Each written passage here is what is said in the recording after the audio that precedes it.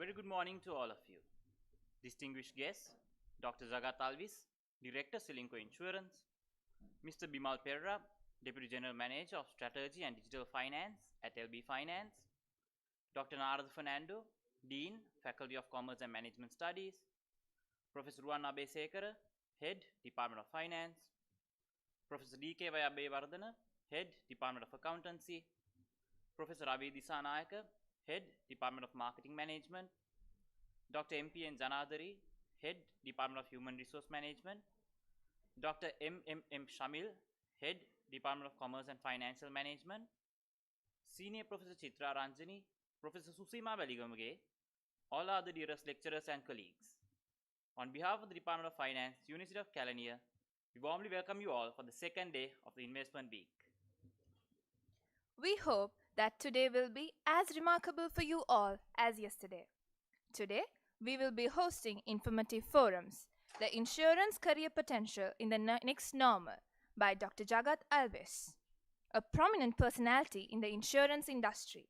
Envision Your Career in Digital Financial Services by Mr. Bimal Pereira, a key figure in the financial services industry, and the launch of the Financial Literacy course and the review of our magazine, Finance Outlook, which will be done by Dr. Rohan Fernando, who has extensive experience in the plantation industry. And we also have the most awaited grand finale of the Inter-University Finance Quiz Competition with collaboration of Equity Knowledge Partners. We hope to give you all an insight of the Investment Week through a short video lined up next.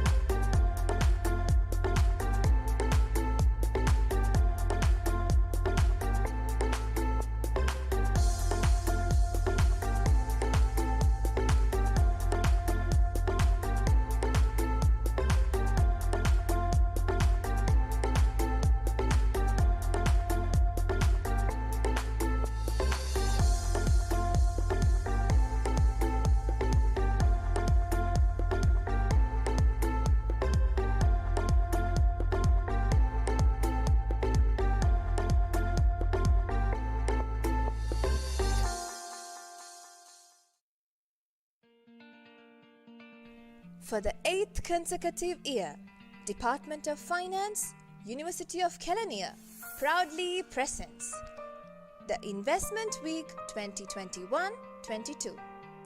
This time, we have changed our approaches and made this grand event a reality through the online platforms, going in line with the health and safety restrictions.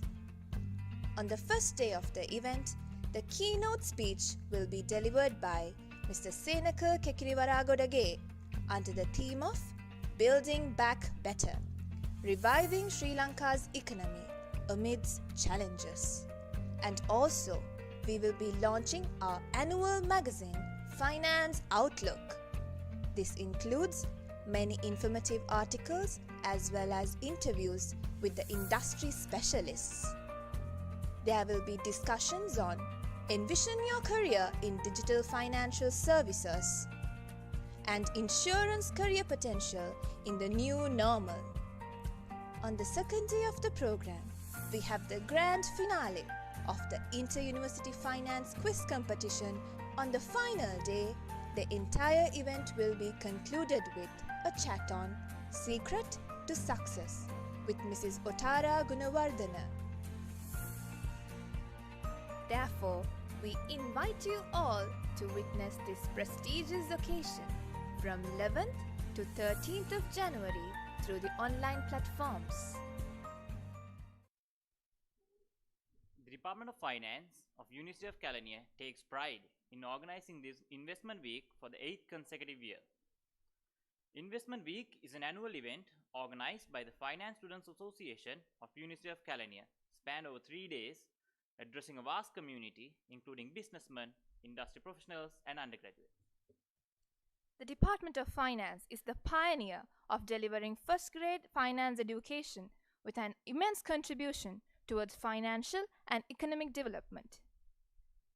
Now, we would like to present to you a small video about the Department of Finance, University of Kelaniya.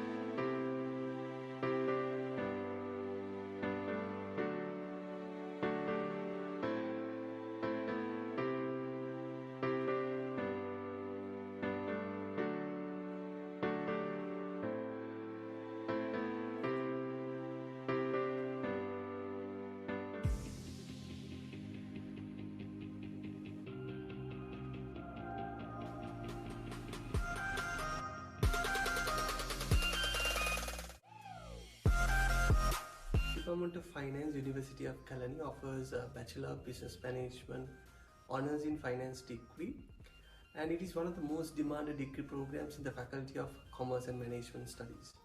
A finance degree program is the first degree program in Sri Lankan university system to be accredited by CFA Institute USA. Further, our finance degree is well recognized in the industry and we are able to cater for different requirements in the finance industry. Currently, we are extending our collaborations with various industry partners, and we are already partnered with the Colombo Stock Exchange, Securities Exchange Commission of Sri Lanka, CFA Sri Lanka Society, and many other leading private companies. All in all, we aimed at developing finance graduate who can not only cater for local but global finance industry requirements.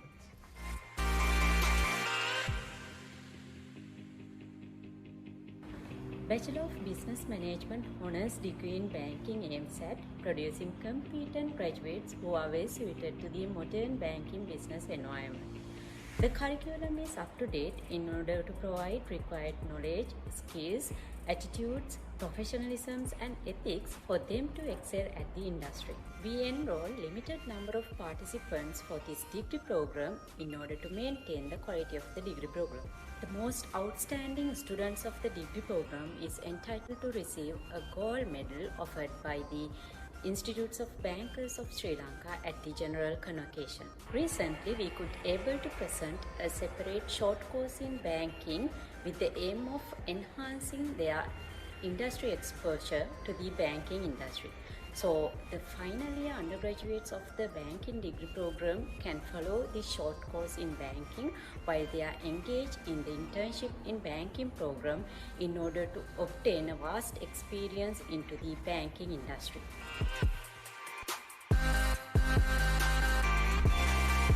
Bachelor of Business Management Honours in Insurance is newly launched degree program in Department of Finance, University of Kelaniya. In this degree program, we are mainly focusing on to produce the smartest graduates. Actually, it's been the insurance graduates who can compete in this insurance industry. Because there are more than 20 life and general insurance companies in Sri Lanka.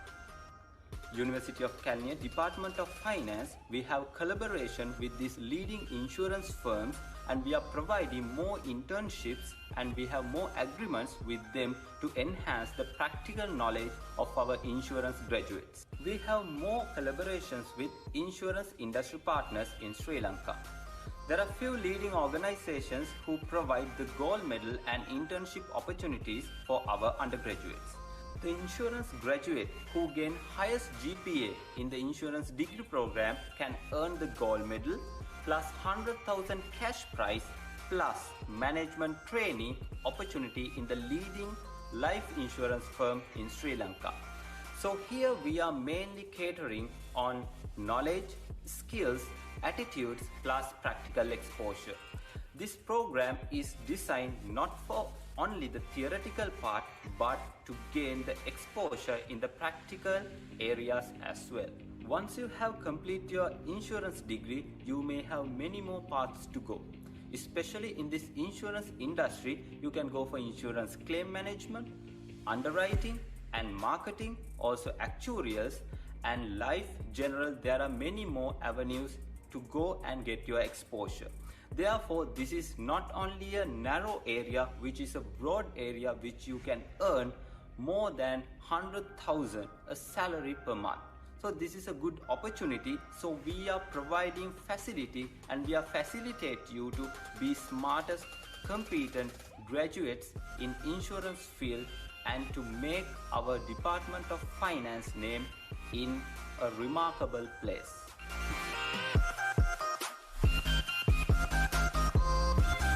Bachelor of Business Management Honours in Financial Engineering degree program is the newest addition to the portfolio of degree programs offered by Department of Finance, Faculty of Commerce and Management Studies, University of Kelaniya. We started this degree program in 2019. So today we are catering about 200 undergraduates under this degree program. Bachelor of Business Management Honours in Financial degree program is one of the 2 degree programs at the department which is recognized by the CFA Society USA. Well, as a result, the undergraduates who are following this degree program are entitled to CFA scholarships to follow CFA exams. On one hand, this degree program is the only degree program offered to internal students of a state university who are entering to the university through the UGC. On the other hand, the curriculum of this degree program is developed to sharpen the IT skills, mathematical skills and finance skills of the undergraduate. All in all, we craft financial engineers who are capable of revolutionizing the financial markets.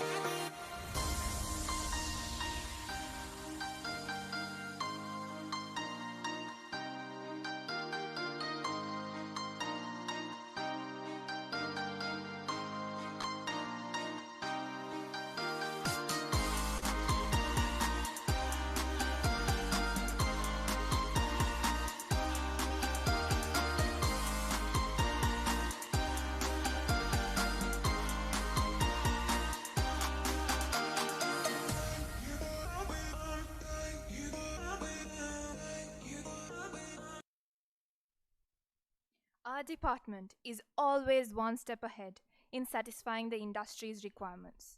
Thus, our department offered new degree programs in the past couple of years. To meet the growing demand in the insurance sector, our department has introduced Bachelor of Business Management Honours in Insurance degree. We cordially invite Mr. Ruwan Buttiga, Lecturer, Coordinator of the Insurance degree, to give more insight on the degree program.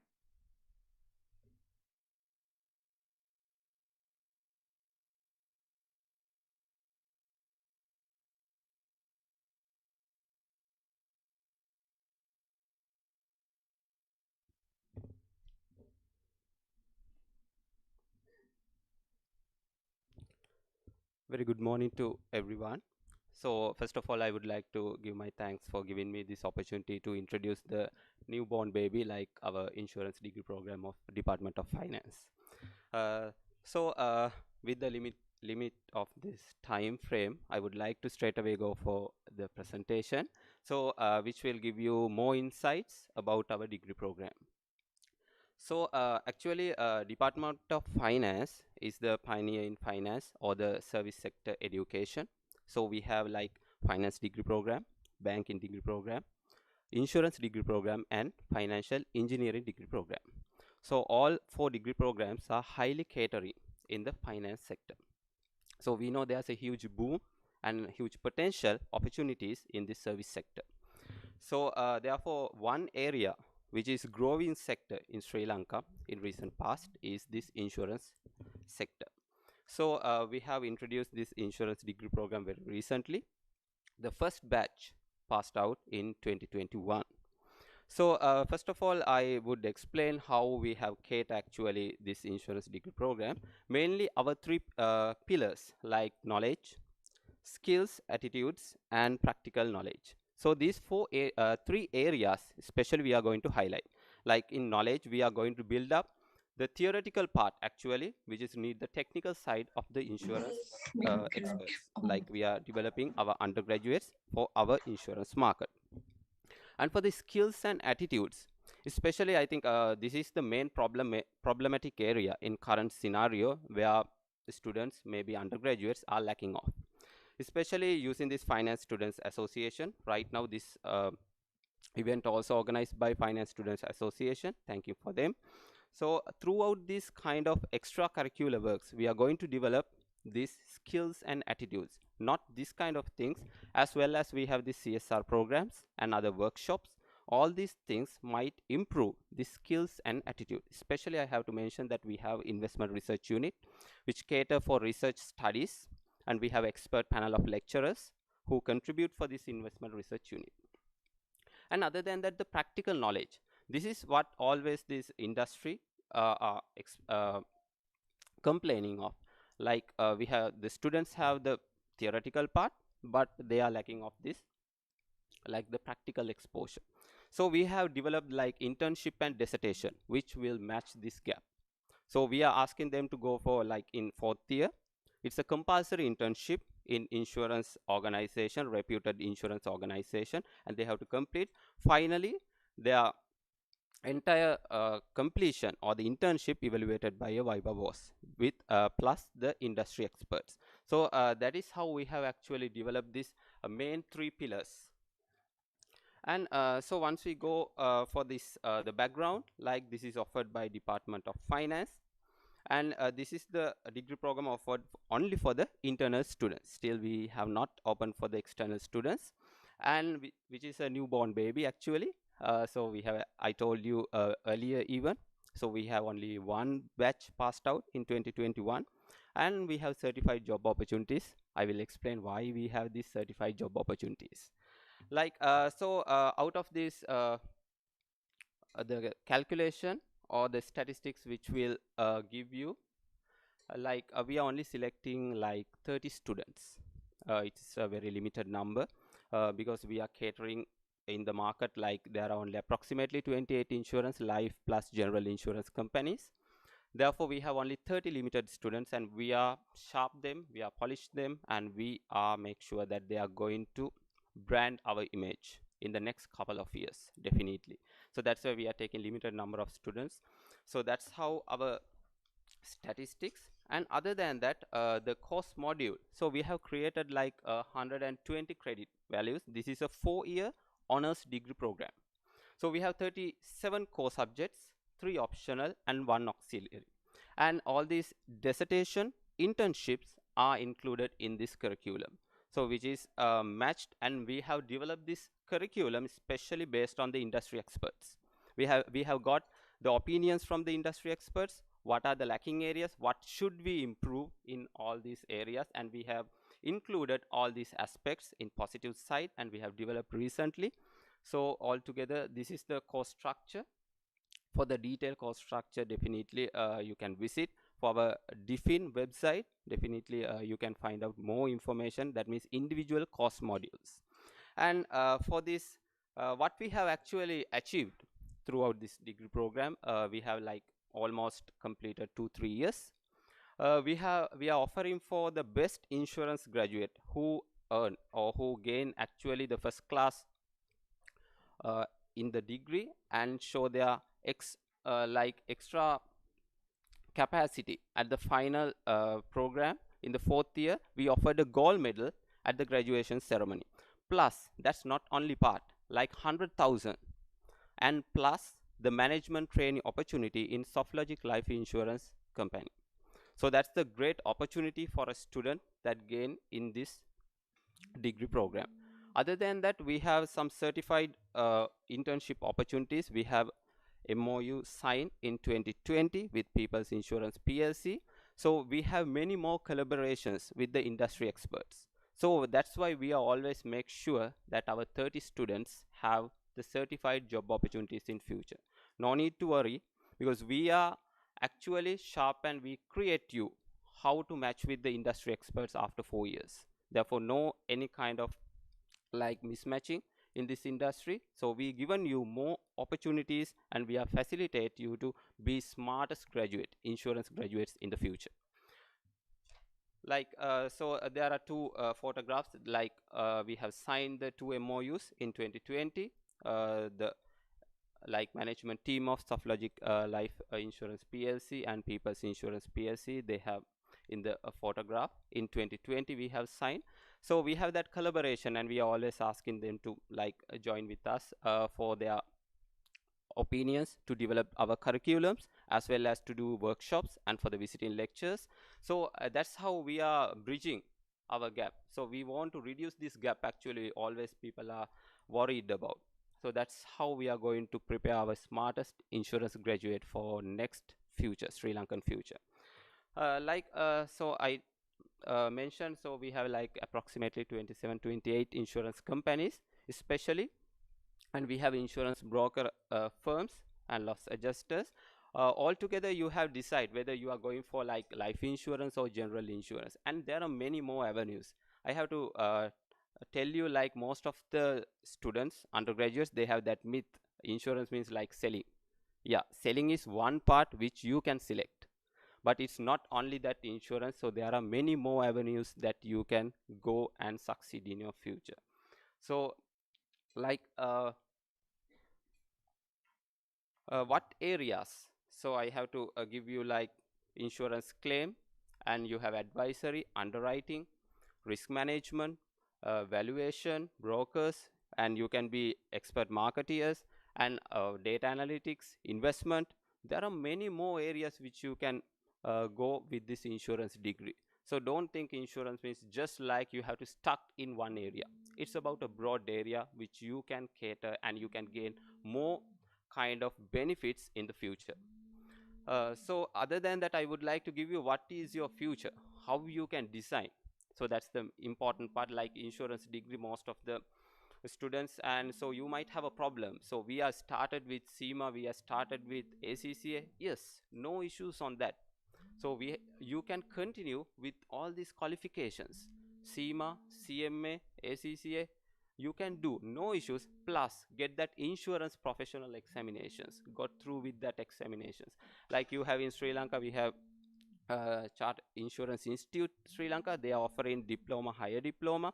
Other than that, you can enter for these Indian examinations, and the highest qualification like charter insurer, So that is a well renowned one, well recognized qualification, so you can got through. So these things will add more value to your career. Definitely after that, that's why I have mentioned you can be insurance executive, senior associate, underwriter, valuer and marketeer, and you can go for law side policy making as well.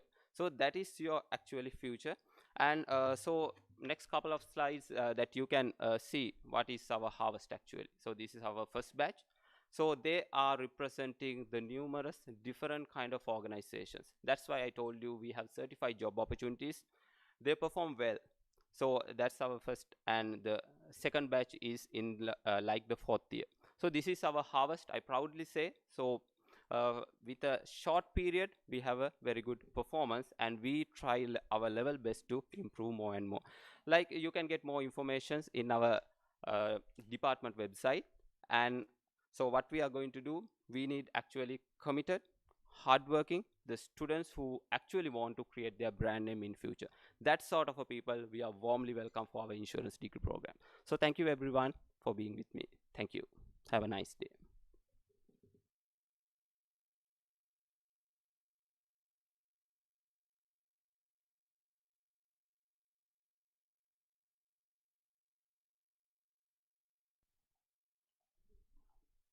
Thank you, sir, for your detailed description about the insurance degree program. We have a forum lined up next on the insurance career potential in the next normal. So we extend our appreciation to Dr. Zagat Talvis for taking time off the busy schedule to be a part of this forum. Dr. Zagat Talvis graduated as a Bachelor of Science, majoring in Mathematics and Physics. He is a fellow member of the Chartered Insurance Institute in London, an Indian Insurance Institute, and a chartered insurer by profession. Dr. Alvis joined Selinco Insurance Company in March 1988 as the reinsurance manager and was appointed to the board as the director in January 1993.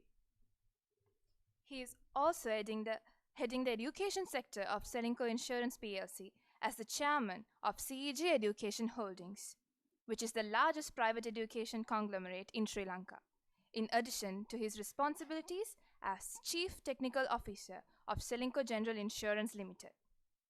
He is one of the past presidents of the Insurance Association of Sri Lanka and is presently an executive committee member.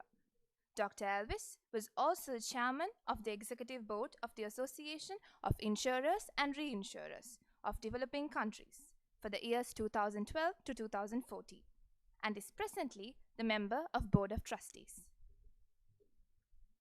He was conferred a doctorate from the University of Middlesex, United Kingdom in 2013. Dr. Alvis won the award for the Personality of the Year at the 18th Asia Insurance Industry Awards ceremony held in Taipei in November 2014, and also won the award for Outstanding Contribution of Education and Educational Entrepreneur of the Year at the World Private Universities Awards held in Mumbai, India in 2014. Dr. Alvis has also presented technical papers at many international insurance conferences and is a regular contributor to the International Insurance Press.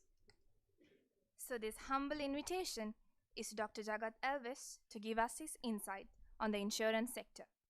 And to moderate the forum, we also would like to invite Mr. Daminder Veerasinghe, Lecturer, Department of Finance.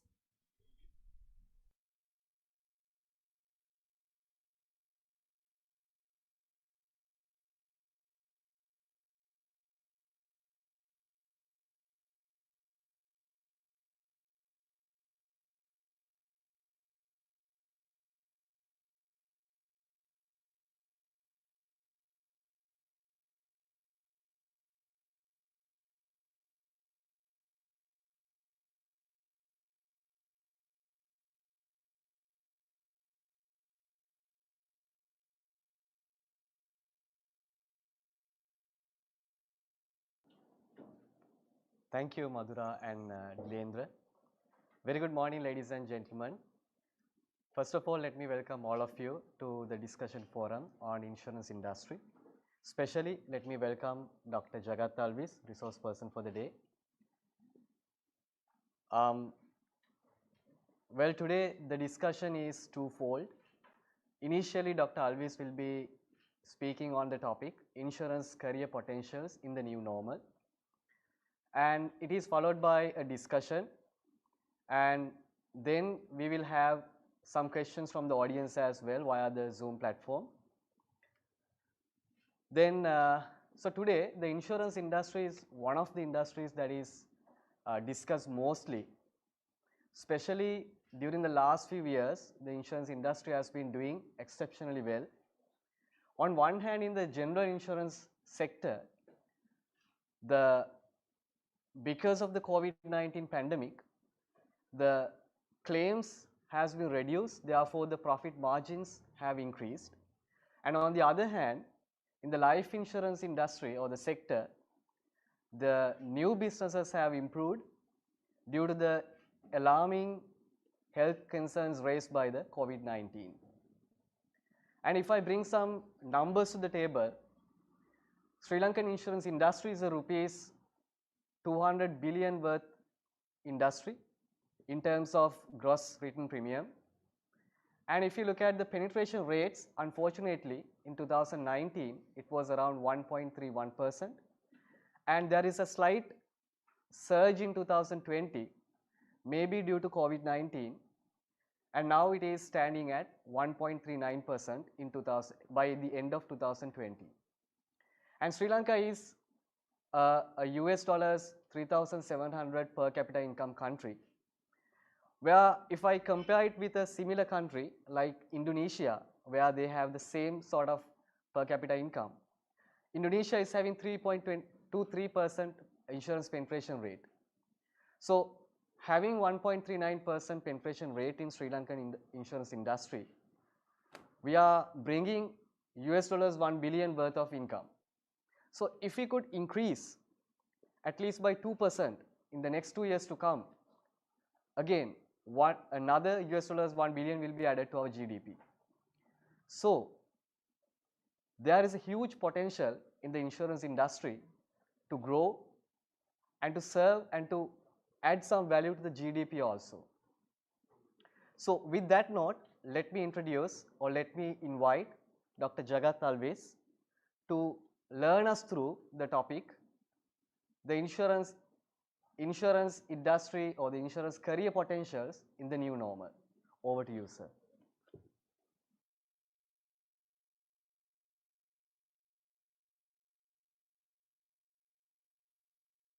And very good morning to all of you. Let me congratulate the Department of Finance and the Finance Students Association to organize and present this investment week. I believe you are referring to invest in you. Anybody is thinking investing, they think about financial investment, but I think what we should concentrate here, investment in you. How could you invest in you is nothing but education. Number two is also nothing but the education. But number three, investment, is quite different. It's also education. So as students, as young generation, what we have to do is, when you think about investment, think about investing in education. That's your best investment, and you will get the harvest very soon. There's another unique thing today. I am a graduate from science faculty of same university, and I passed out in 40 years back. That you can judge my age, but I entered the university at it's when I walk in today,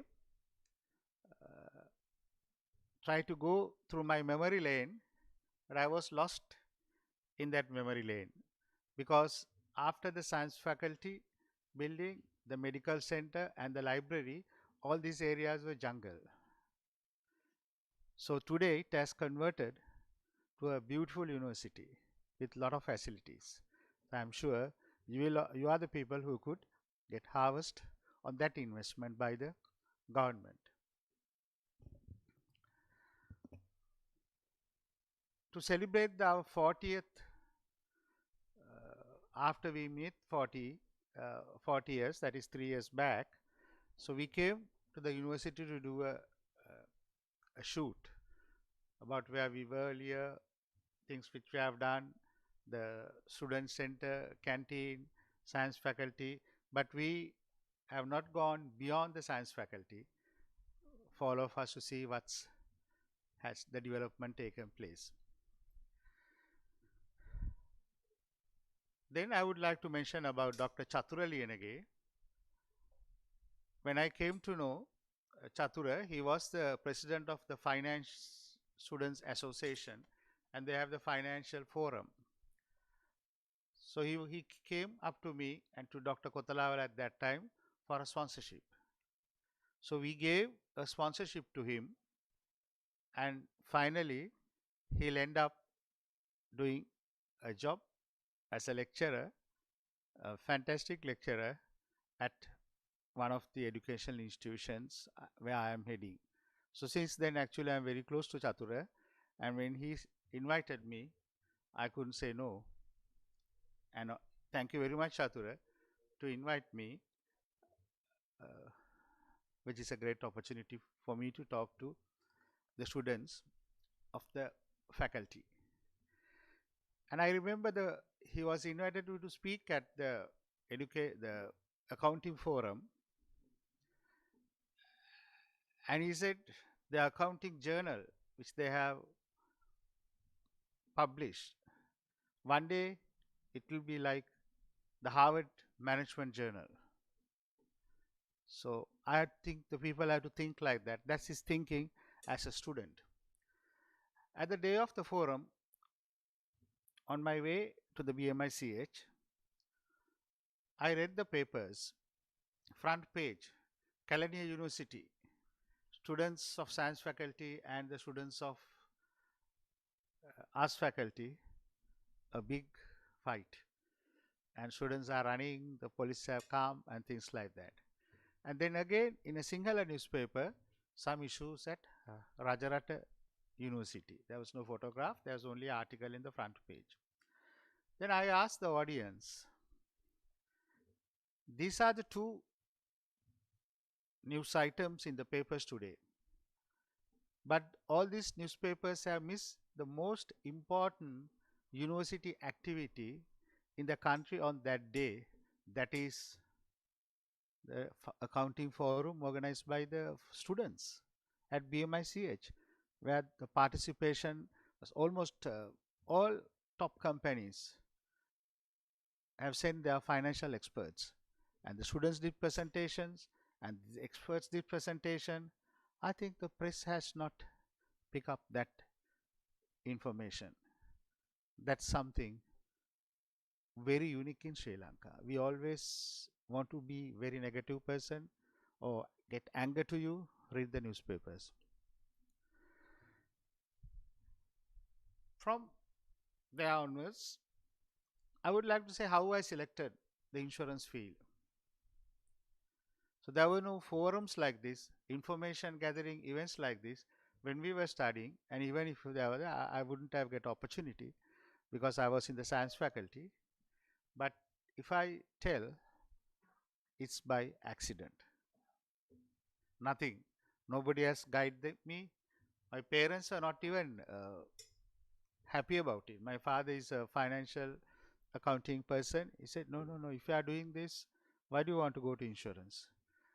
Then, but in that advertisement for trainees at National Insurance, they said we have to do the Chartered Insurance Institute examination, ACII, FCII, and a big story. Then I thought, okay, look, this is something special. Why should I do Chartered Accountancy or CIMA?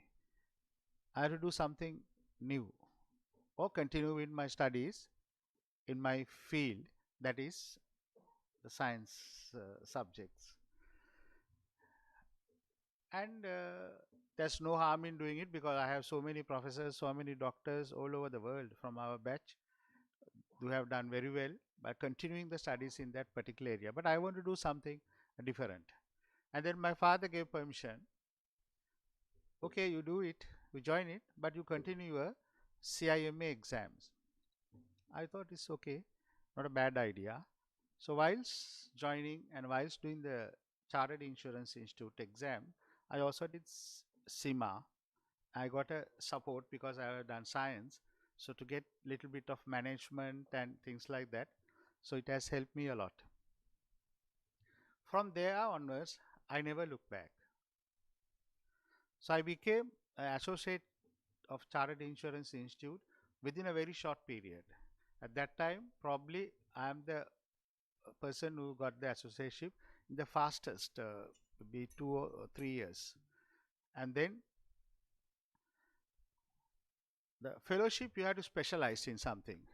So I specialized in reinsurance. Everybody asks, oh, don't do it, because reinsurance, there were only 2 companies, National Insurance Company and Sri Lanka Insurance. So there are only 2 posts, and there are enough good people to hold that position. But why do you want to do reinsurance? Then I realized, no, I do reinsurance because I had an itch about international relationship and traveling and stuff like that. So what happened? There was nobody to support me. There's only one gentleman called by the name Mr. Nimal Pereira, who used to give me reinsurance journals. He was a reinsurance manager at SLIC. He used to send me, after he reading reinsurance journal to me, for me to get a little bit of experience about what's happening in the world. So it was the toughest time, but I got my fellowship in that area, and they're probably the first person to specialize in reinsurance in Sri Lanka, and maybe from the whole of Asia there are very few people who has done it. So I got a lot of opportunities outside Sri Lanka and in Sri Lanka, but I have decided to be in Sri Lanka, and I joined Selco Insurance in 1988 as insurance manager. From there I elevated to the deputy general manager, and then to the board, then also giving other responsibilities, heading the education sector, and these are the things which I got, I think, based on my experience and expertise in insurance. I have actually traveled 96 countries, and it was end of 2019, 96 countries, but my plan was to complete 100 last year, but couldn't do it, and I'm not sure whether I could do it in this year also, because I realize scoring a century is not an easy thing. Sometimes you struck at 90s, so it has happened to me, and so that's a lot of experience. Then I became the association president, Sri Lanka Insurance Association, and I have supported many universities to start insurance related degrees. And that one, particularly Sabaragamu University, we have started Wayamba and Sabaragamu, I think. I'm supporting both of them. And Sabaragamu University, they have only 16 students in the first batch. So they are struggling to get the internship to them.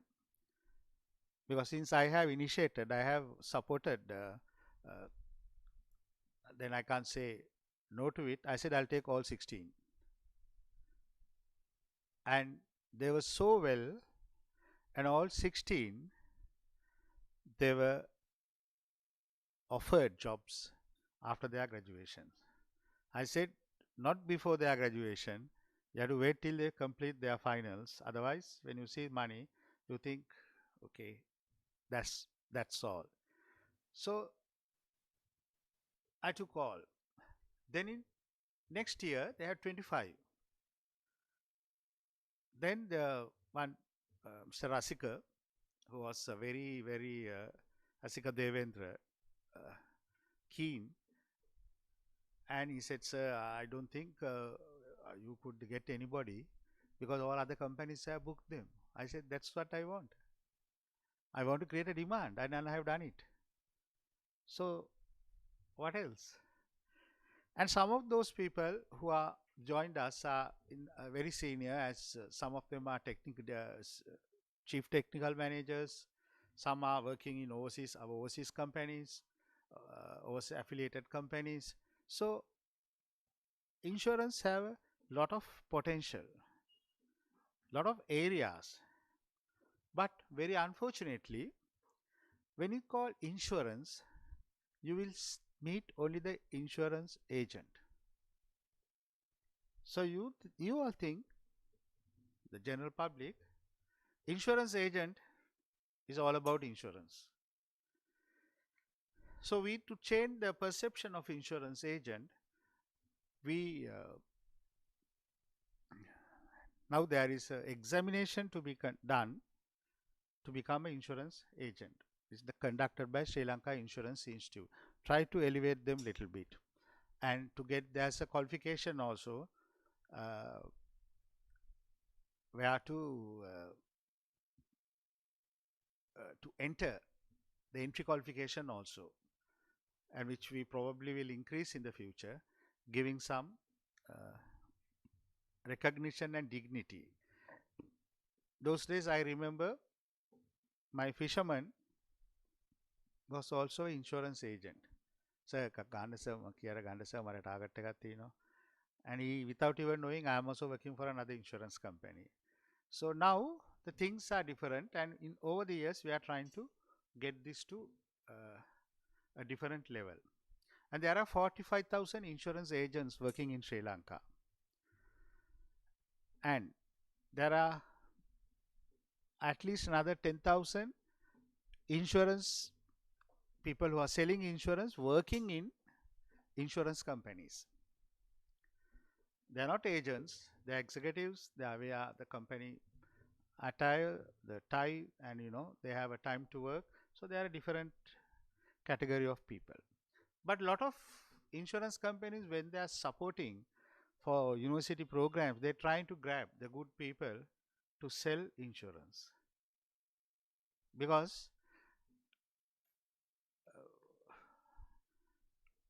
they need good people to sell insurance. But other than insurance, there are the 45,000 agents and people who are selling.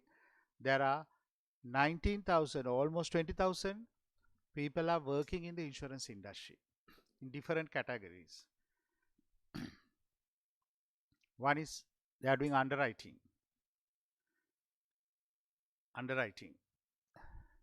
That is the person who evaluates the risk, and they accept the risk and decide the rates and things like that, called underwriter. And at Selco Insurance, we have actually changed that. We said business risk analyst.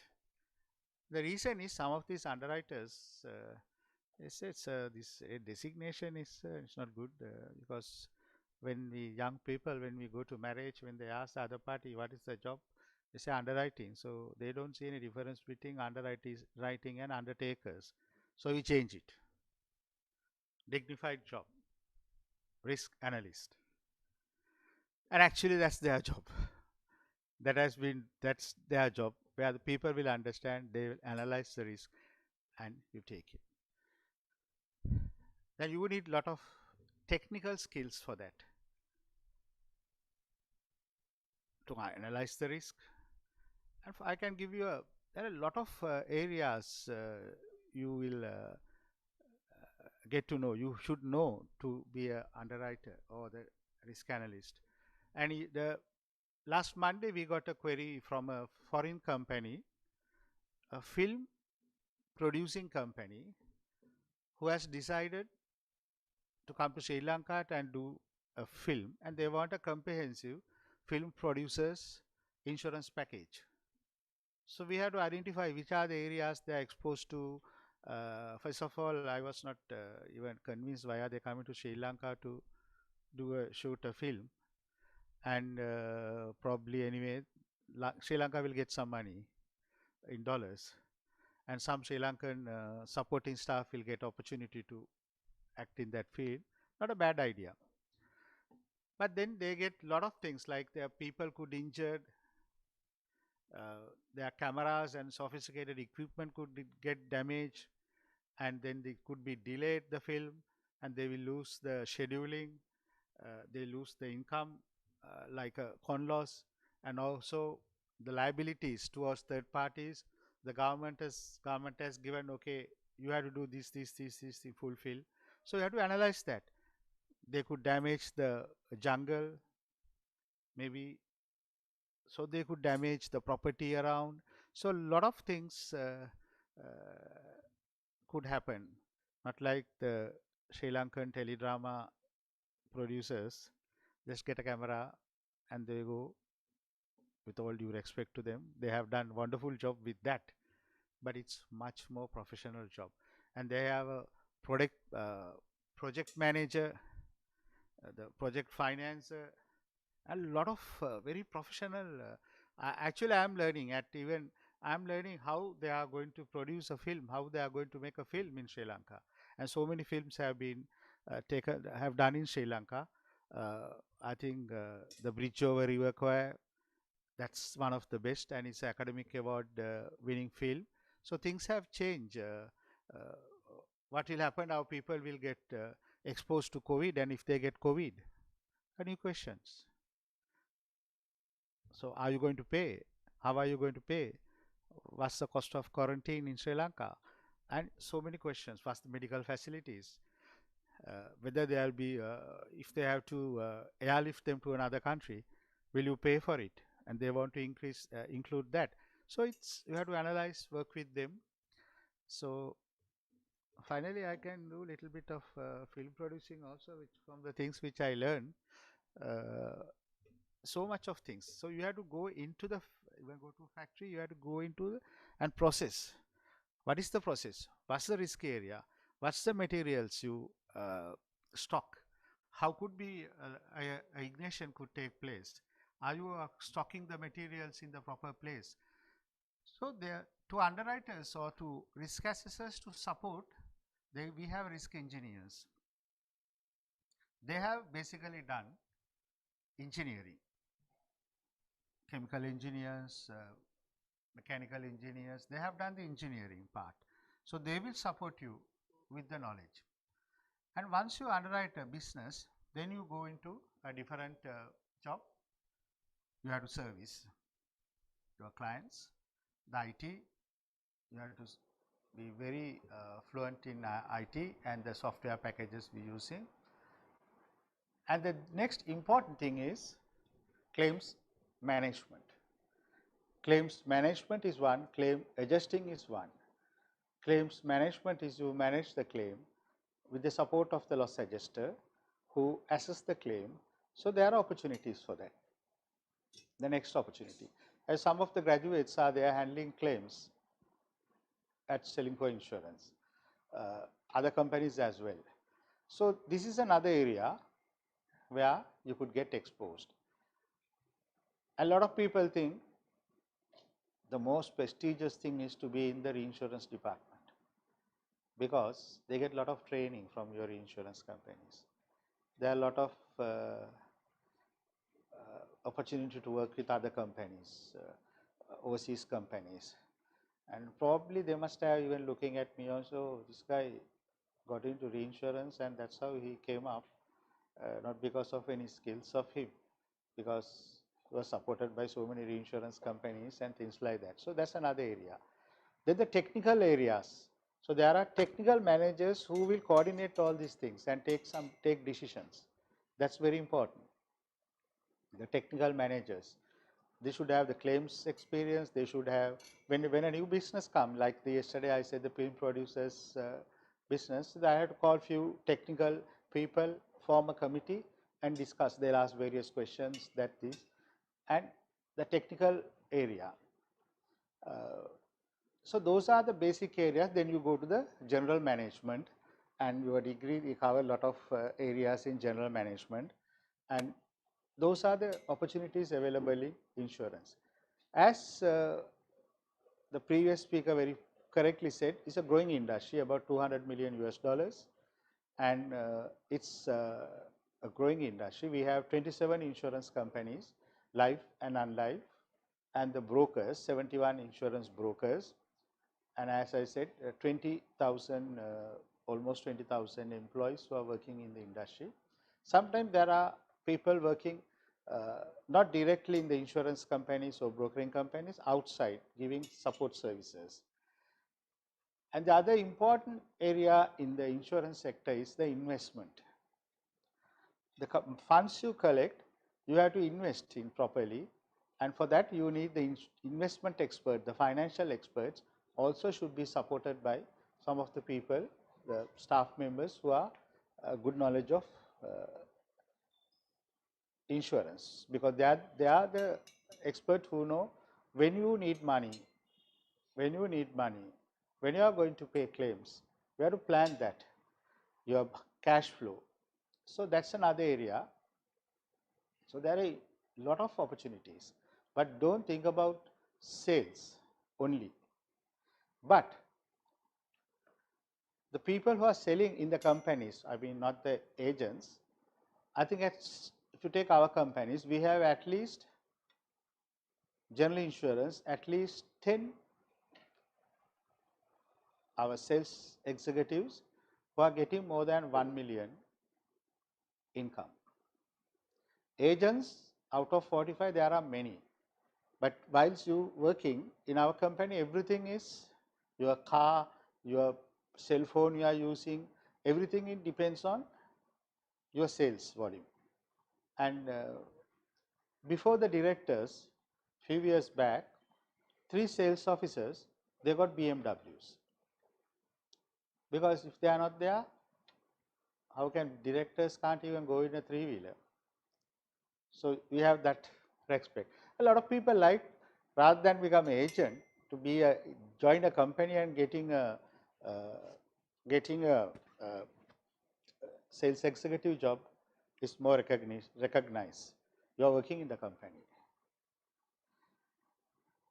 At the same time, there are a lot of graduates. When we are hearing the success stories of a lot of graduates who are working as agents, and most of the people who are very well organized are the graduates. They have their computer systems in place, they know the renewals, they know everything. So they are organized themselves to a different level.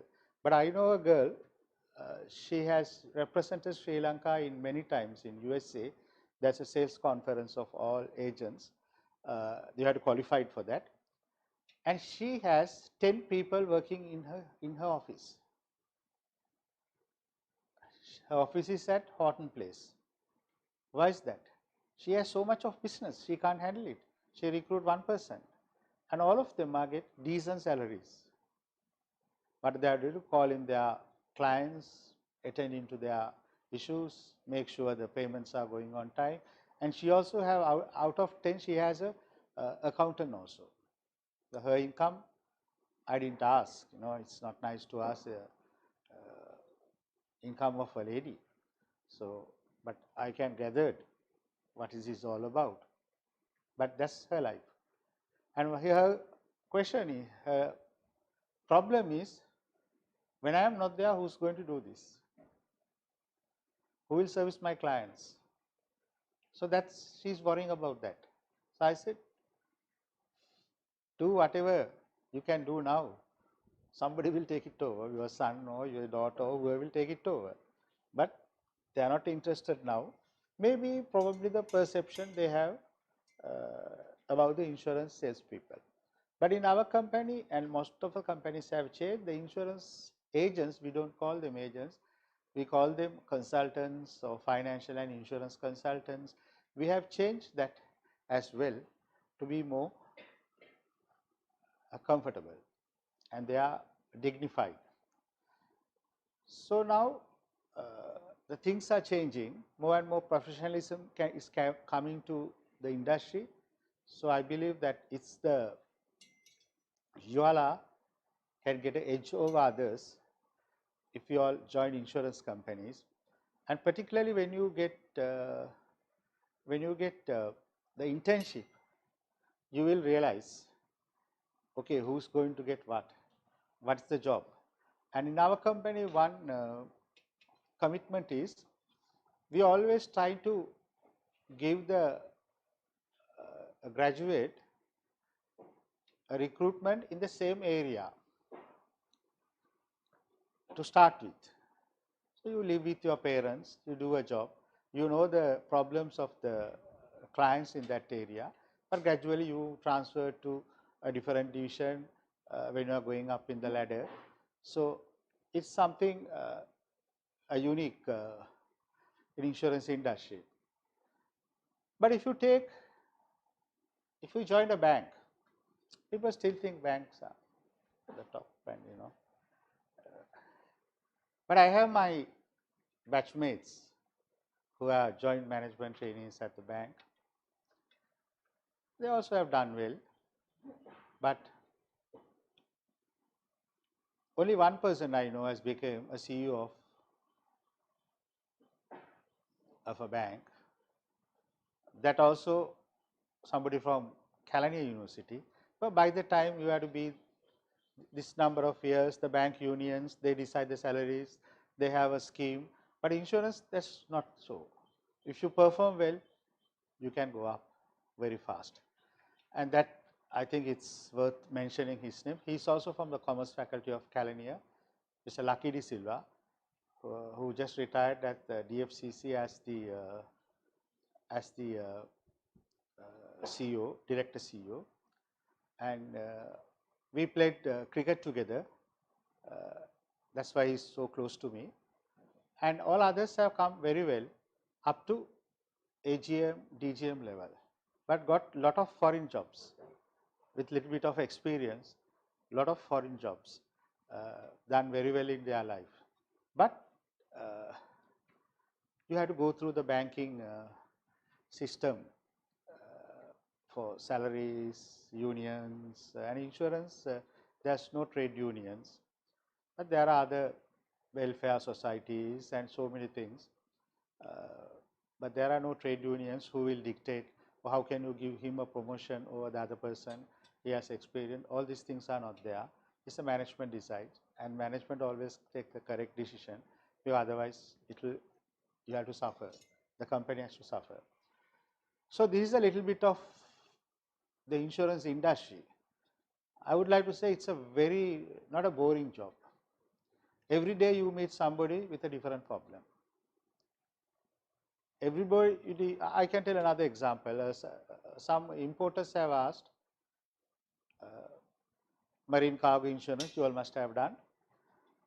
There is a once the cargo arrived in Sri Lanka, we allow 60 days storage. 60-day storage cover. But one person asked, I want to extend this, I will pay, I will extend this. I asked, why?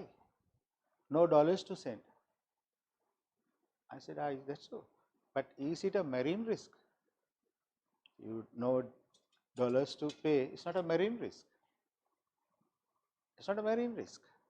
Marine policy will provide you to storage, to clear, and to documentation and various things, a 60 days maximum. But if you have no dollars, first pay the premium to us for 60 days. After that, we can't help, because people who will come, only the people who have imported perishable things. Anyway, after 60 days, those stuff will be perished. Somebody is importing TVs, washing machines, will never ask that cover. So we will be selection against the insurance company.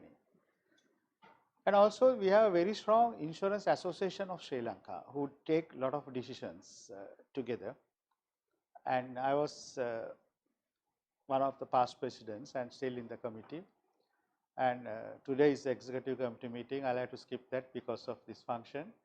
I have a good excuse. The meeting was for last Wednesday and just postponed to this Wednesday. I said, sorry, then I have already fixed this. And then you have the Association of Insurance and Reinsurers of Developing Countries, AIRDC.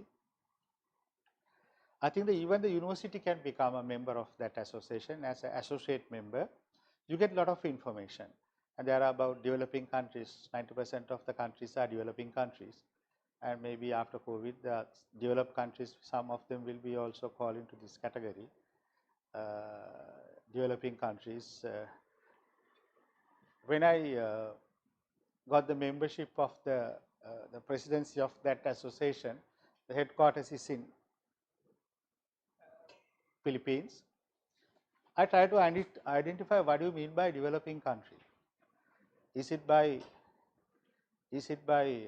per capita income? No, it's designed by somebody. Oh, no, you are a developing country, you are a developed country. Believe me, even China, Russia are developing countries, and small European countries are developed countries. So somebody decides it. So we have no choice. India, all three countries, but India doesn't want to say we are a developing country. So we are doing well. We don't want to become a member. We are developing country. I said developing, not develop. So that's their pride. But China and Russia, they accepted the fact. It's not the per capita income. If the per capita income, if you take country like Mauritius or Seychelles, the per capita income is very high. They are not a developing country. They are a developing country, not a developed country. So somebody decides it. I don't want to tell who decides it. They decide most of the things. So they decide who's developing country, who's underdeveloped countries. So anyway, we are a developing country. We were at a very high level. That's about. With that opportunity, actually, I also got to travel to many countries. There was a election to select the president. Sri Lanka is a small country. People think, why you want somebody from a country like Sri Lanka to be our president? They are a big organization. So, but finally, I managed to got it, and even the countries who was planning to compete with me, I managed to get them to propose me and second me. I think Chatru was at ANC at that time, if I am correct, when I got. So it's about the insurance industry. Then I would like to, if you have time, I would like to mention some small thing. If you ask a youngster, what are you planning to do? What's your future? මේ ඉඳලා වැඩක් නැහැ sir. අපි migrate වෙනවා. I don't blame them. But yesterday I was at a wedding, and so many, I told Chatru also, the boy is from ANC, where I am chairman, and the girl is from ICBT, where I am the chairman, and a lot of young kids were there, youngsters. So when they're talking to them, මොනවද කරන්නේ? Sir, Canada දාලා තියෙන්නේ sir හම්බේ ළඟදී. Australia sir, everything okay sir. And there are only two people who wants to do something in Sri Lanka. But in my opinion, Sri Lanka is a blessed country, very, very blessed country. We had a war over 33 years, and I am a nearly victim when the bomb explosion at Selinco Central Bank. We are in front of that. So I remember when we are running around, we had to jump over some dead bodies, and we had the guts to wait and see whether that person is living or not. That experience, a lot of people say migrate and calls from there, calls from here, but we didn't. But after 33 years, throughout my life, we have experienced this. But what happened? That's why I said it's a blessed country. And these problems will be there. And you can't find a country where there's no COVID affected country. There's no country not affected by international terrorism. There is no country affected by climatic change, and the insurance, you must know it better. And there is no country where there is economic downfall.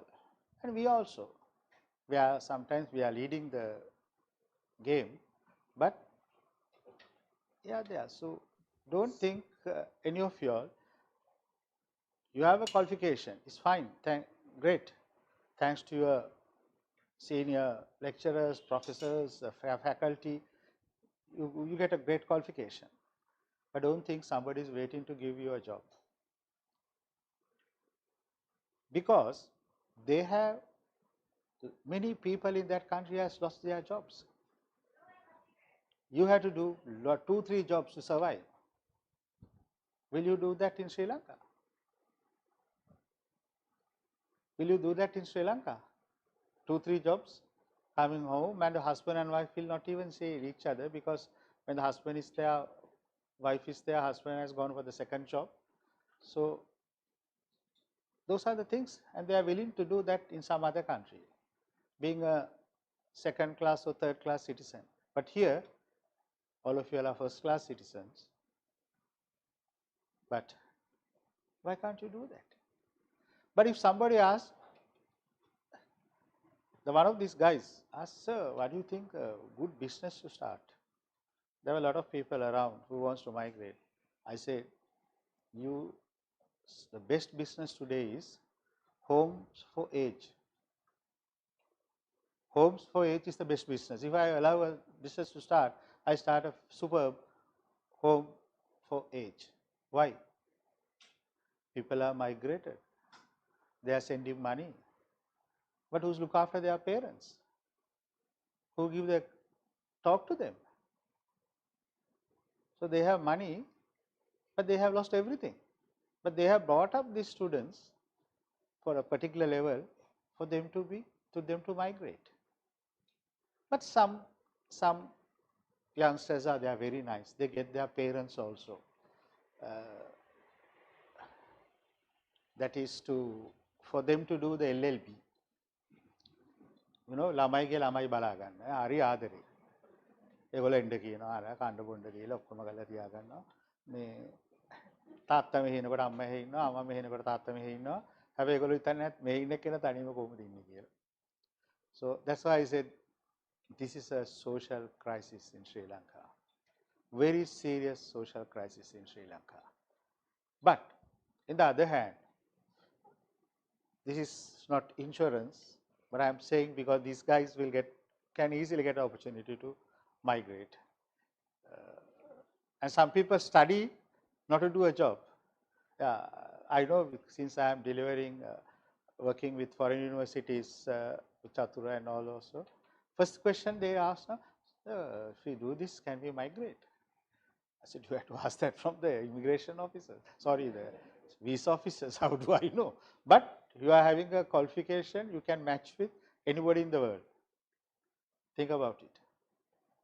So this is a crisis.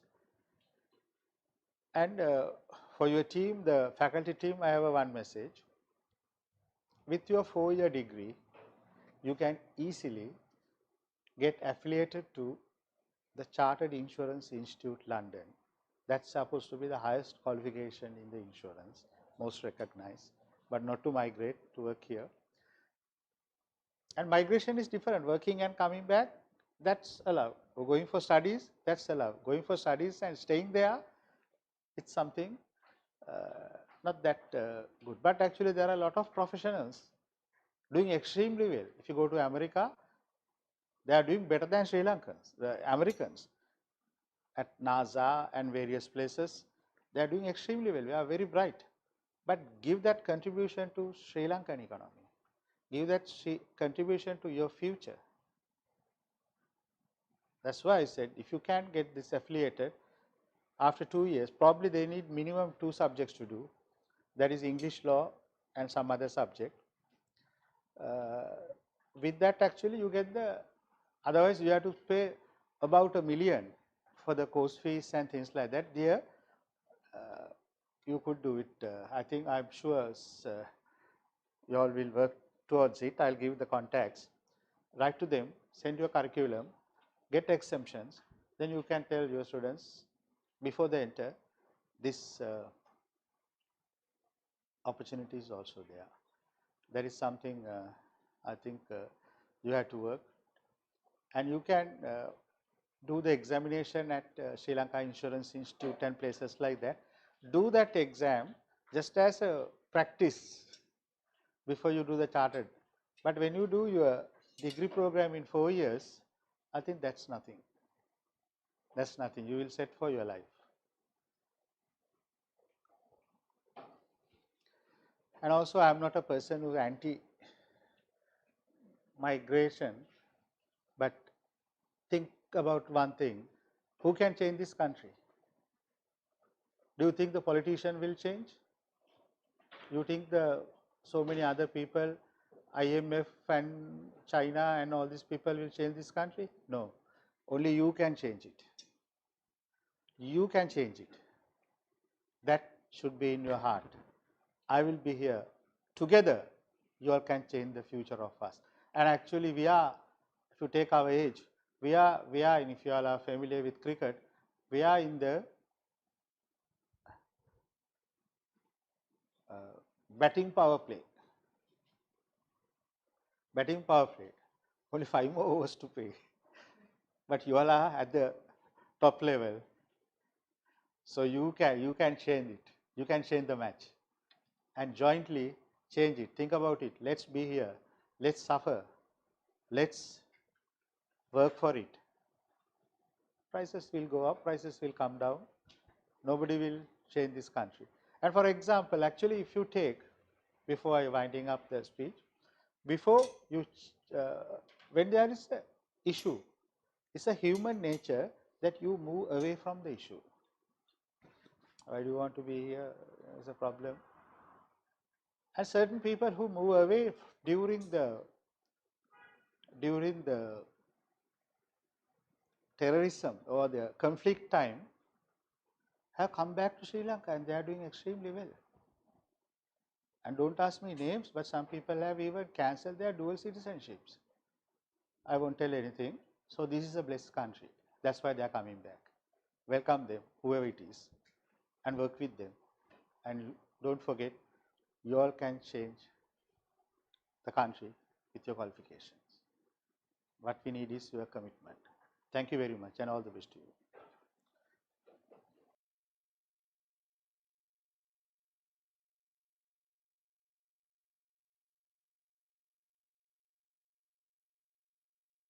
Also, I would like to highlight key points that Doctor brought up during his speech.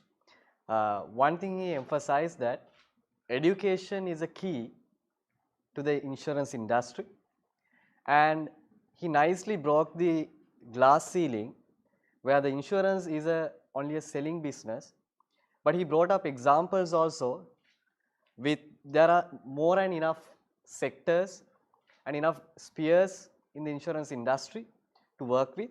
For example, claims management to claims adjustments, and technical areas like not only the insurance technical knowledge is important, but also other technical aspects like engineers, doctors may be influencing when it comes to health policies, and also there is general management areas, as well as when it comes to investments where the finance knowledge is critical. Where you have finance knowledge, you have jobs in the insurance industry as well. And also he mentioned how the designations of the employees have been changed to make them esteemed in their job positions. And coming back to Doctor the discussion, let me ask this question. Now, insurance industry is being revolving over challenges. Now, what do you think the most appealing challenge you have today, as well as to your understanding, what would be the main challenge that would come to the insurance industry in the future, maybe 5 to 10 years? Yeah, I think presently the main challenge is the income levels of people. So what they it's not affecting the entire industry. Say, for example, somebody would like to take a motor insurance, take a third-party insurance, and they'll take a health insurance from the balance money he saved. So it's within the industry. So this is something very challenging. And the other thing is like, the reinsurance premium with the dollar crisis, the companies cannot send money. That's a very, very big challenge, and particularly smaller companies. So the reinsurers, some reinsurers are basically asking what's happening when you are getting our money. So that's the challenge. But all other things are opportunities. Because of the COVID, and also a lot of people, the industries have not come back to the same level of operation. So they cut down their insurance premium. And if you take the hotel industry, and they couldn't insure most of their properties. But they didn't understand that they have to insure because they have to protect their asset during the bad period. Otherwise, they will not have the asset. But they thought there are other priorities. So the change in the perception is a challenging thing. But I think if you take last year, this year, 2021, there's no growth in the industry. It's almost like the same as the 2020. But 2020 is also not a good year. 2019 to 2020, there is a big growth. But I think the life insurance is a different ball game altogether. Because one of my friends said, like, when the country is doing well, that's good for insurance. When the country is also doing bad, that's also good for insurance. I remember during the conflict period, all of us have suffered. Actually, 33 years of my life we have experienced, and some of you all have not even born. Most of you are not even born. And the terrorism premium was going up drastically. Terrorism premium, it has come down with the after 2009. And we used to, when we meet some of our reinsurers, when they ask why this terrorism premium is coming down, I ask, what is terrorism? Are you referring to tourism? No terrorism in Sri Lanka, only tourism in Sri Lanka. So we had a time like that actually. Tourism was booming, terrorism was going out. So things are changing, the circles are changing, circles. And also sometimes the insurance regulatory, some people actually, the new government, they appointed few, and they don't understand the industry properly. So changing some rules will affect you. And a very good thing is like mobile insurance. That is not insuring your mobile. You are getting your insurance through mobile. And they have said, they have stopped it basically. And they said people don't know, they send a SMS and you get your mobile bill, you cut something. But it's not so. You have to confirm it. Then the mobile operator will ask you, who is the nominee in the case of you die. Then you have to give the name, ID card number, address, and the mobile number of nominee. And their perception is they are insulting the Sri Lankans. They are saying people don't understand. And then which they have to send. Will somebody give your wife's name or daughter's name without knowing for what you are giving? So, and they actually have not realized the people. Our people are very intelligent. Now I am from Dehiwala, Mount Leonia, the daily fishing boats going. Before they come to the show, they'll call and ask their colleagues on the show, Monada Ilatina Maru. If it is, they said, okay, a lot of Thora Malu Vadak Avilana, they will not come. They'll go to some other place.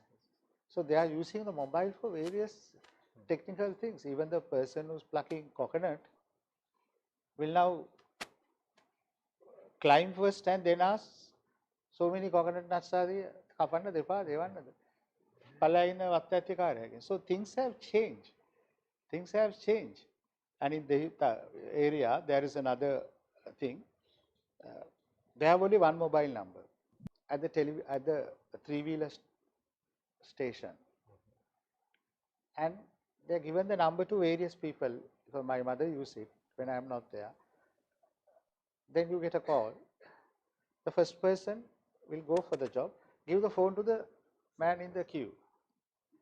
That's using technology. They are saying these people don't understand. Our literacy level is very high. You can't underestimate the people. So these are challenges. Sometimes without knowing they are changing various things. The regulatory risk is very high these days. So, Dr. Jagat, now you have come to a very nice point where the technology has been used in the insurance industry. So now we have seen most of the insurance businesses in Sri Lanka are traditionally born as traditional insurance businesses. And now we see some of the businesses born digital, like for example, InsureMe.lk. Yeah. Now, how these technological advancements affect the insurance industry in the future? It will enhance the business, because if you look at properly, but if you do obtaining mobile insurance is about 2 days, 2 rupees per day, what the product we offer. But today, even you can't buy a BD for that amount, and the insurance cover is for 1 million. Insurance cover is for 1 million. Who have taken these policies? Three-wheeler drivers, people in the grassroots level. The people like us, people like you all, farmers, three-wheelers, people, they are very well educated. They are asking so many questions. So they have to take this challenge. The digitalization will take place, but in insurance, always you like to see a face. For the trust. Online insurance are there, but you like, sometimes they request somebody to call you through online, go to the, so that you cannot completely take away the human face from a subject like insurance. Banking, you do a lot of banking transactions now. But on the other hand, during the pandemic period, most of our premium was paid through the facilities through mobile and banking channels. So things are changing. The market executive or the people who have sold the business need not to go behind the customer, and it's all digitally you could transact. So they can do another business. They have time to meet somebody else. So my perception is digitalization is the key to any industry, and insurance is not an exception. So it helps not only the insurance industry but also other industries where it can play with the insurance industry. Yeah. Okay. And also if you take the mobile technology, when you go to inspect a vehicle on the spot, while this is going, the call center is uploading the past accidents of, and he take photographs and upload from that point onwards. Then the call center will give an estimate of the claim. So things have changed.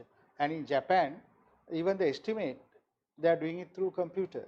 They take the photo, feed the photographs, and they'll come out with this has damage, and this is the rough estimate. So it doesn't mean the people will be replaced by the technology. The people who have qualification can decide how to use the technology. So with the technology, new jobs also will be created. Yeah, new jobs will create. And like you said, there will be no layoffs, but new jobs will be created with the technology, and new avenues will be found with the technology. And also, actually, I would like to stress for the insurance industry, they have not discontinued any of the employees. This one industry who has not cut the salaries, who has not cut the bonuses. Bonuses maybe 1 month, something like that, but they have not reduced the employees. They maybe have stopped recruiting employees, new employees, but not reduced the employees. Nobody has lost their jobs because I remember the new batch of management trainees, most of them are graduates, almost all of them are graduates, and they have only worked 3 or 4 days, but they were not, their salaries were paid, the issue was okay. After that, they start working. Not only our company, all other companies. Right. The audience, if you have any questions again, you can post it through the Zoom platform. So we'll take up questions. So let me ask this question, Dr. Jagat. Now, I think we discussed different avenues, different spheres in insurance industry. So what is the advice that you would give to a student who are following insurance degree or insurance qualification? What is the key to the insurance career to develop? Actually, insurance it's something like any other job, you have to be very positive. Yes. If you are not positive, you can't do anything. And some of the insurance jobs are 365 days. You listen to bad things, not good things. So if somebody is handling third party motor claims, every day that's. So you have to have a very strong mind if you are handling claims like that. But I think with the they should be a very good team player. Most of the qualified people, what happen is when they come, they said, okay, I know this, I know that. My boss, he only have O level. But this circle will change. So you have to work with them. You have to listen to them. You have to be a good team player. Not only insurance, any other industry, you have to be a good team player and very positive thinker. Yes, so being an employee in the insurance industry, two things is key: having a positive mindset and work in a team. Not only for insurance industry, as Dr. Jagat says, most of the jobs. So I think we are waiting for any questions from Zoom platform. So since I would like to one point. A lot of people think you have to have a expert knowledge of very fluent in English to get a job. But I know that in company I'm working, most of the people, young people have joined with little knowledge of English, but they have improved their English while working. But if you take the graduates, they are doing their curriculum in English medium. So they are a step of one step forward. One step over the others. And it's I remember we have done some presentations on the recruiting management trainees, all local graduates, excellent. So you can't, their presentation skills are excellent, the questions how they answer, that's improved. The quality of graduates are improved. So responsible. That's your responsibility and credit should go to you all. The graduates today, the level of language and skills are very high. Presentation skills particularly, very high. Yes. So with the absence of the questions, so thank you very much, Dr. Jagat Talvis, Thank you very much for being here and sparing your valuable time for us and educating us on the insurance industry and the careers in the insurance industry, as well as the avenues that the young graduates can improve themselves. And you emphasize the fact that it is not only that you can do something in Sri Lanka, like where you can add value to the country as a nation, as well as they can develop themselves in Sri Lanka. So with that note, we would like to conclude our discussion on insurance industry. So thank you very much everyone. Have a nice day. Thank you. Thank you, sir.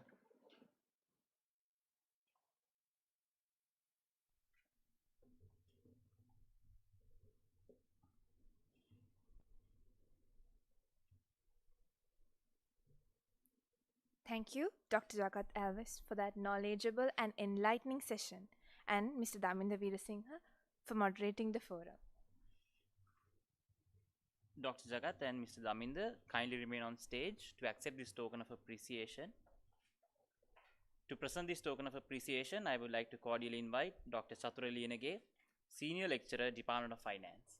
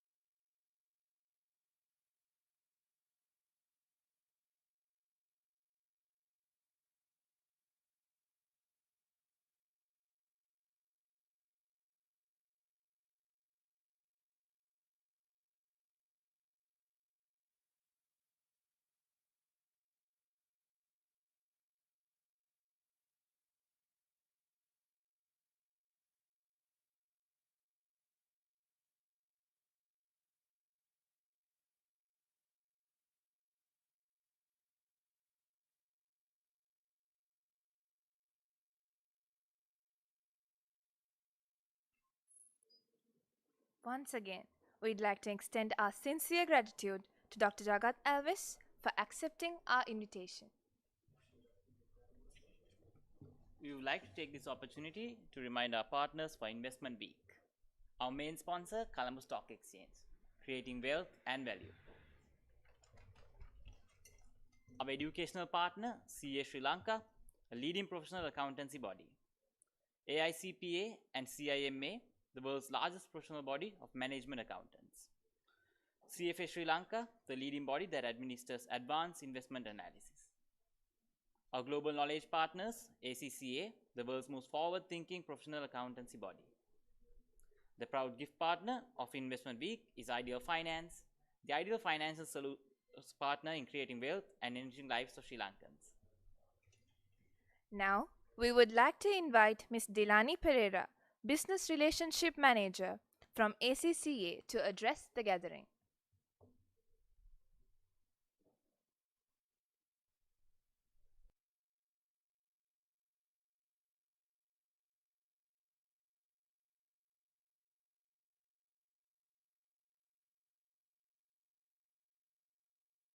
What kind of tomorrow do you want to shape? Connected world, working together to prosper and thrive. Training as a chartered accountant puts you in a position to make a real difference, giving you the skills and perspectives to build the tomorrow you want. Become a difference maker. Become a chartered accountant. Do you want to know how you can get the CIMA qualification faster? Join CIMA through the CGMA Finance Leadership Program, a self-paced digital learning and assessment platform designed to ensure smarter learning and faster success. Discover the power of opportunity with the fastest route to completing the CIMA professional qualification at an affordable price and at double the speed.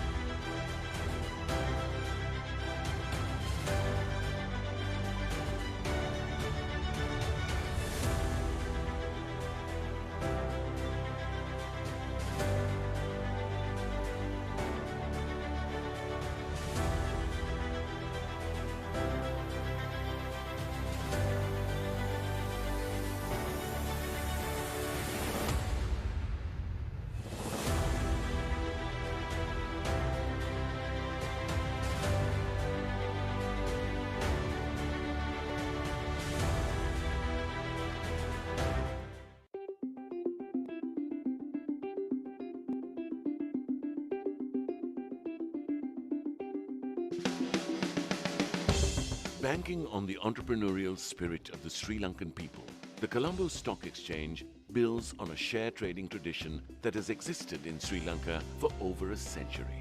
The business of share trading that commenced with plantation companies in 1896 continues to thrive today as a matured and vibrant stock market that mobilizes capital flows of over 300 billion rupees a year. We have leveraged on the combined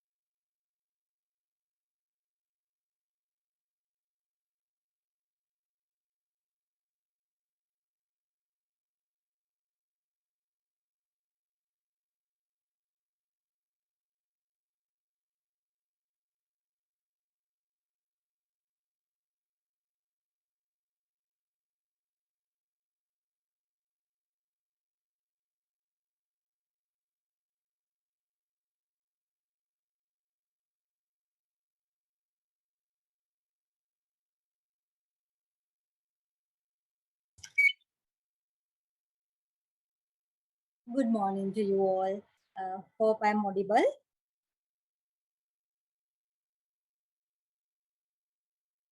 Hello.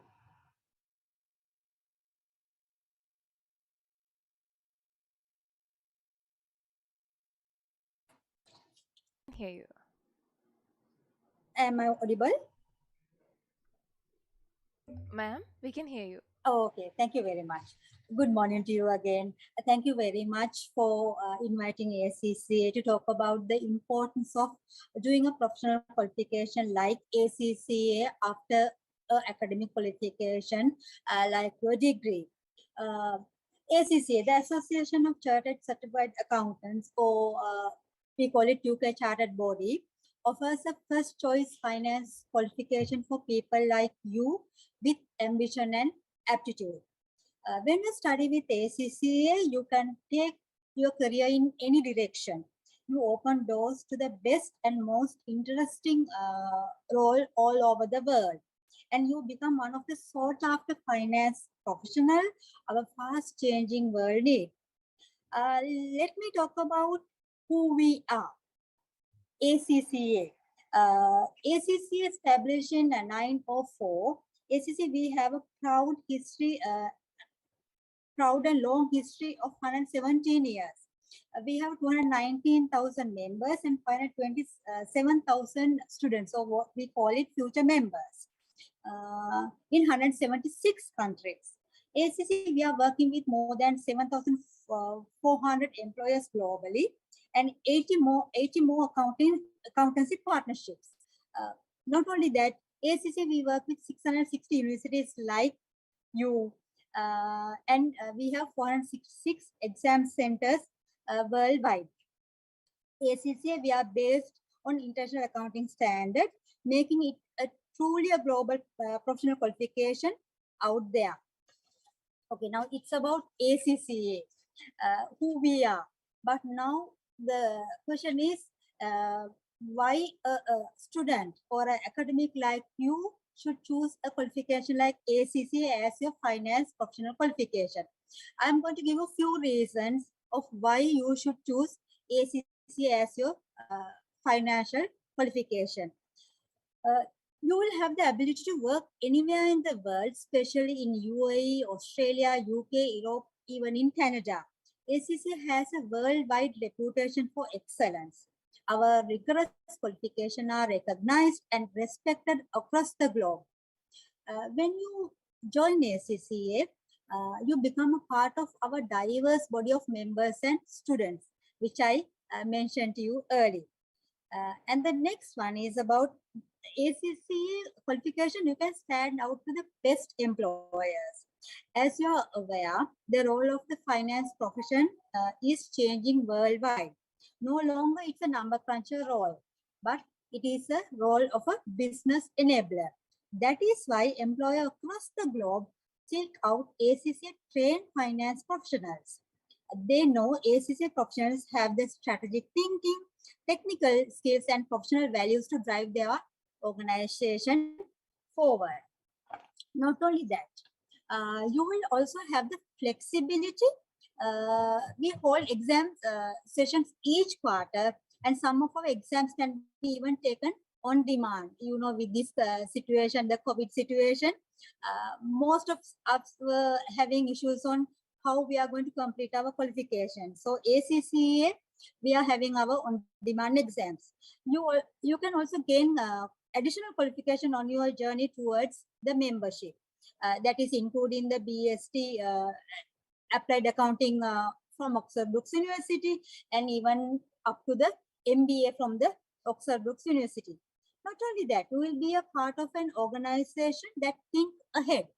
ACC drives changes in the accountancy sector. So, when you are an ACCA member, you help us to shape the future of the accountancy and business. So these are the few reasons why anyone should select a ACCA qualification as their professional qualification.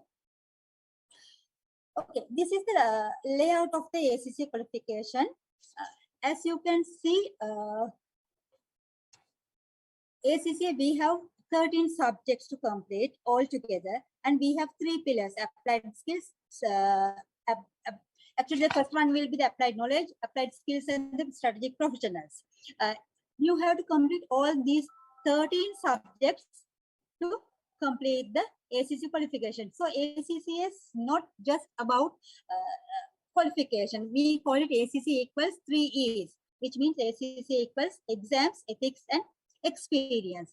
So if you're an ACCA member, which means you have the right technical skills by completing all these 13 subjects and the training requirement, because after you complete these 13 subjects, or while you're doing your 13 subject, you can get your training updated, because ACC requires relevant supervised training to obtain your membership. Not only that, the key thing is the ACCA ethics. So we call it EPSM, or we call it ACC Ethics and Professional Skills module. It focuses on developing the complete range of ethical and professional skills employers look for.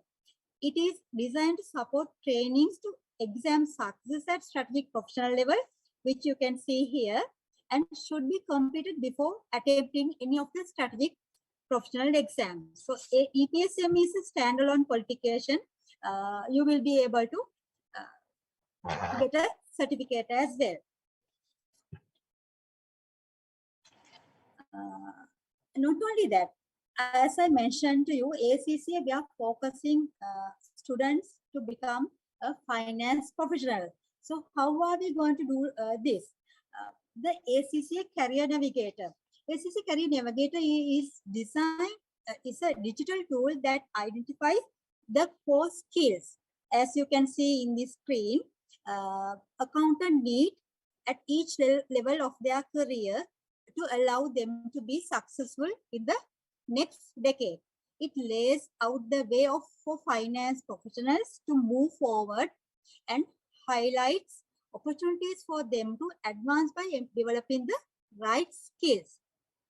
It analyzes more than 220 private and public sector global finance roles and outlines the skills and experience required, so members and students can plot their career path right from their journey up to the chief executive level. Where they lack training, that tool will link them to the continuous professional development, or we call it CPD courses, to fill the gap. This is about the new ACCA Career Navigator. So if you are an ACCA member, you will be able to go through, a member or a student, you will be able to go through this Career Navigator, and it helps you to bridge your technical gaps. This is all about ACCA.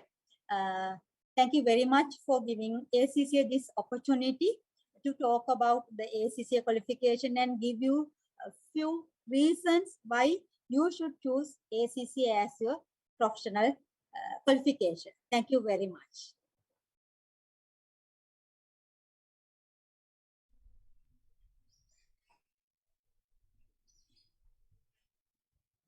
Thank you, ma'am. Welcoming you all to the second day of the Investment Week 2021-22. To keep up with the increasing demand of banking professionals, our department has newly introduced a Bachelor of Business Management Honors in Banking degree program. To enrich us with knowledge and give us insights on the degree, I would like to invite our very own lecturer, Mrs. Danushka Piananda, to speak about the banking degree.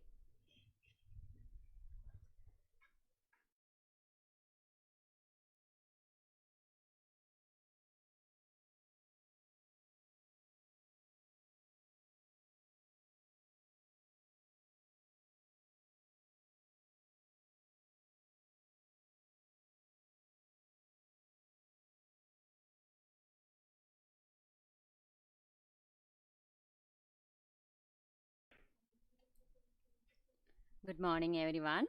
So, being the powerhouse of financial education system in Sri Lanka, the Department of Finance has introduced mainly 4 degree program in finance field, namely Bachelors of Business Management Honors Degree in Finance, Bachelor of Business Management Honors Degree in Insurance, Bachelor of Business Management Honors Degree in Banking, and Bachelors of Business Management Honors Degree in Financial Engineering.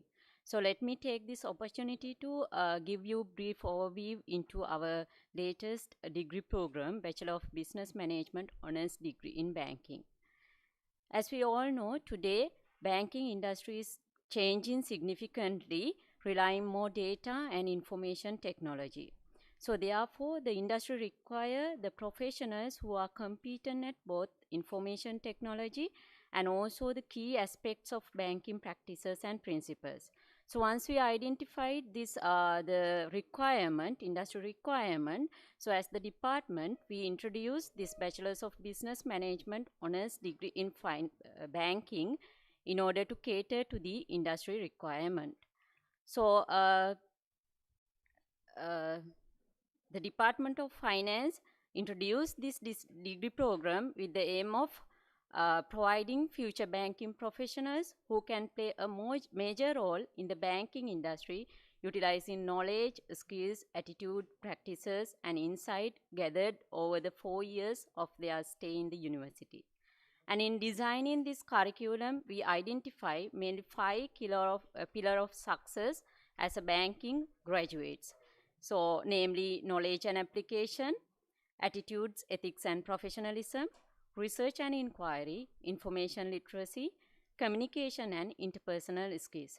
The department initiated this degree program in the year 2016, and in each academic year we enroll only 30 students for this degree program, and the first batch of fresh graduates passed out from the department very recently in last year 2021.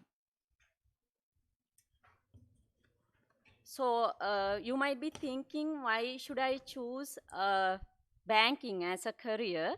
There are several motivating factors. The first one is the social recognition that someone can receive as a banking professional in the industry, and also the as a whole, the financial services industry is one of the leading and growing sector in the country. So therefore, definitely there should be assurance for a greater job security for you all.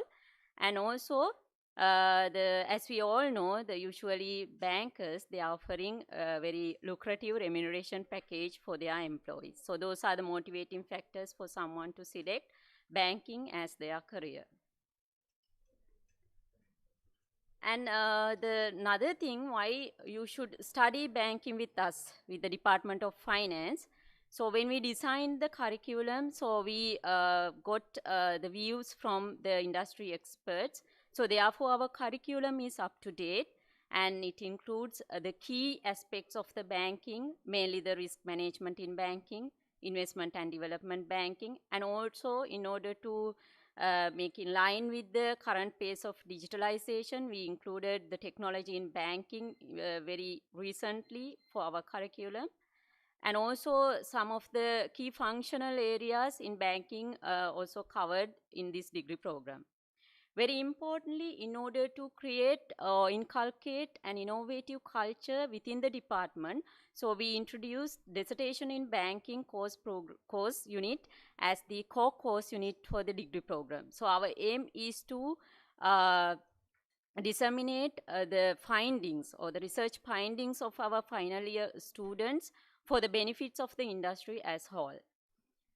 At the same time, we introduced we added internship in banking component to our curriculum in allowing students to gain more practical experience while they are learning theories in the degree program. Very recently, we could able to present short course in banking with the aim of providing students more exposure to the industry. So the specialty in this short course is that so we provide the basic understanding for our students at their final year with the participations of industry experts, and at the end of this course program, students are required to do the self-reflections or the kind of experience sharing on the insights that they received on the practical exposure at the separate industry forum called Future Bankers Forum. At the same time, so once you become a banking graduate, there are various opportunities available in the industry, not only in the banking, but you can have a chance to join with the central bank and also the commercial and investment banking, and also even the consultation and financial industry regulation and some other financial services, and more importantly, the risk management aspects in financial services. Another milestone of the Department of Finance is that very recently we could able to sign an MOU with the Institutes of Bankers of Sri Lanka, and in going forward, we are in the process of building our relationship with more industry players and also with the professional banking institutions in the country. At the same time, so we would like to invite young talent to join with us in order to experience an unprecedented learning journey in order to become a future-ready banking professionals in the future. Thank you very much. Have a nice day.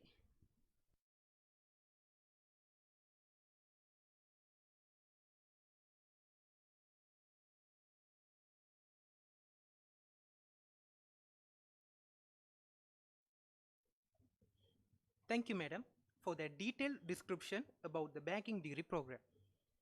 Lined up next is a very important discussion for you who wants to pursue a career in the digital financial services, which will revolutionize the banking industry in future.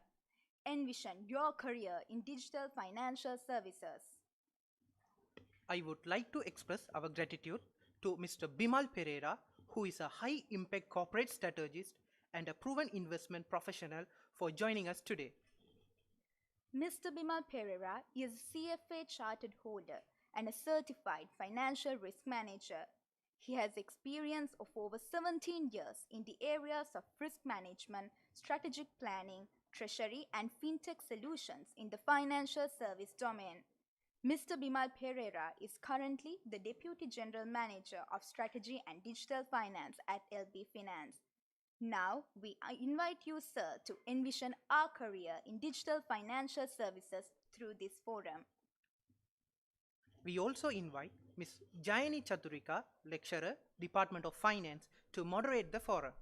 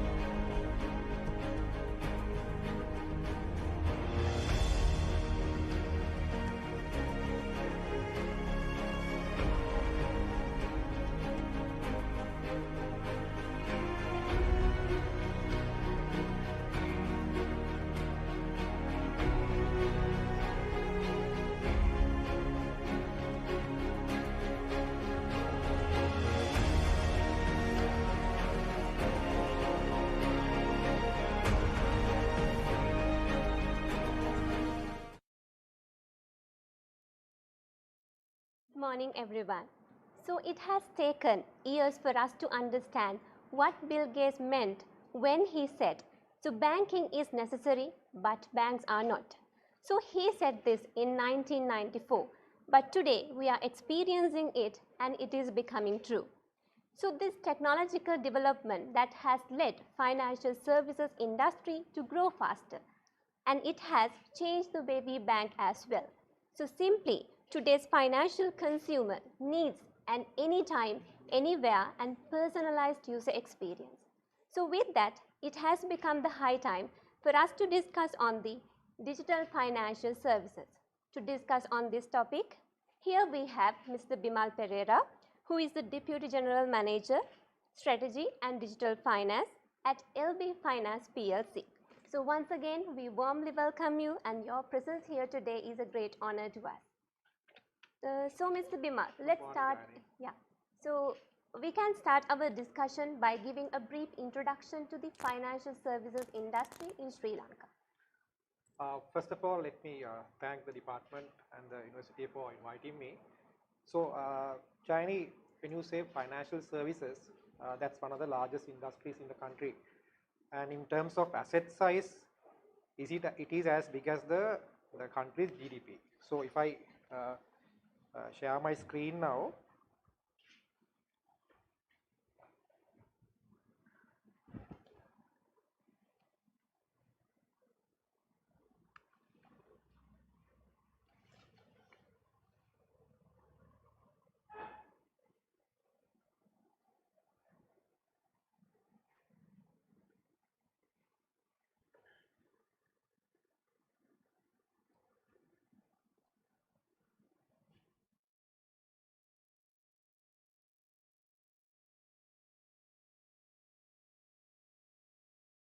Not yet.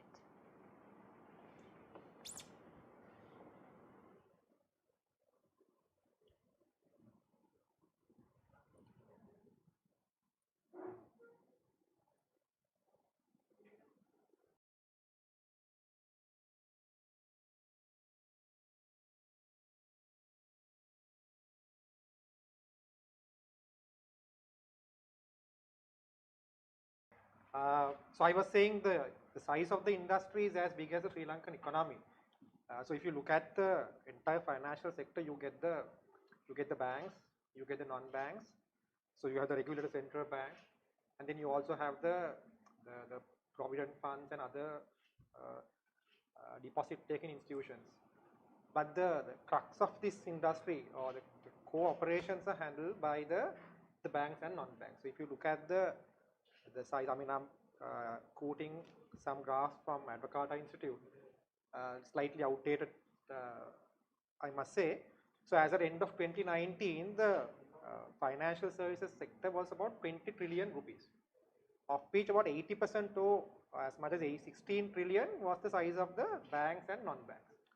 So we keep saying Sri Lankan economy is about 16 trillion or 80 billion USD.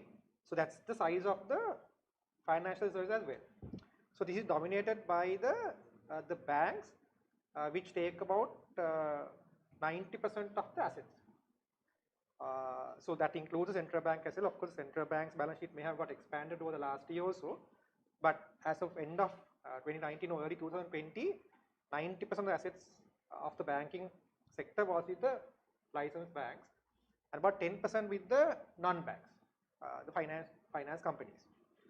So, I mean, at the risk of oversimplification, these are the institutions that are in this whole pie. So you have licensed commercial banks, a lot of them are local, and if you look at the market share, most of the local banks dominate the industry. And then you have foreign banks, about 12 of them have been operating in the country for centuries now, but mostly having a one single branch operation as a representative office. So this is that the large segment of the financial services, and then you get the specialized commercial banks like the NSBs, the RDBs, which have been enacted following an act passed in the parliament for a special purpose. And then you get the finance companies, or the licensed finance companies. There are about 37 of them, but the top 5 companies control about 80-90% of the assets. So that's the breakup of our financial services. And if you look at how the assets and liabilities stack up, the banking sector basically has funded the 60% of the assets using public deposits, and then there is also quite a substantial amount funded through wholesale funding. As opposed to finance companies, there is a larger reliance on public deposits, which is why there is always that fear when a finance company is under threat that depositors will lose money. So there is a higher degree of reliance on public deposits by the finance company. Right.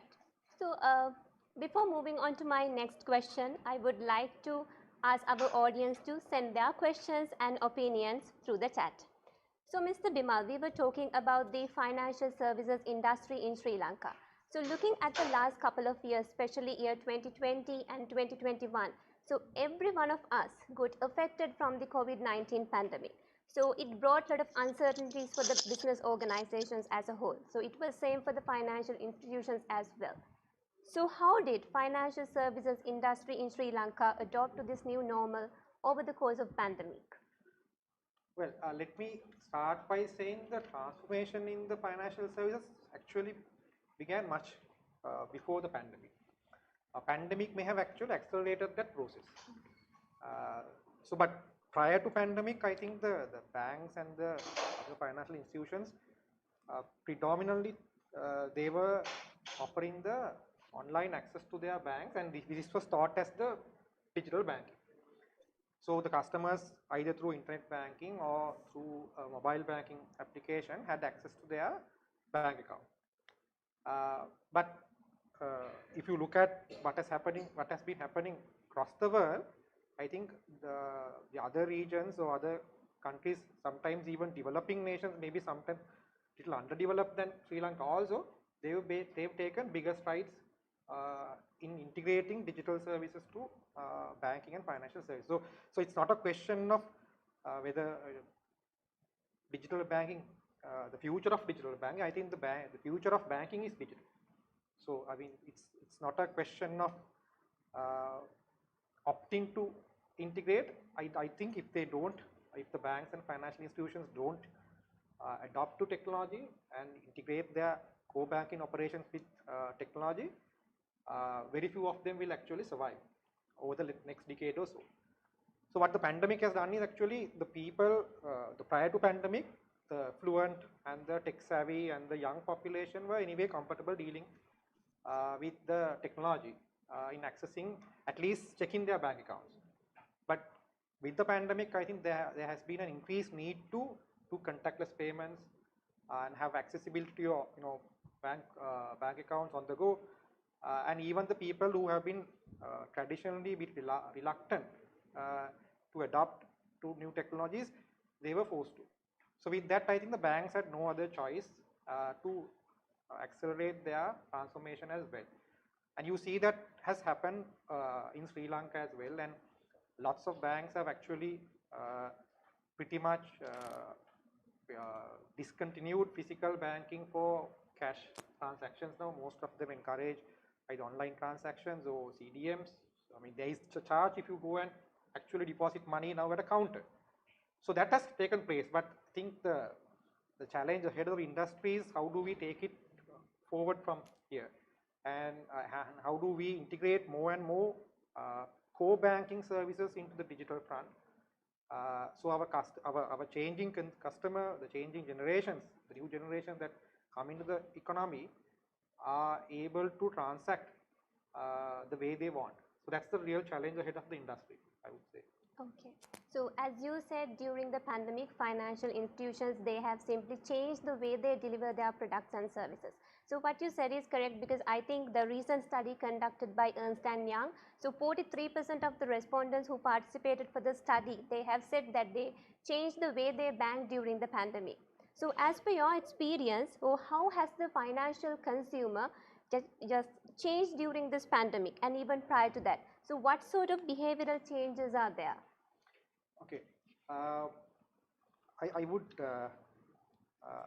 I'll take this opportunity to show you this slide. I mean, when you think of a bank, traditionally, this is the image you get in your mind, you know, this concrete structure with columns. So that's what you think or used to think how a bank should look like. But come today, this concept is changing, right? So as you can see in this diagram very clearly, it's no more a brick and mortar and a physical concrete structure anymore. So your future bank will actually be your mobile phone. Basically, all your services will be available to your mobile phone. So why we say this, why the industry has to understand this change, is actually explained in the behavioral change in our consumer, right? So if we actually look at what has been happening in the global population, this applies to Sri Lanka as well. So we know there are different generations have different tags. So there are millennials, the Gen Z, Generation X, the boomers. So now we see the millennials, that is basically the people who were born after 1981 up to 1995, I think. So the millennials actually taking over or becoming the more dominant consumer segment over the next 10 years, right? And also then the Gen Z, which is people, probably you, all the undergraduates are in that Gen Z category, born after 1996.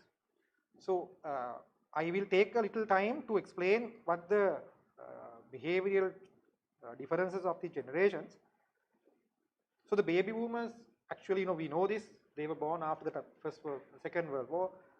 So they are very comfortable consuming information using traditional media, TV, newspapers, and they prefer to go to a branch to perform a transaction.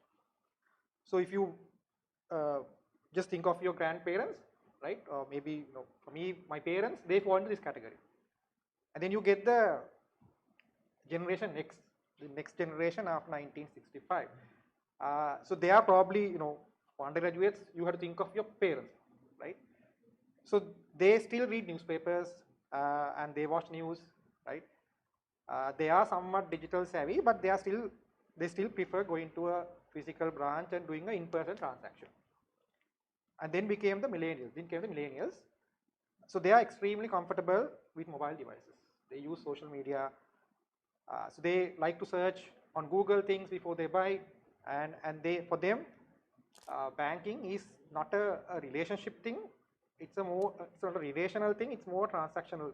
So they want the transaction done quickly, efficiently, and cheaply. And then you get the next generation, you guys, Gen Z. You know? So you have grown up into the smartphone.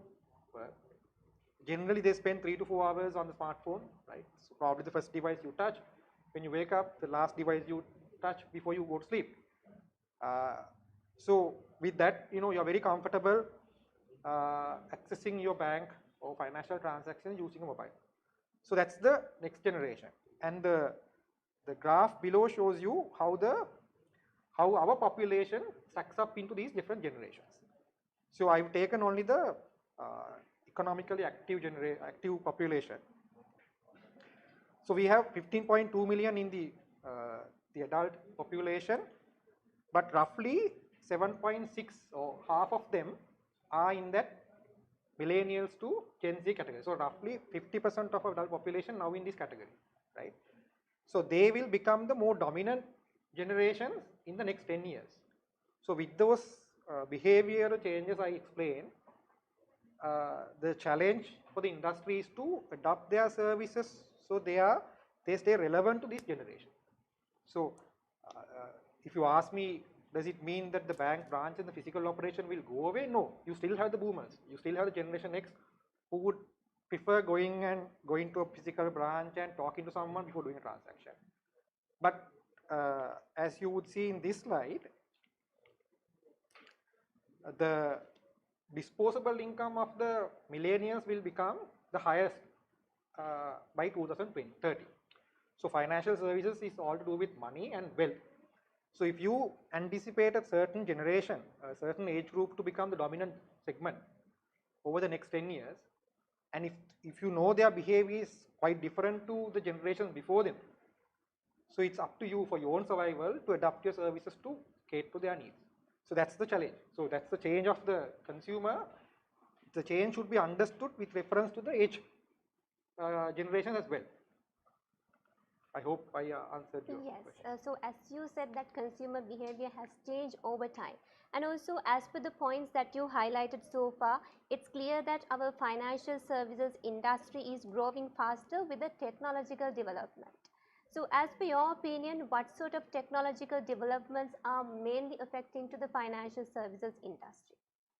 Okay, so I can think of a few real breakthrough technologies that will change the shape and the way we function as an industry. One is blockchain. So now blockchain, I'm sure all of you know what blockchain is, at least have some idea.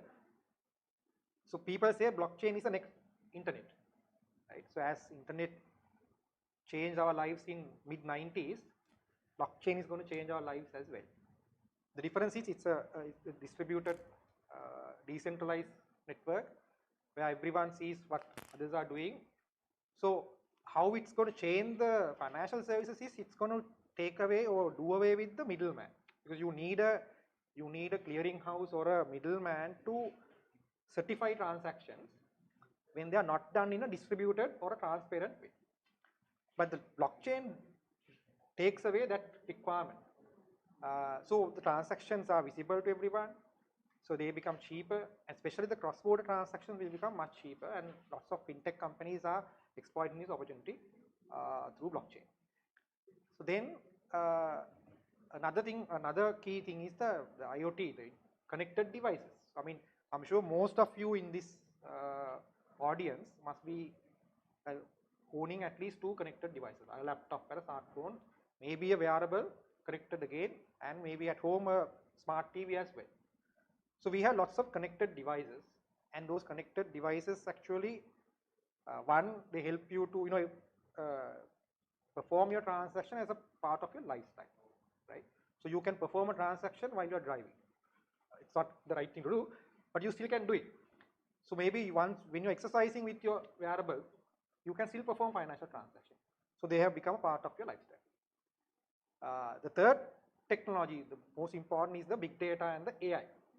So actually that's a extension of the internet connected devices. So more devices you are connected with, more digital footprint you are going to leave. So that will have the banks and the financial institutions will be able to know what your search patterns are, what your likes, dislikes, where do you like to travel, and what your opinions, your behavior, so all this data, then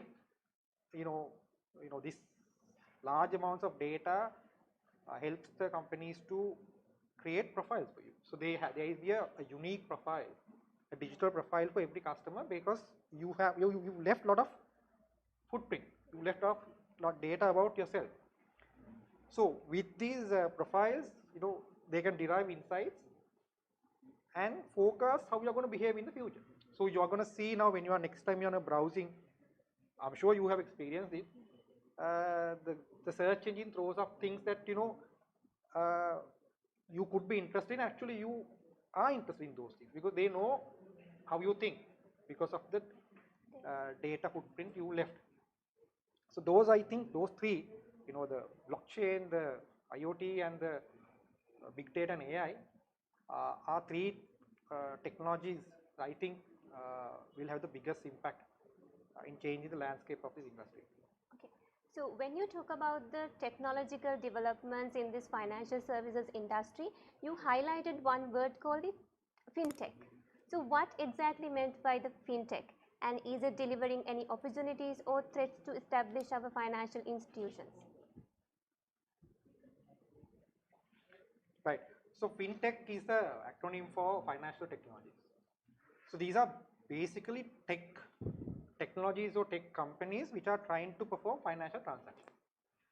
So why fintechs actually emerged into the scene? Because after the financial crisis in 2009 and 10, lots of big banks had to deal with the compliance issues.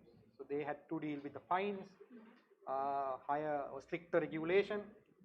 So really the innovation was never in their mind. So their more focus was on compliance and getting their regulatory requirements in order. So that created an opportunity for people to come and innovate and take a share of these financial services. So that's how the fintech, that's how the fintechs emerge. So they look at, so they are not going to do what the bank does, right? Bank does so many things, right? From taking deposits to, providing credit and, facilitating payments and, custodian services, funding projects. Fintechs are not involved in becoming banks. They will look at, they will identify an area where they see the most profit, right? And also from the customer's point of view, where they see the biggest friction. So the customers where they are most unhappy. So that's where they are trying to innovate with technology and get that part of business away from the bank. So what happens is when several fintechs try to take away, small aspects, basically the bank loses a lot of revenue streams. So that's the real threat. So the fintechs are mainly into, you can categorize them into mainly about 5 areas. One, they facilitate payments. Then they also help you to mobilize savings and investments. Then there is lending aspect. And then also for remittances, for cross-border payments and remittances, there are lots of fintechs in that space. And then you call them insurtech. There is insurance also, that industry is also seeing a lot of changes with the advancement of fintechs.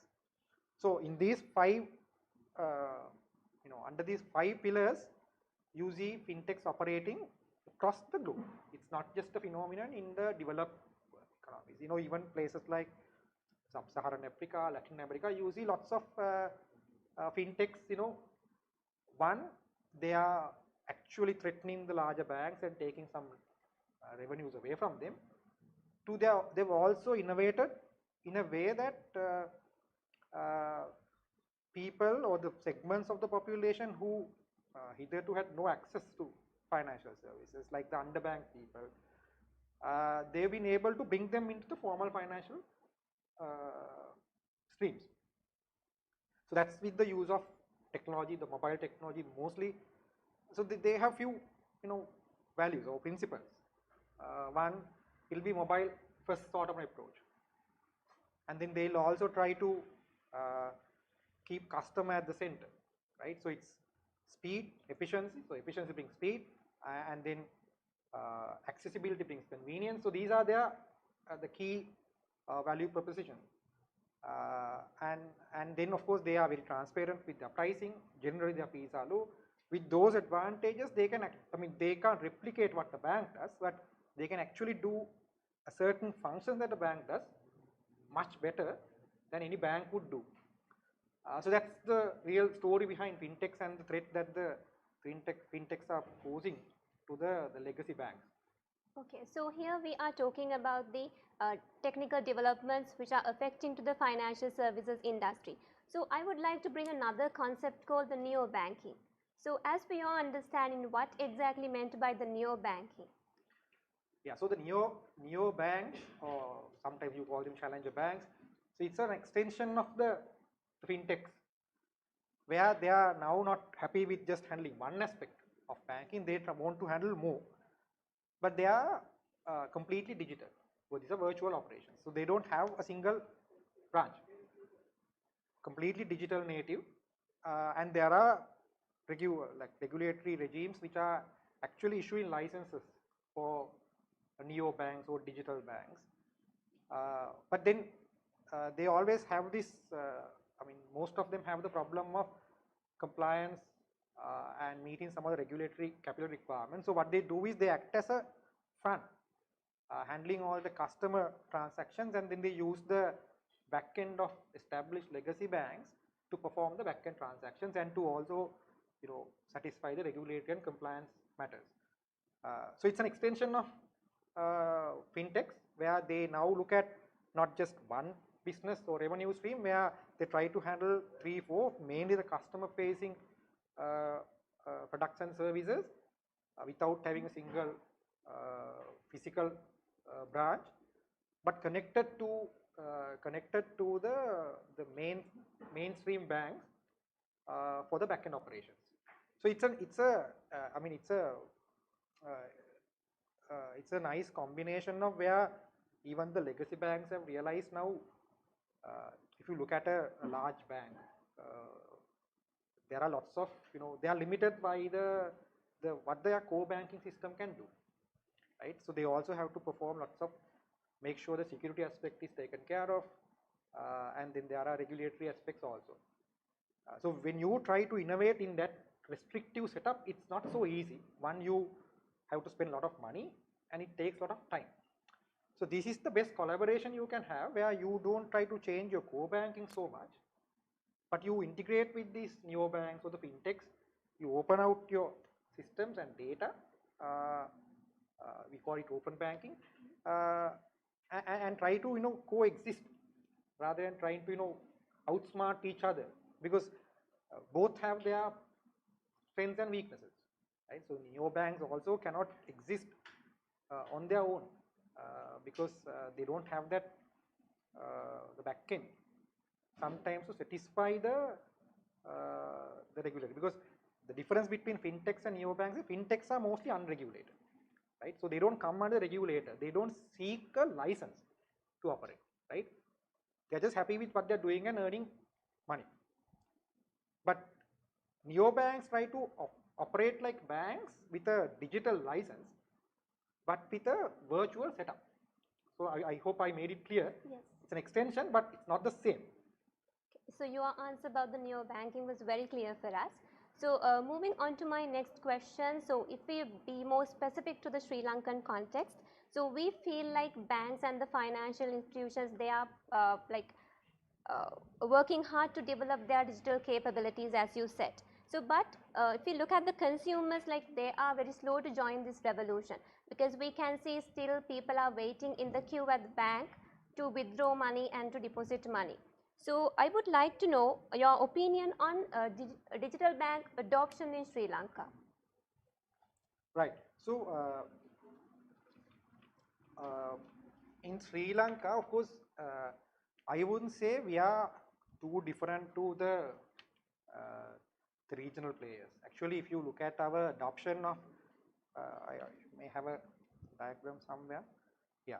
So if this is clear, our adoption of online or mobile banking services are on par with the rest of the emerging or developing economies.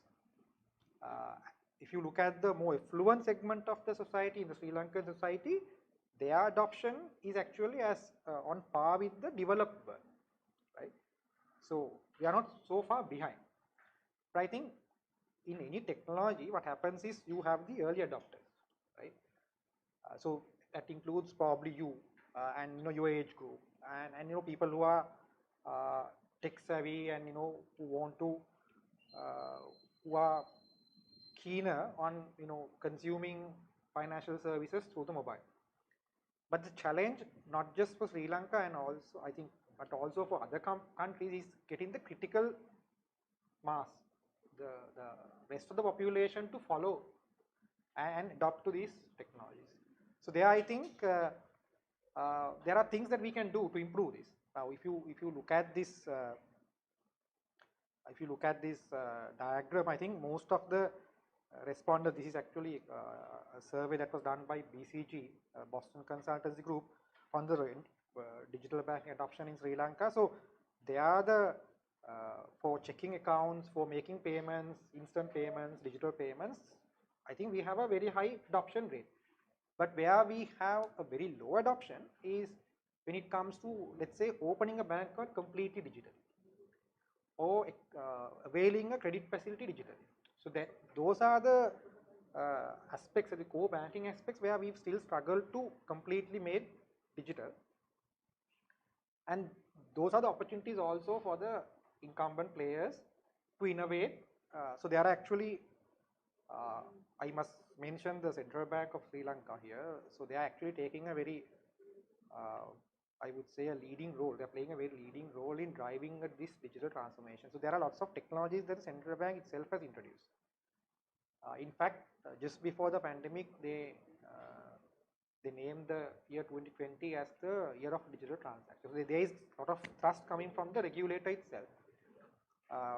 And now if you take opening a bank account, because it's a bank account, you have to perform a KYC on your customer. Now, where we are probably lagging still is we can't perform 100% virtual KYC. I think we've made some progress in doing video KYCs and all that, but I think one of the biggest constraints to Sri Lankan consumer and the industry is the lack of a digital ID. So we still have a very paper-based ID where, I mean, if you take places like India and some of the Latin American, African countries, they have this digital unique ID which helps the KYC process much easier. So those are things that we are probably lagging behind, but the industry is trying to work with whatever is available. So the video KYC is a compromise where although we don't have a digital ID, we try to have a video call with the customer and onboard them totally in a digital way. It's not a very seamless experience compared to other countries, but I think we are doing the best we can.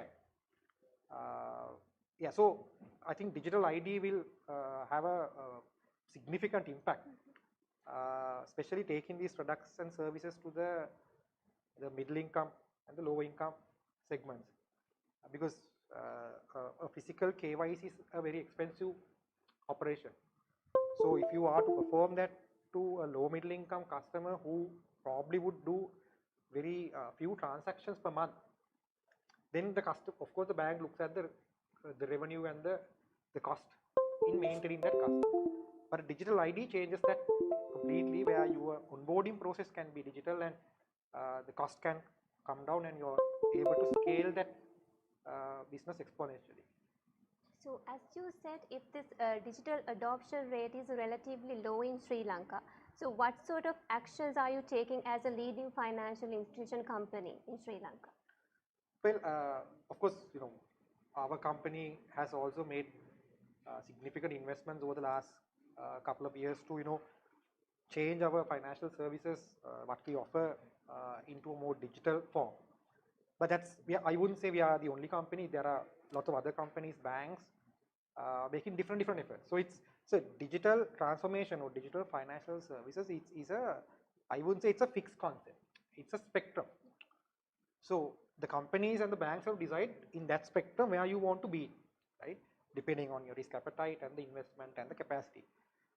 So as a company, we have introduced our digital wallet, cum digital bank account called SIM. SIM stands for Cash in Mobile. So, but there are other products, similar products in the market offering a similar functionality. But what we aspire to do and to how to maybe to stand out from the competition is to go beyond just facilitating payments and to make our customers, give them the option of accessing credit on the go from the mobile app. So I think I'll take this opportunity to caution the audience. There is a reason why the digital lending hasn't taken up so much in Sri Lanka, because the regulator has put a lot of conditions, requirements for the lenders to comply with. But you see I'm sure you would have seen on Facebook, on other social media channels, there are so many internet-based lenders, right? So these are unregulated guys, right? And purely for the ease and the speed of getting money, a lot of people, get caught with it, right? But they charge exorbitant rates. What the industry is trying to actually achieve is to come to a middle where we won't be able to ever make it as easy as the unregulated guys make it to access credit, but we can actually make it better than what we've done so far, and take those core financial services to the tip of the consumer's fingertips. Now, I must mention, since you asked, a couple of very key technologies that central bank led Lanka Clear has introduced, which has changed the way we do transactions. Now, I'm sure most of you must be using a mobile banking app, right? So there are plenty of apps now available, just like ours. There are plenty of apps. One of the key technologies that make this mobile banking grow is the technology called JustPay, right? So that's a technology supported by central banks and the Lanka Clear, where you don't have to have a bank account with the app maker or app promoting company. You can just download the app and link your other bank account and top up money and perform transactions. So that's a major advancement that we've seen that is helping to grow the digital transactions. The second, of course, is the Lanka QR. I'm sure you heard of QR transactions, and if you traveled overseas, to India, to China, you've seen QR transactions everywhere. So the contactless cashless transactions is not a new concept. But in Sri Lanka, we still see cash transactions being the predominant mode of transaction. So this is where the central bank has come forward to promote the national QR, the quick response code, Lanka QR, to take these all these petty small transactions, maybe buying a king coconut or paying to a grocery, small payments that we do on everyday basis, make them digital. So that's another important technology that the regulator is pushing along with JustPay to popularize the digital transactions in the country. Okay. So when you're trying to move into a digital era by introducing new digital financial products, so are you getting the enough support from the government? What sort of support is further needed from the government side? So as I mentioned, the regulator has been very, very supportive, the central bank, because of course they see what is happening around the country, across the globe. So there is no way out, right? You have to adopt to technology, and the regulator has been playing their part, actually even taking a leading role. But where I would see the government or the policymakers can help is, I think, expediting some of these key transformations, especially now. Let's say if you are using a mobile banking app, so now you can make any bill payment or do a mobile reload, transfer money to a friend, or all that from your phone. But then, let's say the Lanka QR is in use, and you can still go and make a small payment, but you go to a government institution, you don't have the contactless payment or QR payment facility.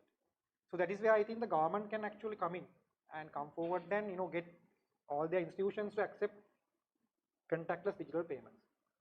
I see some progress happening.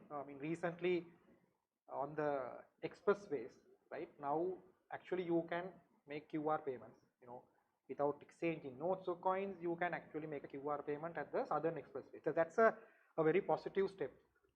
But then it has to go beyond. Actually, people do drive, and there is this experience by most motorists that you get caught to police sometimes, for breaching a traffic rule. So it's a very unpleasant experience paying this traffic fine, because you have to find a post office, and but if you can bring that payment option to the a QR option, I think that is what we call the real integration of the digital payments into the lifestyle of the Sri Lankan consumer, right? So there are things that where the government can actually push and make the digital payments available in the government institutions and their services, which will see a higher rate of adoption. Now, for example, recently the local authorities have started sending their tax assessment tax receipt with a QR code. So that's a very positive development, because now you don't have to go to the municipal, go to shop and make payments. You get your tax receipt, you scan from your banking app and make a payment. It's maybe a 30-second transaction as opposed to a 2-hour journey that you would have otherwise not done. So there are things happening, but I think maybe as an industry, we wish if things could happen faster, but there is always that hope. So when that financial industry is moving towards a digital era, so as you said, central bank and other regulatory authorities, so they have to rethink and restructure their regulations. So what sort of regulatory changes have brought forward, and also in order to further improve this financial services industry, what sort of regulatory changes are further needed? Yeah, so as I said, Jayani, the digital ID will expedite a lot of onboarding of mass customers or mass segments who are still not in this scheme. The other thing that the regulator is working on is a shared KYC. As you would know, now if you open a bank account at a particular bank and you go to another bank to do a transaction, you have to go through that experience again. We are filling the same forms with the same information, because between the two banks they don't share their information, right? It's the same information. Maybe it was given a week before, but you still have to do that all over. So this is where the shared KYC project, which the central bank is pushing, will become very useful, where with the customer's consent. So if you go to bank A and you have an account, you go to bank B now and you tell the bank B, get my data from bank A, right? So if we have the shared KYC framework with the customer's consent, your second bank can access your data, which is stored in bank A, which will take away a lot of form filling and all these delays. So that's a very positive development that we see on the horizon. And of course, the digital ID will facilitate a lot of virtual transactions, because you can onboard customers remotely, virtually, and that will save a lot of cost to the companies. And you can onboard customers for a small transaction. Even for a transaction that is worth only 100 rupees, you still wouldn't mind doing it, onboarding that customer, as long as you can do it remotely. But if you have to build a branch or send an officer to complete that transaction with the customer, no one's going to be interested. So those are, I think, a couple of key things that I think the industry is looking forward to. Okay. So through this discussion, we were talking about how financial services industry has changed over time with the technological development. So before concluding this session, I would like to pick a couple of questions from the audience as well. So let me read out the question. So even though technological developments bring a lot of opportunities to the financial services industry, still there is a room for unauthorized access to the bank accounts. I think she is talking about the data privacy and the confidentiality. So what kind of security measures you have taken when you are developing new digital financial products? Okay. I think here you can explain about the financial products that you have introduced into the market, and also the security measures you have taken. Okay. So it's a very good question, because with the technology, and when you perform transactions remotely, there is no face-to-face interaction. I think the risk is always whether somebody can have access to your savings or bank account. So then I think all the banking apps in the country, right, they have to go through a process of getting verified for security compliance before they actually launch their products. That's a standard mobile security standard that that everybody has to follow, and it has to be verified by an independent audit before they actually get their license to operate. So what it does is actually, the advantage of a mobile wallet as opposed to performing a transaction on the internet is that in a mobile wallet, your account is actually bound to your device, right? So just because somebody gets to know your password, PIN, you can't perform transactions from his account using another device. So you have to actually steal the phone also in that case, right? So it's device, it's locked with the device, right? So that's one security aspect with mobile banking. And then of course, I think all the banks, when they perform transactions now, they send you an OTP, right? One-time password. So this is very important, I think, even to educate our customers, to increase the awareness, where the OTP is only meant to you, right? For your information, it's not to be shared with anybody. So the instances where we have seen frauds taking place are instances where the customers unknowingly have shared their OTP with the fraudster, right? So they contact you in some form or the shape, and they tell you, look, you will get an SMS and tell us the number in that SMS. So the very gullible, vulnerable customers would do that, and then they wouldn't know the money is being actually taken away by this fraud. So it's important to understand that the OTP is actually for your own account security and not to be shared. And as far as the mobile banking apps are concerned, they have adhered to the highest security standards. So there is no way you can hack, because it's bound to your device. Only way you will lose your money is if you actually share your credentials unknowingly, right? So I think it's to do with, of course there can be more that we can do as an industry to improve security, but it's also to do with increasing awareness among the consumers in how to safeguard their credentials. Okay, so there is another question. How fintech and technological development have affected to the careers in the financial services industry? So I think you can give a very long answer for this, because a lot of undergraduates are watching this live discussion. Yeah, so right, so they say the visionaries, all these industry visionaries say that the banker of tomorrow, banker in 2030 will be very different to the banker of today, or probably a banker 10 years ago. Now, at least from what I remember during my, if I go back 20 years, the banks used to be physical operations where you had a lot of people, sort of human-to-human interaction, and the jobs in banks involve a lot of transaction processing, right? So you have lots of data where you have to sign off, check, and process these transactions.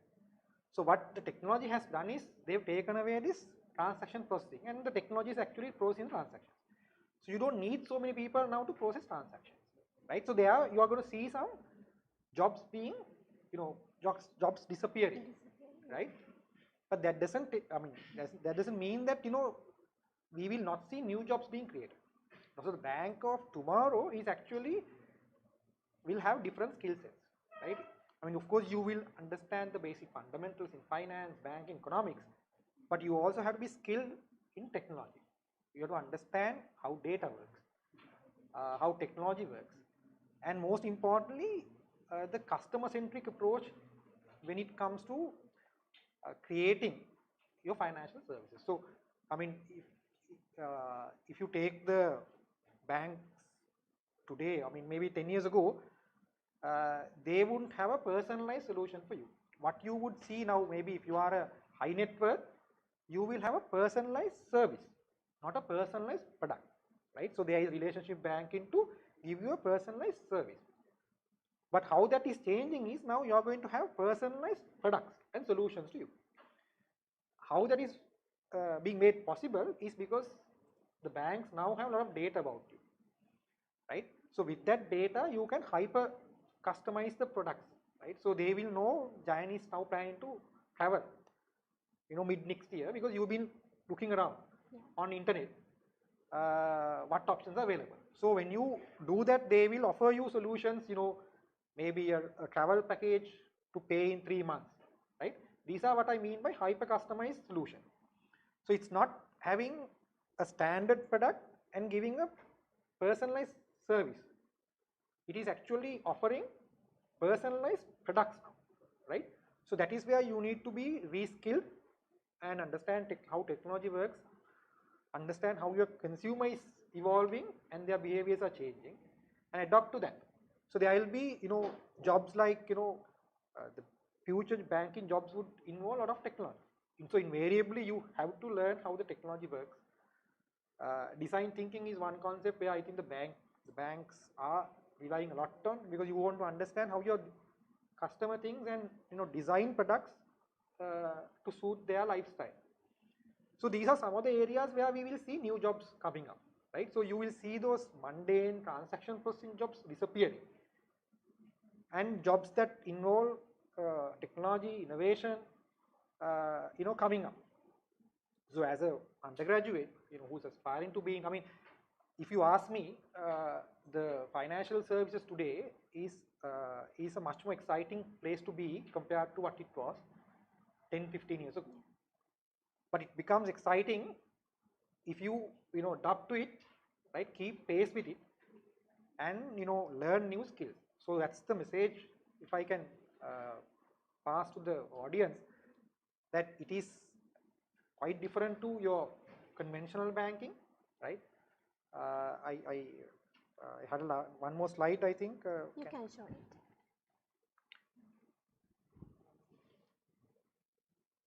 You can share your screen for me.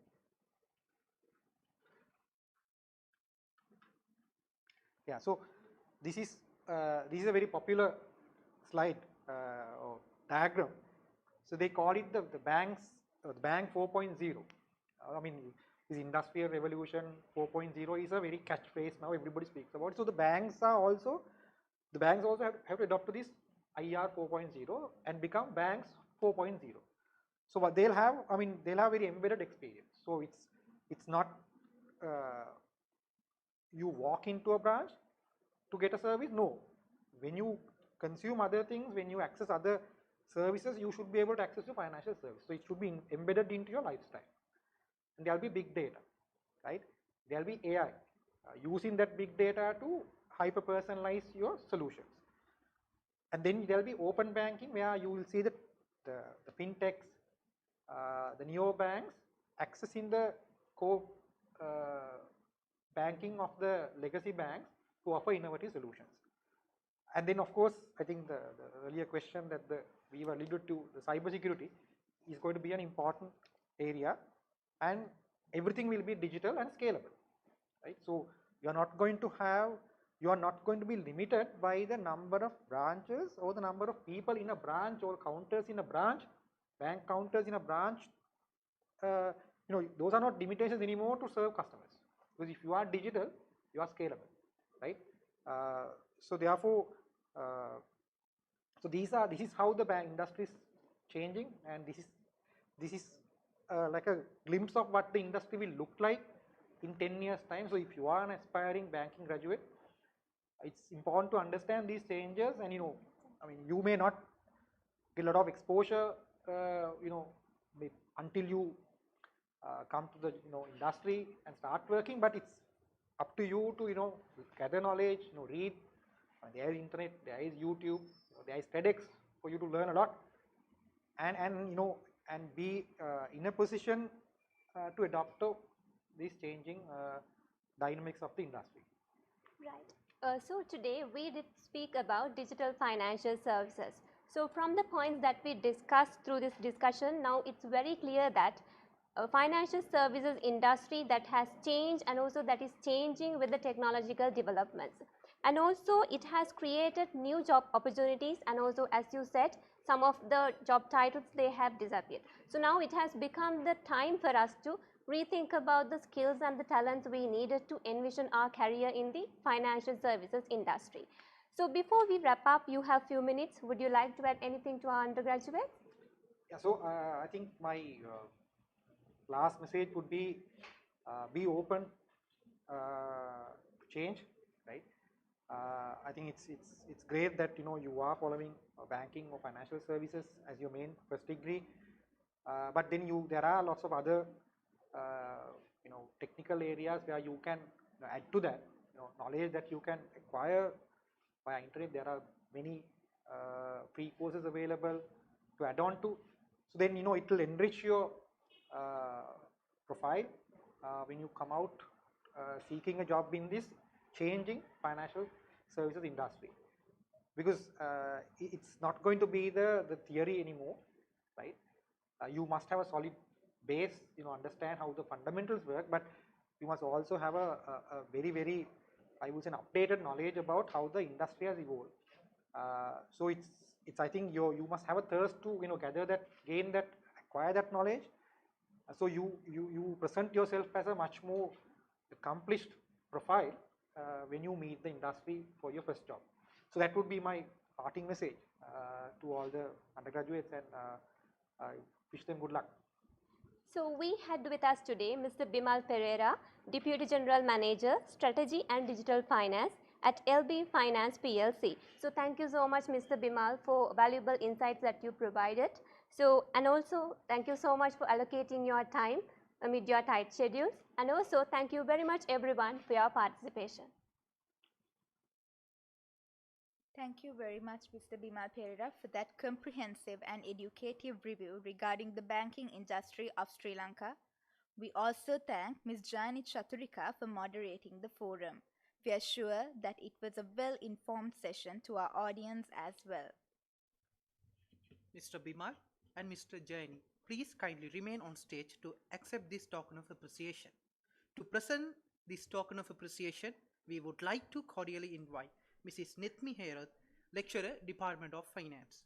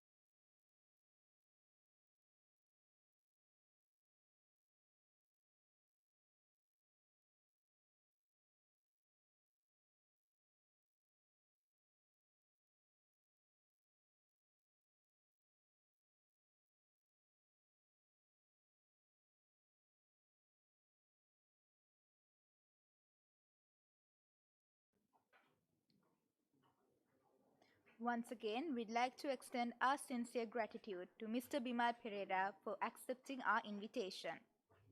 Now, we would like to take this opportunity to remind our partners for Investment Week. Our main sponsor, Colombo Stock Exchange, creating wealth and value. Our educational partner, CA Sri Lanka, a leading professional accountancy firm. AICPA CIMA, the world's largest professional body of management accountants. CFA Sri Lanka, the leading body that administers advanced investment analysis. Our global knowledge partner, ACCA, the world's most forward-thinking professional accountancy body. The proud gift partner of Investment Week is Ideal Finance, the ideal financial partner in creating wealth and enriching lives of Sri Lankans. Now, we will take a short break and we'll be back by 1 p.m.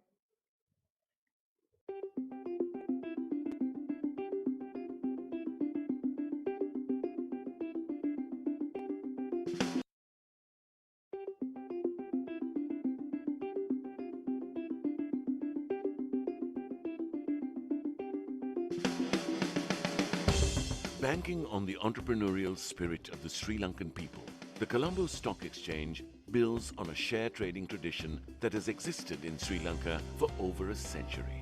The business of share trading that commenced with plantation companies in 1896 continues to thrive today as a matured and vibrant stock market that mobilizes capital flows of over 300 billion rupees a year. We have leveraged on the combined experience and leapfrog on multiple fronts. As we look towards a possible re-rating of the market upwards, what is on the cards are major infrastructure developments, new product introductions, widening of the investor base, building a sustainable business model, and most importantly, working with the government and the regulator to position the CSE as a pivotal point for capital raising. The CSE in its present form began in 1985 when the Colombo Securities Exchange Guarantee Limited was incorporated as a company limited by guarantee formed by 7 stockbroker firms. Today, as the operator of the stock market in Sri Lanka, we offer state-of-the-art pre-trade, trade and post-trade platforms. Our stakeholder base also includes the regulator, the Securities and Exchange Commission of Sri Lanka, over 700,000 local and foreign institutional and individual investors, members of staff of the stock exchange, and other market intermediaries who go and make up the ecosystem of the Sri Lankan capital market. Stock exchange operations around the globe have evolved significantly, and so has the CSE. Our trading operations, which started with an open outcry system and investors visiting the public trading floor, today is delivered through a state-of-the-art multi-asset class automated trading system and a central depository system. CSE has engaged in a drive to digitalize all stakeholder touchpoints in the stock market, enabling end-to-end connectivity electronically. CSE over the years have invested in technology because we understand a robust, secure and cutting-edge technology is the backbone of a modern exchange. Today, our IT systems and infrastructure supports a sustainable business model by securing processing transactions, generating accurate and real-time market data, and offering speedy, convenient, reliable access to the market users. We have also focused strengthening our information and cybersecurity and building internal capabilities to support the market-wide digitization strategy. Establishing regulatory readiness to navigate through a Sri Lankan business landscape that has changed substantially since CSE was first established has been a material focus. Regulation must evolve to support the development plan or the development strategy of the exchange, and that is something that we have always followed. Compared to the inception of the Colombo Stock Exchange 35 years ago, we have been able to transform our listing framework to make it really attractive for issuers to come and raise capital by listing their securities through the Colombo Stock Exchange. And for this purpose, we have been able to diversify our listing platforms and listing boards, giving them various listing options to benefit. In terms of overall regulation, our focus has always been investor protection, creating and maintaining a fair and orderly market, and also facilitating capital formation. The CSE has taken decisive steps to diversify from a single product market to one that offers multiple products. Real estate investment trusts, the creation of an OTC market for repos on corporate debt, trading of gold products, and stock borrowing and lending are already in the process of being introduced. On the regulatory and governance fronts, the new SEC Act, we believe, will be an important development covering regulatory changes required to continue to safeguard investor rights.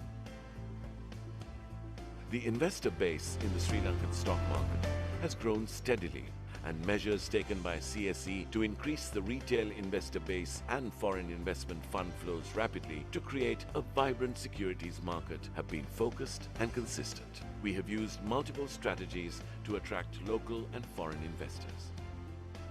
End-to-end digitalization is helping us to widen the local investor base. The Invest Sri Lanka series has been effective in taking the message of our stock market and opportunities globally, and in attracting foreign fund flows into the country. As we look ahead, CSE envisions to play a competitive role and be among the leading regional markets, harnessing our key strengths of the established infrastructure and the reputation built. We have evolved, we have changed, we have developed, but one thing that remains unchanged is our focus on maintaining the integrity and the quality of the market. We will continue our journey towards success, and we value our stakeholders whose confidence in us stood unaltered.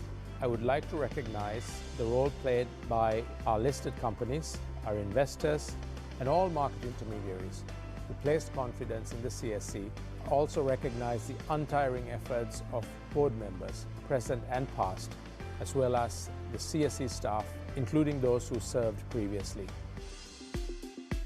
Colombo's Stock Exchange, a transformative past, a vibrant future.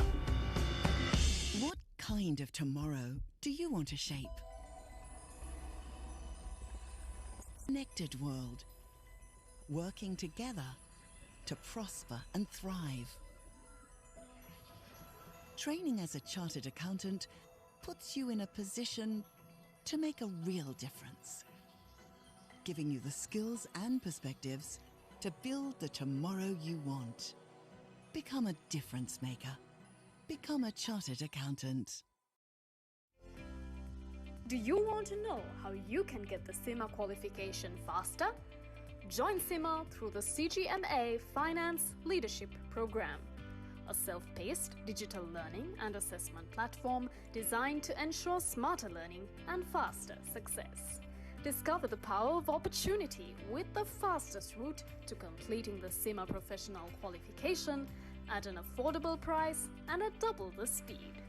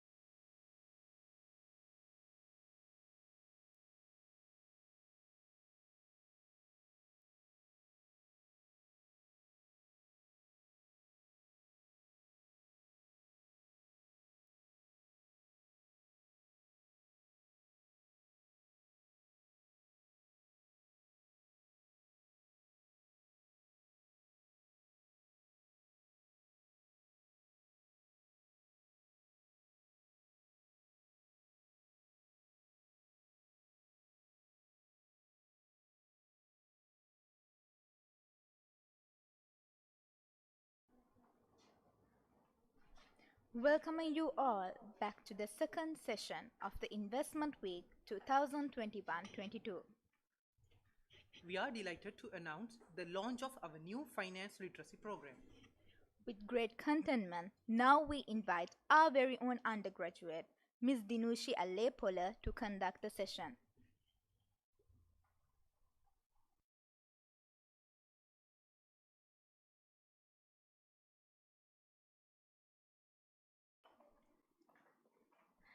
තිරසාර සංවර්ධනය උදෙසා දැනුම නිර්මාණය කිරීම හා බෙදා හැරීම සිය ප්‍රමුඛ කාර්ය කරගත් කැලණි විශ්වවිද්‍යාලය නවීකරණය වූ දැනුමකින් සන්නද්ධ අනාගත පරපුරක් නිර්මාණය කිරීමට දරන උත්සාහයේ තවත් වැදගත් වූ සුවිශේෂී වූත් අවස්ථාවක් සමගයි ඔබ අප මේ එක්ව සිටින්නේ.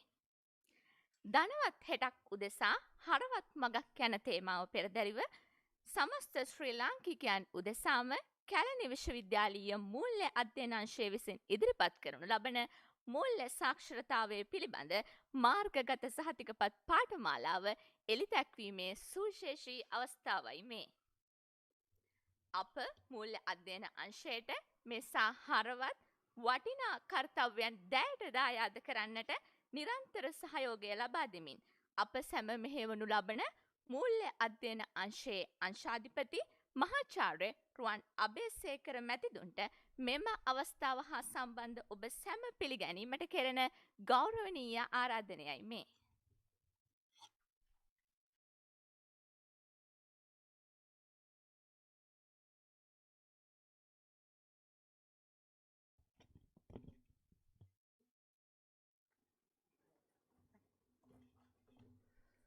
සුබ සන්ධ්‍යාවක් වේවා සියලු දෙනාටම. මූල්‍ය අධ්‍යයන අංශය විසින් ඉදිරිපත් කරන මූල්‍ය සාක්ෂරතා මාර්ගගත පාඨමාලාව එළිදැක්වීමේ මෙම උත්සවයට ඔබ සියලු දෙනාම සාදරයෙන් පිළිගන්නවා. මූල්‍ය සාක්ෂරතාවය කියන්නේ අපි කොහොමද මුදල් සාර්ථකව පාලනය කරන්නේ කියලා. දැන් ඉහළ මූල්‍ය සාක්ෂරතාවයක්, ඒ කියන්නේ ෆයිනෑන්ෂල් ලිටරසි එක තියෙන අයට විශේෂයෙන් ආදායම් වියදම් ගැන, වත්කම් බැරකම් කොහොමද රිතී කරන්නේ, කොහොමද ආයෝජනය කරන්නේ, එතකොට බැංකුවල සේවාවල්, රක්ෂණ පිළිබඳ, එතකොට පොලි අනුපාත ගැන හොඳ අවබෝධයක් තියෙනවා. ලංකාව දෙස බැලුවාම අපි ඔක්කොම දන්න විදිහට ලංකාවේ ලිටරසි රේට් එක අපි කියන්නේ මේ ප්‍රින්ට් ලිටරසි මුද්‍රණ සාක්ෂරතාවේ 95ක් වගේ ඉහළ ප්‍රතිශතයක්. හැබැයි මූල්‍ය සාක්ෂරතාවය කියන්නේ ෆයිනෑන්ෂල් ලිටරසි එක තියෙන 35ක් කියලා වැඩි ගොඩාක් අඩු ප්‍රතිශතයක. හැබැයි අපි දියුණු වෙන රටවල් බැලුවාම ෆයිනෑන්ෂල් ලිටරසි එක එහෙම නැත්නම් මූල්‍ය සාක්ෂරතාවයේ 55ක් 60ක් වගේ ඉහළ ප්‍රතිශතයක් තියෙනවා. ඉතින් මේ අඩු මූල්‍ය සාක්ෂරතාවයේ ලංකාවේ තියෙන මේ ණයගතිභාවයට ගොඩක් බලපාලා තියෙනවා. දැන් අපි බැලුවොත් අඩු මූල්‍ය සාක්ෂරතාවය තියෙන පුද්ගලයා ලංකාවේ ඒගොල්ලන් තමයි ඕගොල්ලන් දන්න විදිහට අර පිරමීඩ ක්‍රමවල මුදල් ආයෝජනය කරන්නේ. ඒ වගේම ඒගොල්ලන් වැඩි පොලියකට ණය මුදල් ලබා ගන්න විවිධ පුද්ගලයන්ගෙන්, පොලි මුදලාලිලාගෙන්, විවිධ ආයතන වලින් අරගෙන ණය උගුල වලට පැටලෙනවා. ඒ වගේම අපි දැකපු තව දෙයක් තමයි ඔය අඩු මූල්‍ය සාක්ෂරතාවයක් තියෙන පුද්ගලයන් ඒගොල්ලන් හැම වෙලේම මුදල් ආයෝජනය කරන්නේ මේ ඒ කියන්නේ ආදායමක් ලබා නොදෙන වත්කම් වල. දැන් උදාහරණයක් වශයෙන් අපි දන්නවා සමහර රැකියාව කරලා මාසෙට 20000යි ගන්නෙ. නමුත් ඒගොල්ලන් මේ සල්ලි වියදම් කරනවා Apple phone එකක් ගන්න. 1,50,000ක් 1,200,000ක් වගේ. ඒගොල්ලන් කල්පනා කරන්නේ මේ මුදල ආයෝජනය කරන්න පුළුවන් කියලා ස්ටොක් මාකට් එකේ. ඉතින් මේ වෙලා තියෙන්නේ අපේ සාක්ෂරතාවයේ තියෙන අඩුකමට. ඊළඟට තව මේ අපේ තියෙනවා මේ මිස්කන්සෙප්ෂන් එකක් මේ මූල්‍ය සාක්ෂරතාවය අඩු වෙලා තියෙන්නේ මේ දුප්පත් සහ නුගත් අයට කියලා. හැබැයි දැන් පරීක්ෂණ වලින් පැහැදිලිලා තියෙනවා ලංකාවේ ගත්තත් මේ අඩු මූල්‍ය සාක්ෂරතාවයේ උගත් කියන අයටත් කියන්නේ වෘත්තිවේදීන්ට සහ පොහොසත් අය අතරත් මේක තියෙනවා කියලා. අපි කරපු පරීක්ෂණ වලත් ඒක පෙන්නලා තියෙනවා. විශ්වවිද්‍යාල කරපු පරීක්ෂණයකින් පේනවා 50ක් වගේ තියෙන්නේ මූල්‍ය සාක්ෂරතාවය. මේ අපේ මේ මැනේජ්මන්ට් ෆැකල්ටි එක පවා. අනිත් ෆැකල්ටි ඊට වඩා ගොඩක් අඩුයි. ඉතින් මේ ලංකාවේ තියෙන මේ ප්‍රශ්නයට පිළියමක් වශයෙන් තමයි අපි මේ මූල්‍ය සාක්ෂරතා මේ මාර්ගගත පාඨමාලාව එළි දක්වන්නේ. අපි බලාපොරොත්තු වෙනවා මේක මගින් මේ තියෙන ප්‍රශ්නෙට යම්කිසි පිළිතුරක් දෙන්න පුළුවන් කියලා. ඉතින් ඒ වගේම මේක අපි මේ දෙන්නේ නොමිලේ. කියන්නේ සමාජයේ ඉන්න සියලු දෙනාටම මේ ඉන්ටර්නෙට් එක පාවිච්චි කරලා මේකේ තියෙන මේ අපි මොඩියුල්ස් කීපයක් තියෙනවා. ඒගොල්ලන්ට ඒක මේ හදාරන්න පුළුවන්. ඉතින් අපි හිතනවා මේක කිරීම තුළින් අපි සමාජයට ලොකු සමාජ කර්තව්‍යයක් සහ සමාජ කර්තව්‍යයක් අපි කරන්න කියලා. මෙම උත්සවයට අද සපිවෙනි කැලණි විශ්වවිද්‍යාලයේ උපකුලපති මහාචාර්ය නිලන්ත ද සිල්වා මහත්මිය, වාණිජ හා කළමනාකරණ අධ්‍යයන පීඨයේ පීඨාධිපති ආචාර්ය නාරද ප්‍රනාන්දු මහතා, ශ්‍රී ලංකා වල්ලත් ගණකාධිකරණ ආයතනයේ උපසභාපති හේෂණ කුරුප්පු මහතා, අංශාධිපතිවරු, මූලයේ අධ්‍යයන අංශයේ ආචාර්ය මණ්ඩලය හා සිසු ශිෂ්‍යයන් සහ සූම් තාක්ෂණයේ ඔස්සේ සහභාගී වන සියලු දෙනාම සාදරයෙන් පිළිගන්නවා. අවසාන වශයෙන් මෙම මූල ශාක්ෂරතා පාඨමාලාව සැකසුව අපට අවුරුද්දක් විතර ගියා මේ මොඩියුල්ස් ටික හදන්න.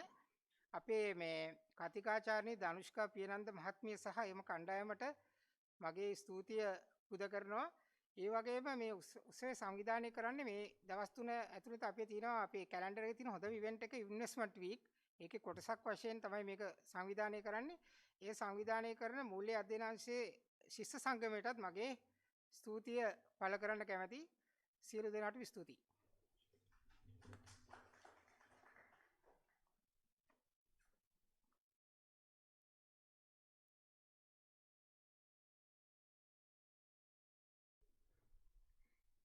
එලෙස අපත් සමග සම්බන්ධ වූ මූල්‍ය අධ්‍යයන අංශයේ අංශාධිපති මහාචාර්ය රුවන් අබේසේකර මැතිතුන්ට අපගේ ගෞරවනීය ස්තුතිය. මීළඟට වාණිජ හා කළමනාකරණ අධ්‍යයන පීඨයේ නව්‍යකරණය වූ දැක්මකින් යුතුව මෙහෙවමින් මෙම කාර්යයන් සියල්ල සාර්ථක කර ගැනීමට අපට මඟ පෙන්වන වාණිජ හා කළමනාකරණ අධ්‍යයන පීඨයේ පීඨාධිපති ආචාර්ය නාරද ප්‍රනාන්දු මැතිතුන්ට මෙම සුවිශේෂී අවස්ථාව අමතන්නට කෙරෙන ගෞරවනීය ආරාධනයයි මේ.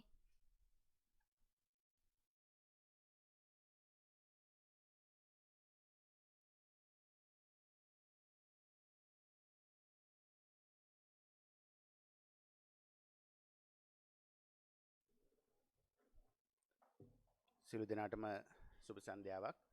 ගරු උපකුලපතිතුමියනි, ඒ වගේම මූල්‍ය අධ්‍යයන අංශයේ අංශාධිපතිතුමනි, ආචාර්ය මණ්ඩලයේ බවතුනි, ඒ වගේම අපිත් එක්ක මාර්ගගතව සම්බන්ධ වෙන ශ්‍රී ලංකා වරලත් ගණකාධිකාරී ආයතනයේ උපසභාපතිතුමා ඇතුළු සියලු දෙනාගේම අවසරයි.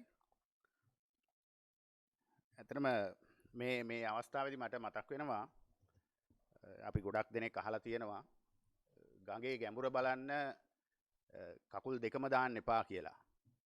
ගඟේ ගැඹුර බලන්න වෙන්නේ එක කකුලක් දාලා.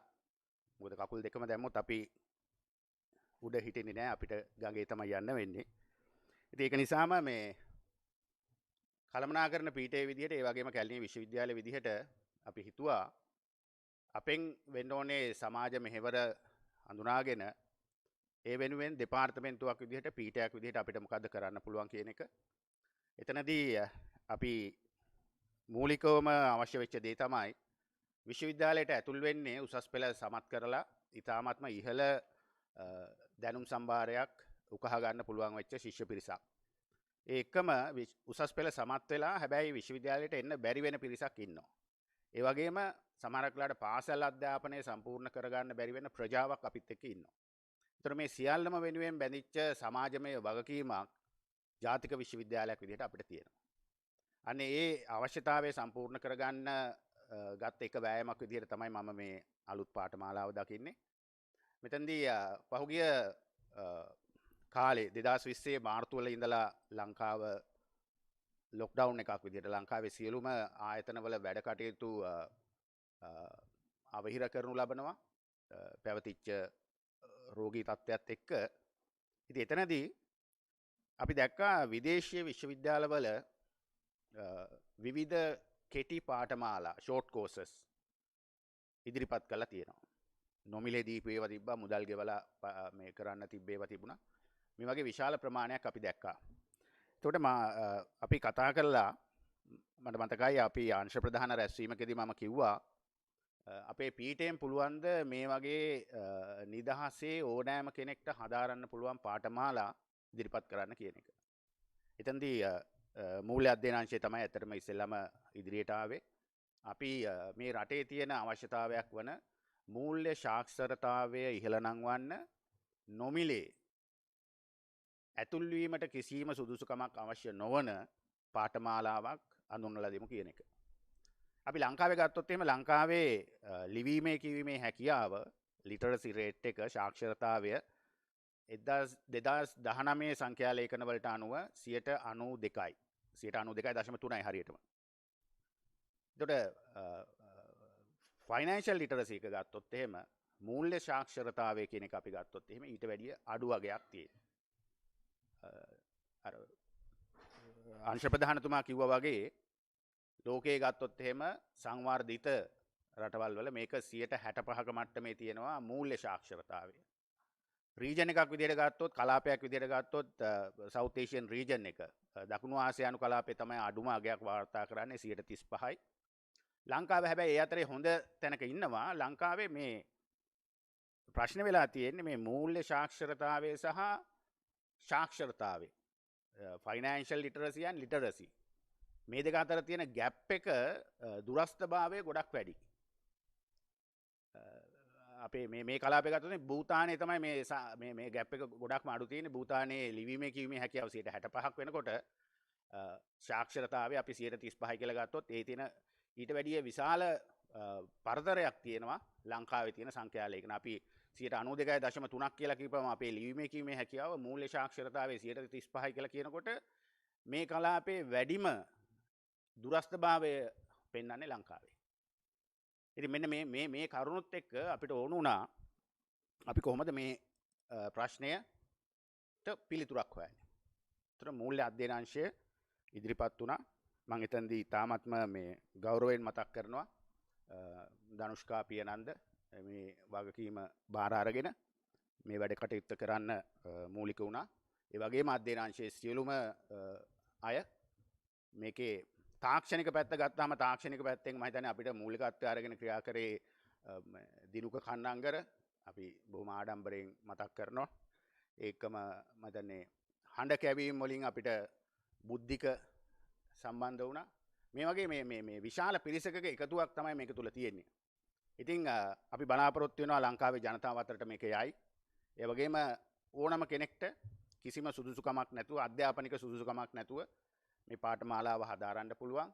දැනට අපි මේක පටන් ගන්න එක පාඨමාලාවකින් උපකුලපතිතුමියනි අපි බලාපොරොත්තු වෙනවා ව්‍යාපාර කළමනාකරණය සම්බන්ධයෙන් තියෙන සියලුම විෂයන් මේ තුල ආවරණය කරන්න. මුලින් අපි මූල්‍ය සාක්ෂරතාවයෙන් ආරම්භ කරලා එකම අපිත් එක්ක වෙනත් වෘත්තීය ආයතන මම හිතන්නේ අපි මේ අවබෝධතා ගිවිසුමකට එළඹුණා වරලත් ගණකාධිකාරීත්ව ආයතනයේ සමග. ඒ වෙලාවේ හිටපු සභාපතිතුමා ඒ වෙලාවේ අපෙන් ඇහුවා උපකුලතුමගෙන් ඇහුවා මේ වගේ දේවල් සමාජය මේ වගකීම ඉෂ්ට කරන්න විශ්වවිද්‍යාලයෙන් කරන්න පුළුවන් දේවල් මොනවාද කියලා. මට මතකයි ඒ වෙලාවේ අපි මේ පාඨමාලාව අපේ සෙනෙට් ඇප්‍රූවල් එකට යොමු කරලා තිබුණේ උපකුලතුමියා සඳහන් කරා අපි මෙන්න මේ වගේ දේවල් අපි ඉදිරිපත් කරලා තියෙනවා කියන එක. ඉතින් මේක හැමදෙනෙක්ටම බොහොම හොඳ අවස්ථාවක්. අපි හිතනවා සියලුම දෙනා මේකට සම්බන්ධ වෙලා අවශ්‍ය කරන දැනුම ලබා ගන්න කියලා. ඒකම අපිට මේකේ තියෙන අඩුපාඩු දන්න ලැබෙනවා නම් වඩාත් හොඳයි. මේක පළවෙනි වතාවකට විශ්වවිද්‍යාලයෙන් ජාතික විශ්වවිද්‍යාලයකින් මේ වගේ කාර්යයක් කෙරෙන්නේ. ඒතකොට අපි තාක්ෂණික පැත්තෙන් ඉතාමත්ම පොහොසත් පීඨයක් හෝ දෙපාර්තමේන්තුවක් නෙමෙයි. මේකේ අඩුපාඩු ඔබ දකින්න පුළුවන්. අපිට දැනුම් දෙන්න අංශාධිපතිතුමාට ඒ වගේම මේ පාඨමාලාවේ සම්බන්ධීකාරකතුමාට දැනුම් දෙන්න මොනවාද මේකේ තවදුරටත් සංවර්ධනය වෙන්න ඕනේ වෙනස් වෙන්න ඕනේ. අපි බොහොම විවෘතයි මේ සියලුම දේවල් වලට. ඒකම විශේෂයක් අපි බැලුවා මේ පාඨමාලාවේ. මේ පාඨමාලාව ආරම්භ කරාට පස්සේ අපේ බලාපොරොත්තුවක් නැහැ කෝඩිනේටර් කෙනෙක්, ඩිරෙක්ටර් කෙනෙක් ඒ වගේ එහෙම තනතුරක් නැහැ මේකේ. සියලුම දේවල් ඔන්ලයින් මාධ්‍ය හරහා මේ අයට මේකට සම්බන්ධ වෙලා තමන්ගේ රෙජිස්ට්‍රේෂන් එක සම්පූර්ණ කරාට පස්සේ ඕනෑම කෙනෙක්ට පුළුවන් අදාළ පාඨමාලා ටික ඒ වීඩියෝස් ටික නරඹන්න පුළුවන්. ඒකම අපිට මේ ඒ වලට අදාළව තියෙනවා ඇගීම් ඉවැලුවේෂන් ඒවා තමන්ට කැමති නම් ඒක කරන්න පුළුවන්. එහෙම නැත්නම් දැනුම සඳහා විතරක් කරනවා නම් පළවෙනි පාඨමාලාවේ අපි ඉදිරිපත් කරලා තියෙන ඒකක 10ක්. ඒ 10 කියවන්න පුළුවන්, බලන්න පුළුවන්, අහන්න පුළුවන්.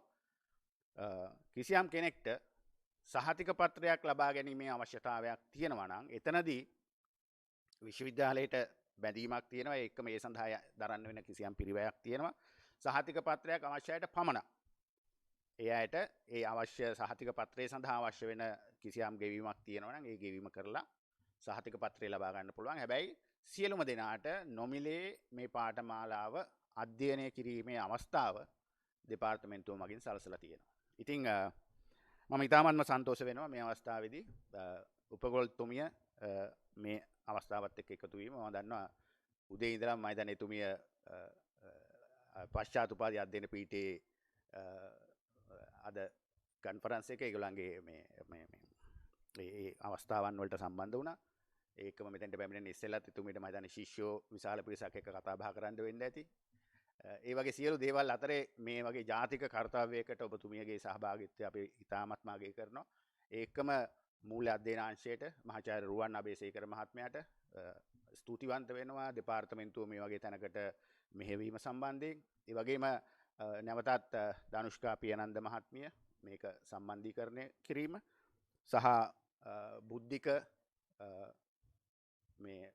මේකේ හඬ කැවීම් වලට අපිට මම හිතන්නේ ශිල්පීන් විදිහට ඉදිරියට ගේන්න පුළුවන් අය ඒ අය ඇකඩමික් කර්තව්‍යයන්ට එහාට ගිහිල්ලා ඒකම දිනුක මම නැවතත් සඳහන් කරනවා. මොකද දිනුක මේ පීඨේ ශිෂ්‍යෙක් ව්‍යාපාර කළමනාකරණ වේදය හදාරපු ශිෂ්‍යෙක්. හැබැයි දැනට සේවා සපයන්නේ කැලණිය විශ්වවිද්‍යාලයේ ප්‍රධාන IT සෙන්ටර් එකත් එක්ක තමයි සේවා සපයන්නේ. ඒතර මේ ගැළපීම මේ සුසංයෝගය මම හිතන්නේ හොඳටම මෙතෙන්ට අපිට ප්‍රයෝජනවත් වුණා. ඒකම ඉන්වෙස්ට්මන්ට් වීක් එකේ සංවිධායක විදිහට දෙපාර්තමේන්තුවේ ක්‍රියා කරන නෙත්මි හේරත් මහත්මිය ඇතුළු සියලුම දෙනාට ස්තුතිවන්ත වෙමින් මම නිහඬ වෙනවා. මම හිතනවා මේක ලංකාවේ සියලුම දෙනාට අපේ රටේ මූල්‍ය ශාක්ෂරතාවයේ ඉහළ නංවා ගන්න උපකාරී වෙයි කියලා. බොහොම ස්තුතියි.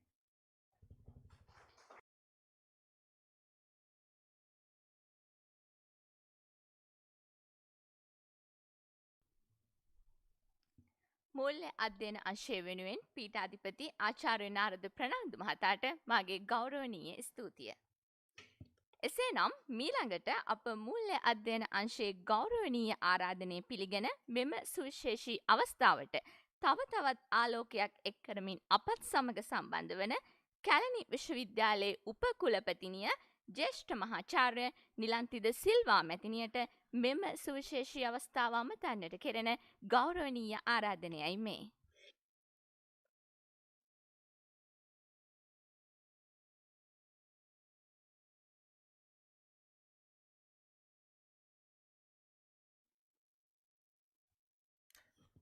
ගරු සභාවෙන් අවසරයි පීඨාධිපතිතුමා මහාචාර්යවරුනි මේ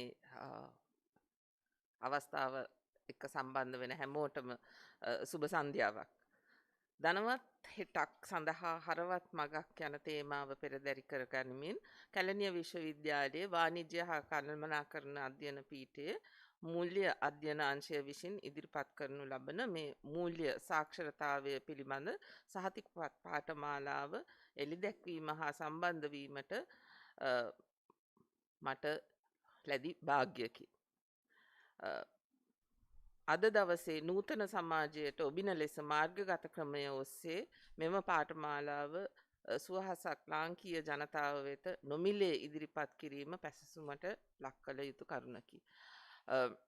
පීඨාධිපතිතුමා කිව් ආකාරයට අපි විශ්වවිද්‍යාලයක් හැටියට විශ්වවිද්‍යාලයට බැඳෙන හැම ශිෂ්‍යයෙක්ටම අධ්‍යාපනයක් ලබා දීම විවිධ පාඨමාලා අතරින් අධ්‍යාපන විවිධාකාරයේ අධ්‍යාපන පාඨමාලා අපි විශ්වවිද්‍යාලයක් හැටියට ලබා දෙනවා. ඒ වගේම අපි අධ්‍යයන කාර්ය මණ්ඩලයේ ආචාර්යවරුන් හැටියට පර්යේෂණත් කරනවා. හැබැයි ඒ වගේම විශ්වවිද්‍යාලයට සමාජයට කෙරෙන සේවයකටත් වගකීමක් තියෙනවා. අපිට අධ්‍යාපන කටයුතු පමණක් නෙවෙයි පර්යේෂණ කටයුතු පමණක් නෙවෙයි යම්කිසි සේවයක් කිරීමත් ඒක අපේ වගකීමක්. ඉතින් ඒ නිසා මේ මූල්‍ය කළමනාකරන මූල්‍ය අධ්‍යයන අංශය විසින් මේ වගේ කෙටි පාඨමාලාවක් මේක ගැන ඉගෙන ගන්න අවස්ථාව ලබා දෙන එක ගැන මං ඉතාමත්ම අගය කරනවා. මං හිතන්නේ අර පීඨාධිපතිතුමා කිව්වා වගේ අපේ රටේ සාමාන්‍ය සාක්ෂරතාවයයි මූල්‍ය සාක්ෂරතාවයයි අතර තියෙන ඒ පරතරය ඒ මූල්‍ය සාක්ෂරතාවය නැති එක්කෙනෙක් ඒ කොටසට මමත් වැටෙනවා. ඒ 65%. අපි රටක් හැටියට සමාජයක් හැටියට මං හිතන්නේ අපි ඒක ගැන වැඩිය උනන්දු වෙලා මොකක් ඉගෙන ගැනීම ලබාගත යුතු කාරණයක් හැටියට අපි දැන් සාමාන්‍යයෙන් සෞඛ්‍ය ගත්තහම හැම එක්කෙනෙක්ම සෞඛ්‍ය අතින් යම්කිසි සාක්ෂරතාවයක් තියෙන්න ඕනේ කියලා අපි බලාපොරොත්තු වෙනවා. 5 වෙනි වසර වෙනකන් අපි 5 වෙනි වසර විතරක් නෙවෙයි 10 වෙනි වසර වෙනකන් සෞඛ්‍ය කියලා විෂයකුත් පාසලේදී ඉගෙන ගන්නවා. හැබැයි මේ වගේ කටයුතු අපේ එදිනෙදා ජීවිතයට ඉතාමත්ම වැදගත් වෙන කටයුතු සම්බන්ධයෙන් අපි එච්චර උනන්දුවක් දක්වලා නැහැ. ඒ නිසා මම ඉතාමත්ම සතුටුයි මේ අධ්‍යයන අංශයෙන් අරන් තියෙන මඟ පෙන්වීම සම්බන්ධයෙන් මම බලාපොරොත්තු වෙනවා මේ කෙටි පාඨමාලාව මාර්ගගත ක්‍රමය ඔස්සේ මේ අද ඉඳන් පටන් ගන්න මේ කෙටි පාඨමාලාවට සෑහෙන සංඛ්‍යාවක් ලියාපදිංචි වේවි කියලා මං හිතන්නේ දහස් ගණන් වලින් බලමු යන හැටියට 100 ගණන් වලින් හෝ දහස් ගණන් වලින් ලියාපදිංචි වේවි කියලා බලාපොරොත්තු වෙනවා.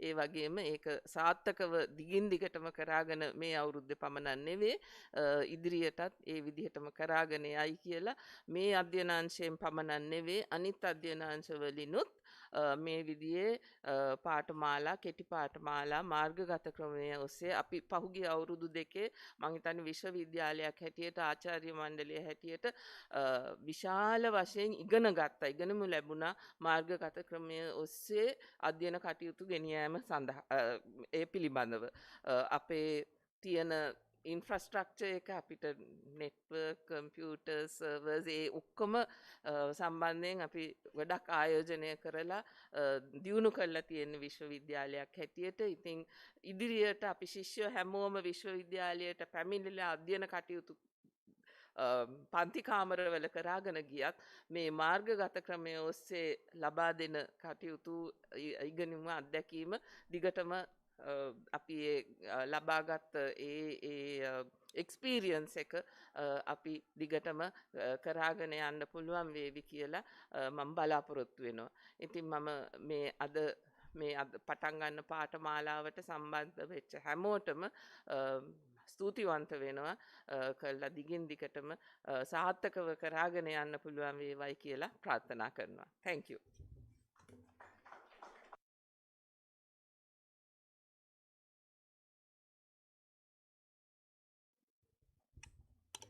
මූල්‍ය අධ්‍යයන අංශය වෙනුවෙන් කැලණි විශ්වවිද්‍යාලීය උපකුලපතිනිය ජ්‍යෙෂ්ඨ මහාචාර්යන් නිලන්තිද සිල්වා මැතිනියට මාගේ ගෞරවනීය ස්තුතිය. එසේනම් මීළඟට අවස්ථාව එළඹ තිබෙන්නේ මූල්‍ය සාක්ෂරතාවය පිළිබඳ මාර්ගගත සහතිකපත් පාඨමාලාව ජනගත කිරීමේ සුවිශේෂී අවස්ථාව සඳහායි. මෙම පාඨමාලාව ඉදිරිපත් කිරීමේ අරමුණින්ම නිර්මාණය කර ඇති වෙබ් අඩවිය සහ ඉගෙනුම් කළමනාකරණ පද්ධතිය එළි දැක්වීම සඳහා කැලණි විශ්වවිද්‍යාලයේ උපකුලපතිනිය ජ්‍යෙෂ්ඨ මහාචාර්ය නිලන්තිද සිල්වා මැතිනියට වාණිජ හා කළමනාකරණ අධ්‍යයන පීඨයේ පීඨාධිපති ආචාර්ය නාරද ප්‍රනාන්දු මහතාට සහ මූල්‍ය අධ්‍යයන අංශයේ අංශාධිපති මහාචාර්ය රුවන් අබේසේකර යන මහත්මීන්ට මෙම අවස්ථාව හා සම්බන්ධ වන ලෙස ගෞරවයෙන් යුතුව ආරාධනා කර සිටිනවා. එමෙන්ම මෙම කර්තව්‍ය සඳහා මහඟු මෙහෙවරක් ඉටු කරමින් සහාය වූ කැලණි විශ්වවිද්‍යාලයේ සහකාර වෙබ් කළමනාකරු දිනුක කන්නංගර මහතා සහ සජීවීකරණ වීඩියෝ පට නිර්මාණය කරමින් දායකත්වය ලබා දුන් මූල්‍ය අධ්‍යයන අංශයේ කතිකාචාර්ය ජයනාත් සමරවික්‍රම මහතාටද මෙම මොහොතේ අප හා එක්වීමට ගෞරවයෙන් යුතුව ආරාධනා කර සිටිනවා.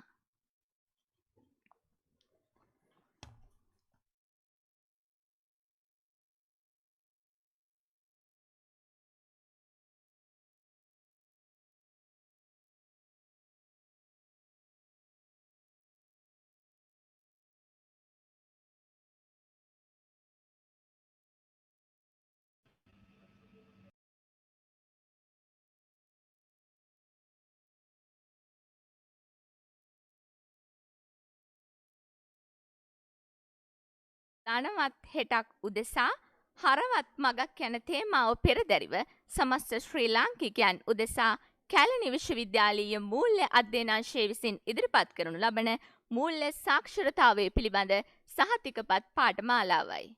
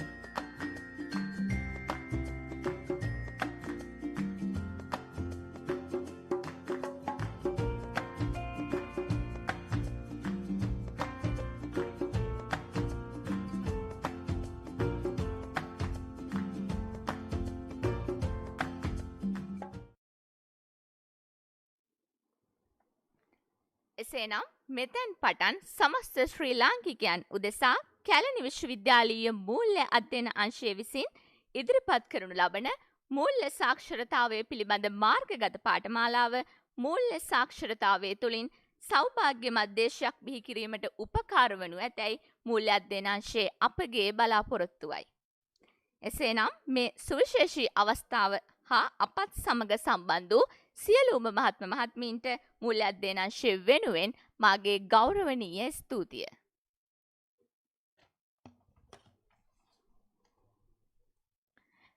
මීළඟට අප යොමු වන්නේ තවත් සුවිශේෂී අවස්ථාවක් වෙතටයි.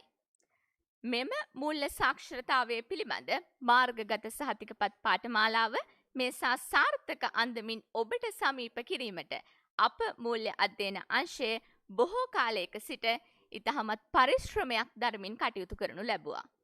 එය අසීමිත කැපකිරීම වෙනුවෙන් ඔවුන් අගය කරමින් සහතිකපත් ප්‍රදානයටයි අපගේ මේ සූදානම. සහතිකපත් ප්‍රදානය සඳහා මාගේ මේ ගෞරවනීය ආරාධනය කැලණි විශ්වවිද්‍යාලීය උපකුලපතිනිය ජ්‍යෙෂ්ඨ මහාචාර්ය නිලන්තිද සිල්වා මැතිනියටයි. එතුමිය වේදිකාවට කැඳවාගෙන ඒම සඳහා මාගේ මේ ගෞරවනීය ආරාධනය වාණිජ හා කළමනාකරණ අධ්‍යයන පීඨයේ පීඨාධිපති ආචාර්ය නාරද ප්‍රනාන්දු මැතිතුන්ටයි.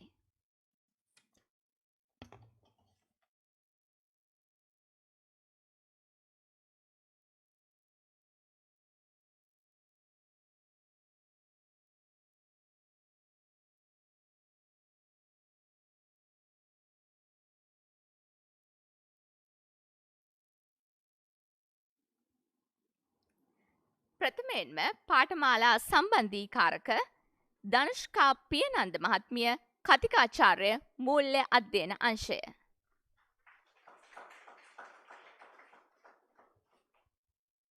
වෙබ් අඩවි නිර්මාණය දිනුක කන්නංගර මහතා සහකාර වෙබ් කළමනාකරු කැලණිය විශ්වවිද්‍යාලය.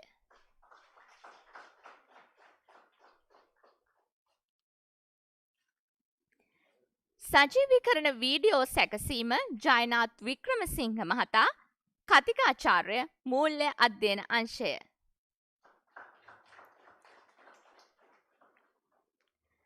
හඬකරණය රුවන් බුද්ධික මහතා කතිකාචාර්ය මූල්‍ය අධ්‍යයන අංශය.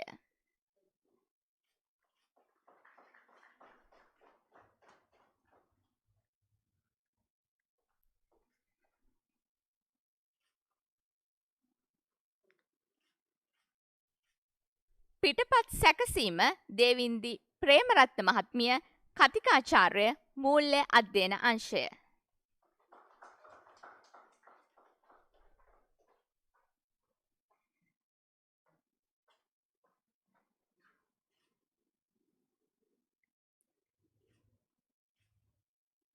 ජයනි චතුරිකාමිය කතිකාචාර්ය මූල්‍ය අධ්‍යයන අංශය.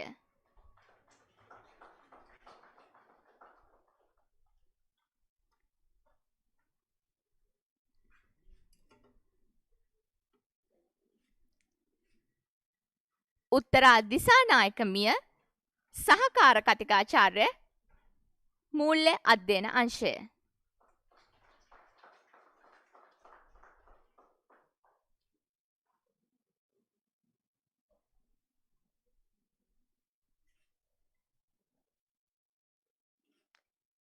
සඳලි සුද සිංහමිය සහකාර කතිකාචාර්ය මූල්‍ය අධ්‍යයන අංශය.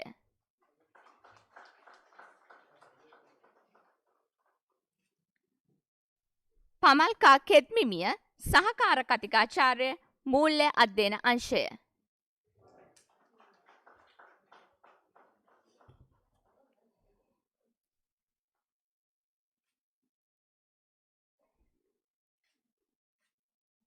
පිටපත් සංස්කරණය ගංගා මදුෂානිමිය කතිකාචාර්ය මූල්‍ය අධ්‍යයන අංශය.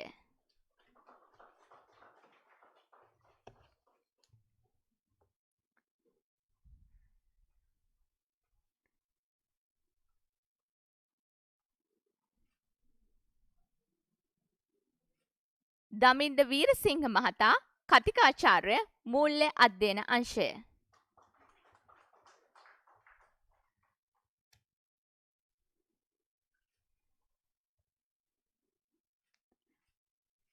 අසිත ගුණසේකර මහතා කතිකාචාර්ය මූල්‍ය අධ්‍යයන අංශය.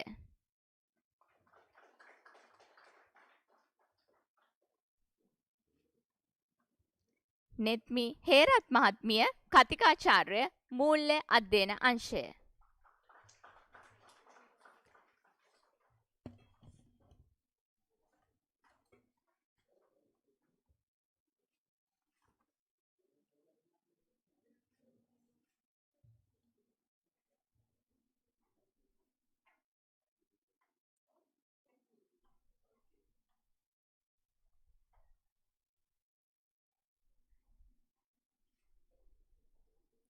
සහතිකපත් ප්‍රදානයෙන් අපත් සමග සම්බන්ධ වූ උප කුලපතිනිය ජ්‍යෙෂ්ඨ මහාචාර්ය නිලන්තිද සිල්වා මහත්මියට සහ පීඨාධිපති ආචාර්ය නාරද ප්‍රනාන්දු මහතාට මූල්‍ය අධ්‍යයන අංශය වෙනුවෙන් මාගේ ගෞරවනීය ස්තුතිය.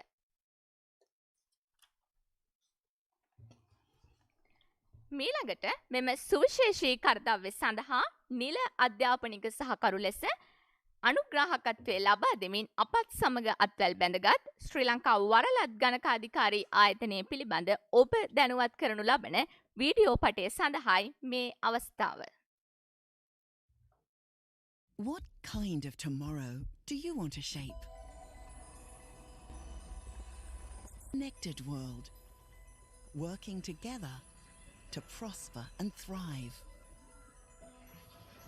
Training as a chartered accountant puts you in a position to make a real difference, giving you the skills and perspectives to build the tomorrow you want. Become a difference maker. Become a chartered accountant. එසේනම් අද දින මේ සුවිශේෂී අවස්ථාවට හරාත්මක වටිනාකමක් එක් කරමින් මූල්‍ය සාක්ෂරතාවය තුළින් ශ්‍රී ලාංකීය ආර්ථිකයේ සවිබල ගැන්විය හැකි ආකාරය පිළිබඳව අප සැම දැනුවත් කරමින් ප්‍රධාන දේශනය සිදු කිරීම සඳහා මාගේ මේ ගෞරවනීය ආරාධනය ශ්‍රී ලංකා වරලත් ගණක අධිකාරී ආයතනයේ නියෝජ්‍ය සභාපති හේෂණ කුරුප්පු මහතාටයි.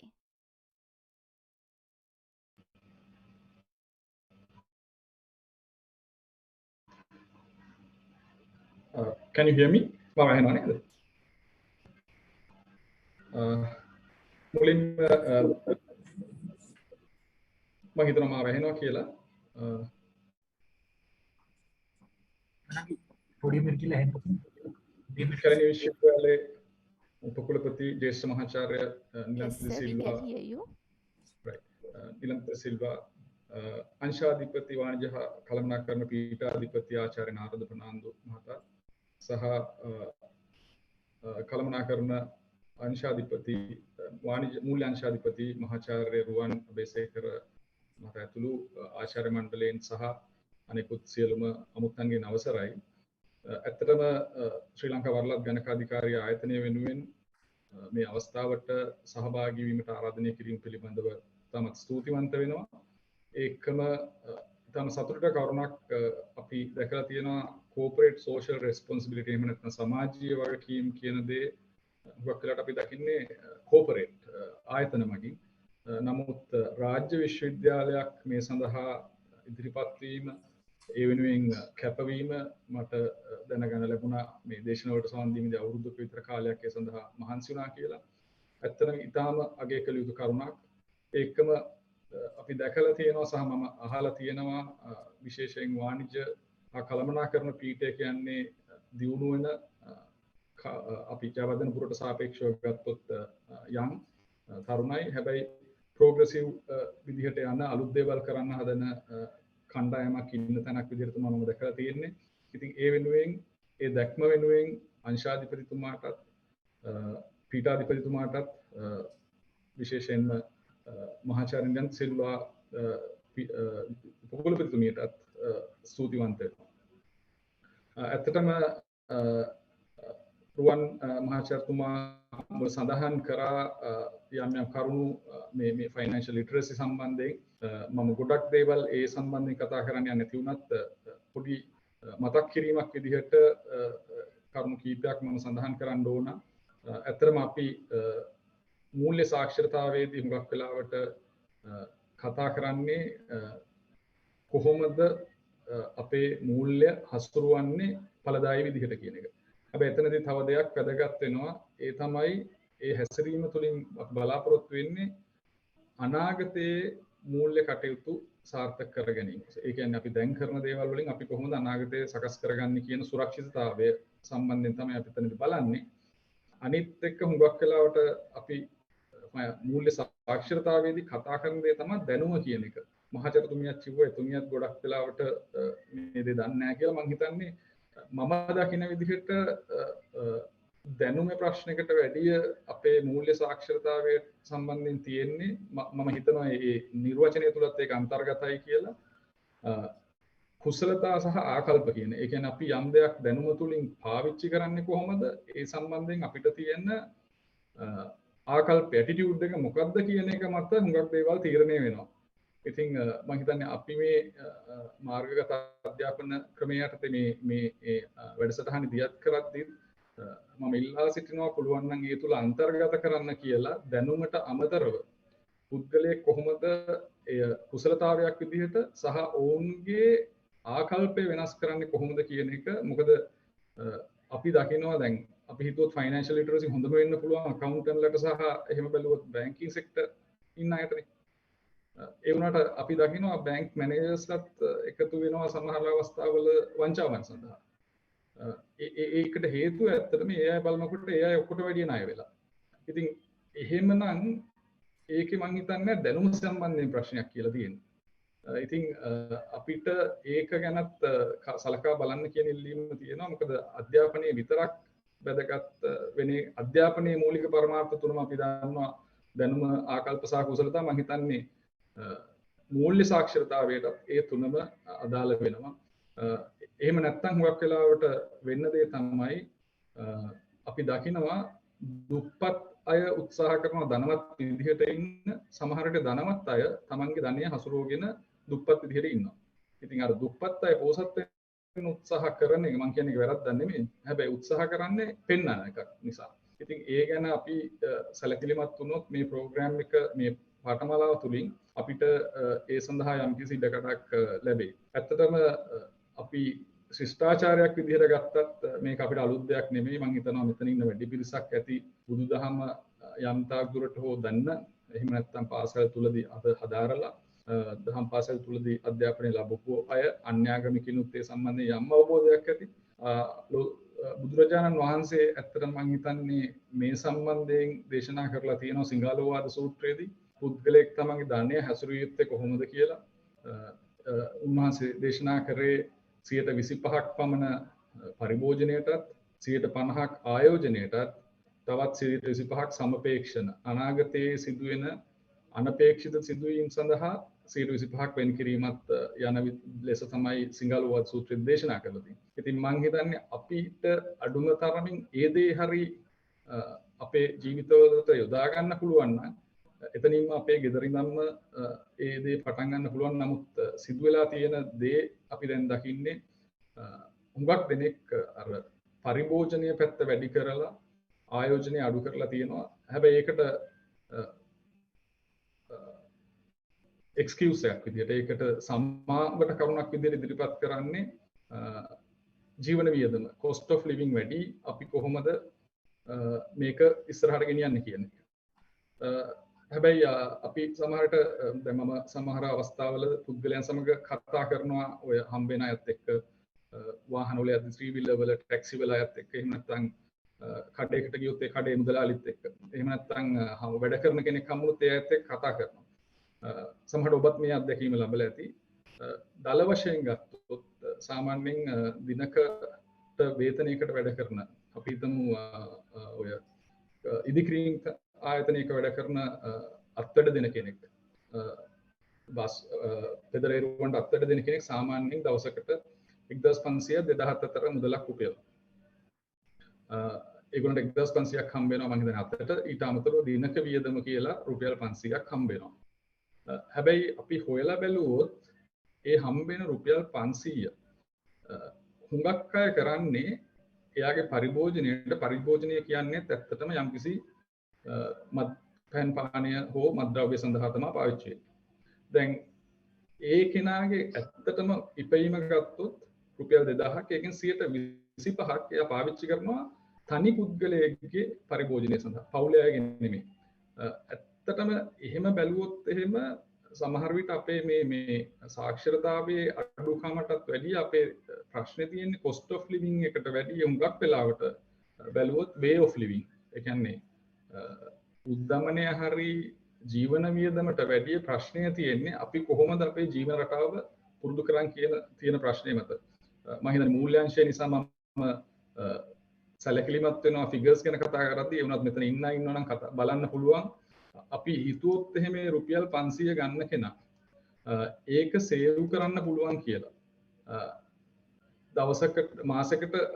දවසකට රුපියල් 500 ගන්න සේව් කරොත් දවස් 15ක් හරි 20ක් හරි නම් වැඩ කරන්නේ. අපි දැන් දවස් 22ක් වැඩ කරනවා කියලා.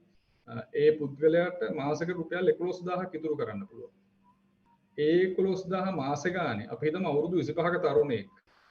ඒ තරුණයා අවුරුදු 55 වෙනකන් වැඩ කරනවා කියන assumption එක ගත්තොත් මම හිතන්නේ මේ calculation එක මම පරිස්සම් වෙනවා කියන්න මට දැනෙන විදිහට ඒ මාස ගාන මාස 360ක් වෙනවා අවුරුදු 30ක් කියන්නේ ඒ පුද්ගලයා 500 ගානේ මාසෙකට ඉතුරු කරොත් රුපියල් මිලියන 20ක් 25ක් විතර ඉතුරු වෙනවා. මම කියන්නේ අන්න ඒක තමයි අපිට පුළුවන් නම් මේ සමාජයට යවන්න ඕන දේ. හුඟක් අය ඒ දේ දකින්නේ. ඒ අය දකින්නේ එදිනදා ජීවිතයේදී පරිභෝජනය සඳහා තමන් කරන දේ මිසක් මේ දේ ආයෝජනය කිරීම සහ මේ දේ ඉතිරි කිරීම තුලින් ලබාගත හැකි දේ නෙමෙයි. ඒකයි මම ඉස්සෙල්ලත් සඳහන් කරේ අපිට හැකිතාක් දුරට මේ තුලින් අර behavior එක වෙනස් කරන්න. ඒගොල්ලන්ගේ හැසිරෙන විදිහ වෙනස් කරන්න පුළුවන් නම් ඒක ඇත්තටම මම හිතන්නේ මේ ආයතනය කරගන්න කුසල කර්මයක් කියලා මම හිතනවා. මොකද අඩුම ගානේ 10-15 දෙනෙක් මේ ඩෙට් ට්‍රැප් එකෙන් මේ ණය උගුලෙන් ගලව ගන්න පුළුවන් නම් ඒ අයගේ ඒ තියෙන ආකල්ප සහ තියෙන behaviors නිසා ඒ දේ අවබෝධ වීම තුළින් මම හිතන්නේ එය ඇත්තටම විශාල සේවයක්. ඊට අමතරව දැන් අපි දත්ත විදිහට ගත්තොත් මම අර කලින් කියපු දෙයටම සම්බන්ධයි. ලංකාවේ වර්ෂයකට මට මතක විදිහට එක්සයිස් ඩියුටි, ඒ කියන්නේ මත්පැන් සහ දුම්පානය වෙනුවෙන් අය කරන බදු සාමාන්‍යයෙන් රුපියල් බිලියන 180ක් බිලියන 180ක් 200ක් විතර රජය අය කරගන්න. මම කියන්නේ මේ ටැක්සස් විදිහට විතරක්. ඒ කියන්නේ මුළු රාජ්‍ය ආදායමෙන් 10%ක් 15ක් විතර එන්නේ ඒ කියන මූලික එක්සයිස් ඩියුටි සහ ටොබැකෝ ටැක්ස් කියන දෙකෙන්. එතකොට අපි බැලුවොත් එහෙම ලංකාවේ වැඩ කරන ජනගහනය, මම හිතනවා ලංකාවේ මුළු ජනගහනයෙන් 50% විතර තමයි වර්ක් ෆෝස් එක, කියන්නේ ශ්‍රම බලකාය. ඒ ශ්‍රම බලකායනොත් 35% විතර කාන්තා ශ්‍රම බලකායක් ඉන්නේ. අපි ඒක අයින් කරොත් ඉතුරු 6.5 මිලියන් වලින් මේක බෙදුවොත් අපිට ඒත් පේනවා ලොකු ගාණක් පුද්ගලයන් විසින් තමන්ගේ නොදැනුවත්කම සහ පරිභෝජන රටාව නිසා එක පුද්ගලයෙකුට සාමාන්‍යයෙන් රුපියල් 28000ක් විතර එනම් වැය කරනවා. මම මේ කියන්නේ මේ දල වශයෙන් ගත්තාම දැන් මේක අර මම ඉස්සෙල්ලා කිව්වා වගේ අර අත්වැඩ දෙන පුද්ගලයෙක් ගත්තොත් එහෙම එයාගේ ලොකු ගාණක් මාසෙකට රුපියල් 15000ක් විතර.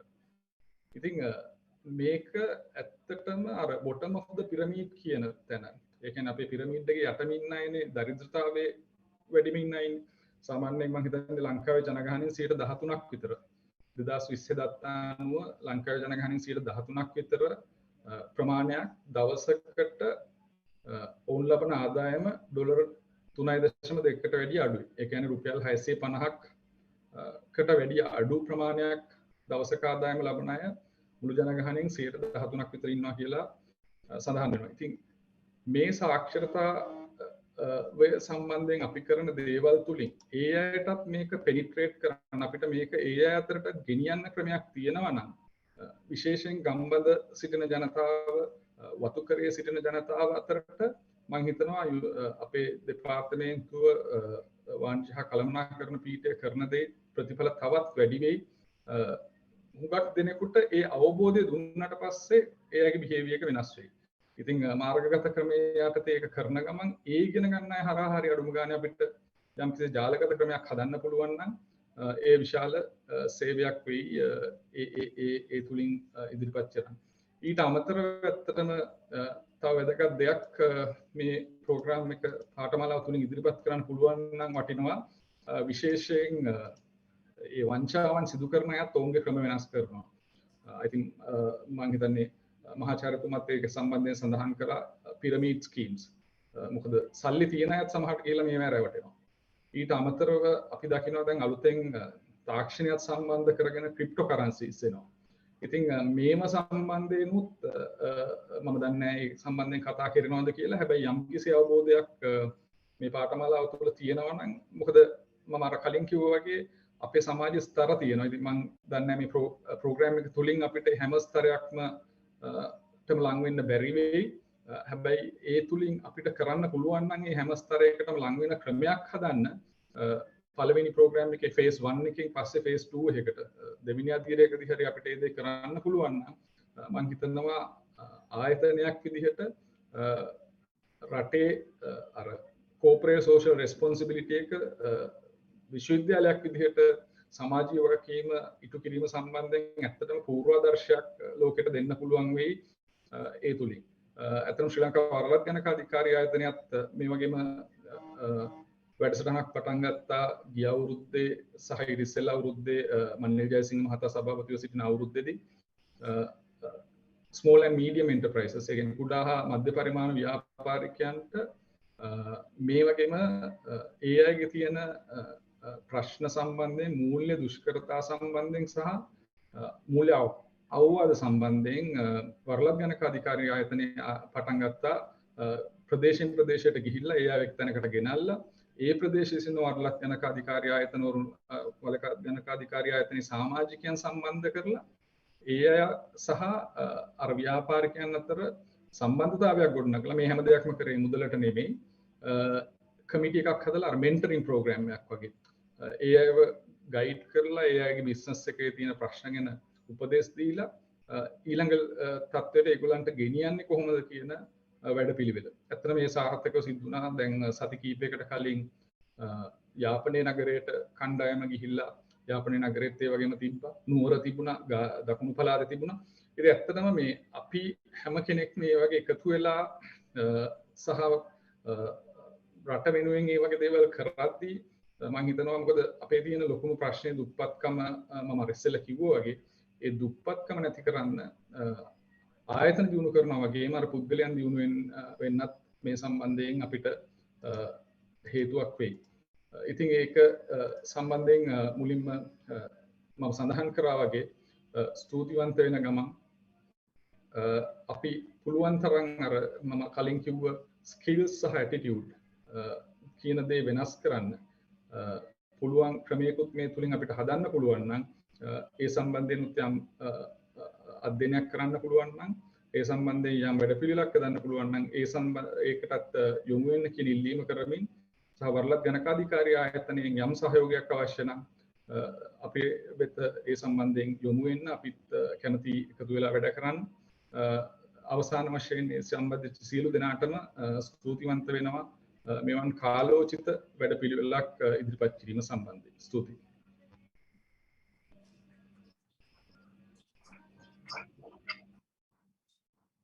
මෙම සුවිශේෂී අවස්ථාව වෙනුවෙන් සියලු සම්බන්ධතාවය ලබා දුන් ශ්‍රී ලංකා වරලත් ගණකාධිකාරී ආයතනයේ නියෝජ්‍ය සභාපති හේෂ කුරුප්පු මහතාට මුල්‍යන්වීම වෙනුවෙන් මගේ ගෞරවනීය ස්තුතිය.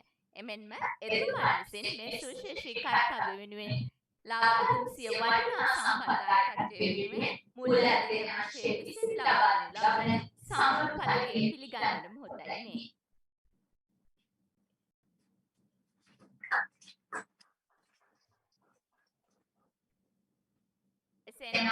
මීට දන හෙඩක් උදෙසා හරවත් මම කියන හේමා පෙරදැරිව මූල්‍ය සාක්ෂරතාව පිළිබඳ සහතිකපත් පාඨමාලාව මේ ආකාරයෙන් අති සාර්ථකව ඉදිරිපත් කිරීමට අවශ්‍ය සම්බන්ධීකරණ කටයුතු සිදු කරනු ලැබූ මූල්‍ය අධ්‍යයන අංශයේ කතිකාචාර්ය ධනුෂ්කා පියනන්ද මහත්මියට මෙම පාඨමාලාව පිළිබඳව අප සැබ තවදුරටත් දැනුවත් කිරීමට කෙරෙන ගෞරවනීය ආරාධනයයි මේ.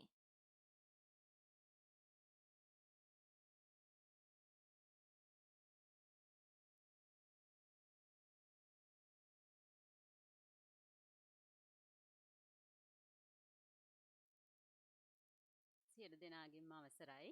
කෑනිය විශ්වවිද්‍යාලයේ උපකුලපතිනිය ජ්‍යෙෂ්ඨ මහාචාර්ය නිරන්තිද සිල්වා මැතිතුමියත් වාණිජ හා කළමනාකරණ අධ්‍යයන පීඨයේ පීඨාධිපති ආචාර්ය නාරද ප්‍රනාන්දු මහතාගෙන්ද මූල්‍ය අධ්‍යයනාංශයේ අංශාධිපති මහාචාර්ය රුවන් අබේසේකර මහතාගෙන්ද සියලුම අධ්‍යයන කාර්ය මණ්ඩලයෙන්ද ආදරණීය දුදරුවන් සැමගෙන්ද අවසරයි. මේ පාඨමාලාවේ අරමුණ පැහැදිලි කිරීමට මම මේ අවස්ථාවක් කරගන්නේ නැහැ. මොකද ඒක අපි පීඨාධිපතිතුමාගේ සහ අංශාධිපතිතුමාගේ කතා වලින් ඒක මොනවට පැහැදිලි වුණා. ඉතින් මේ පාඨමාලාව පිළිබඳ තවදුරටත් ඔබ දැනුවත් කිරීම තමයි මගේ අරමුණ.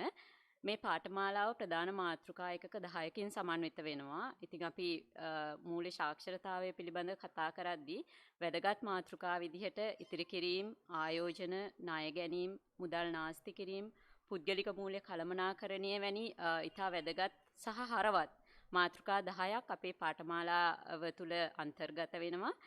ඉතින් කෙනෙකුට හිතෙන්න පුළුවන් කොහොමද අපි මේ පාඨමාලාවට අවතීර්ණ වෙන්නේ කියලා. ඉතාමත්ම සරලයි. අපි අද ඉදිරිපත් කරපු අපගේ වෙබ් අඩවිය ඔස්සේ මේ පාඨමාලා මාතෘකා සඳහා අපි නිර්මාණය කරලා තියෙන සජීවීකරණ වීඩියෝ සියල්ල ඔබට නොමිලේ ලබා ගන්න පුළුවන්. ඒත් එක්කම අපි අධ්‍යනාංශය අපේක්ෂා කරනවා අප අධ්‍යනාංශයේ YouTube නාලිකාව ඔස්සේත් මෙම සජීවීකරණ වීඩියෝ පට ඔබට ඉදිරිපත් කරන්න නොමිලේම. ඉතින් ඒ නිසා ඒ සියලුම වීඩියෝ පට පරිශීලනය කිරීම ට අවස්ථාව අද දින සිට ඔබට උදා වෙනවා. ඒත් එක්කම කෙනෙකුට හිතෙන්න පුළුවන් මම කොහොමද සහතිකපත ලබා ගන්න කියලා. ඒකත් ඊටාම සරල මාර්ගයක් තමයි ඔබට තියෙන්නේ. අපි අද ඉදිරිපත් කරපු වෙබ් අඩවියට පිවිසෙන්න. ඒ වෙබ් අඩවියේ මේ මාතෘකා 10 සම්බන්ධයෙන්ම වෙන වෙනම ප්‍රශ්නාවලීන් 10ක් අපි ඉදිරිපත් කරලා තියෙනවා. ඒ එක ප්‍රශ්නාවලියක් ප්‍රශ්න 10කින් සමන්විත වෙනවා. ඉතින් අපේ ඇගයීම් ක්‍රමය තමයි ඒ එක ප්‍රශ්නාවලියකට ඔබ 140ක අවම ලකුණු සාමාන්‍යයක් ලබාගත යුතු වෙනවා. ඒ අනුව ඔබ සහතික පත්‍රය ලබා ගැනීම සඳහා මූල්‍ය අධ්‍යයන අංශය විසින් සහතික කරන ලද සහතික පත්‍රය ලබා ගැනීම සඳහා සුදුසු වෙනවා. ඒත් එක්කම මේ කටයුතු සඳහා අපි විශ්වවිද්‍යාලය තුළ යම් පිරිවැයක් දැරීමට සිදුවීම හේතුවෙන් සුළු සැකසුම් ගාස්තුවක් ඔබට ගෙවීමට සිදුවේවි. ඊට අමතර ඒ තුලින් ඔබට ඔබගේ නිවසේ සිටම මෙම සහතික පත්‍ර මුද්‍රණය කර ගැනීමට හැකිවන පරිදි තමයි අපි මාර්ගගත ක්‍රමය ඔස්සේ මේ පද්ධතිය නිර්මාණය කරලා තියෙන්නේ. ඒත් එක්කම මෙම සහතිකපත් පාඨමාලාවේ සම්බන්ධීකාරක විදිහට මේ සහතිකපත් පාඨමාලාව මේ සාර්ථක අන්දමින් ඉදිරිපත් කිරීමට මට නන් අයරින් උපකාර කරපු සියලුම දෙනාට ස්තුතිවන්ත වීමට මම මේ අවස්ථාවක් කරගන්නවා. ප්‍රධාන වශයෙන්ම අප පීඨයේ පීඨාධිපතිතුමා එතුමාගේ කතාවේ සඳහන් කරපු පරිදි මේ ඇත්තටම එතුමාගේ අදහසක්.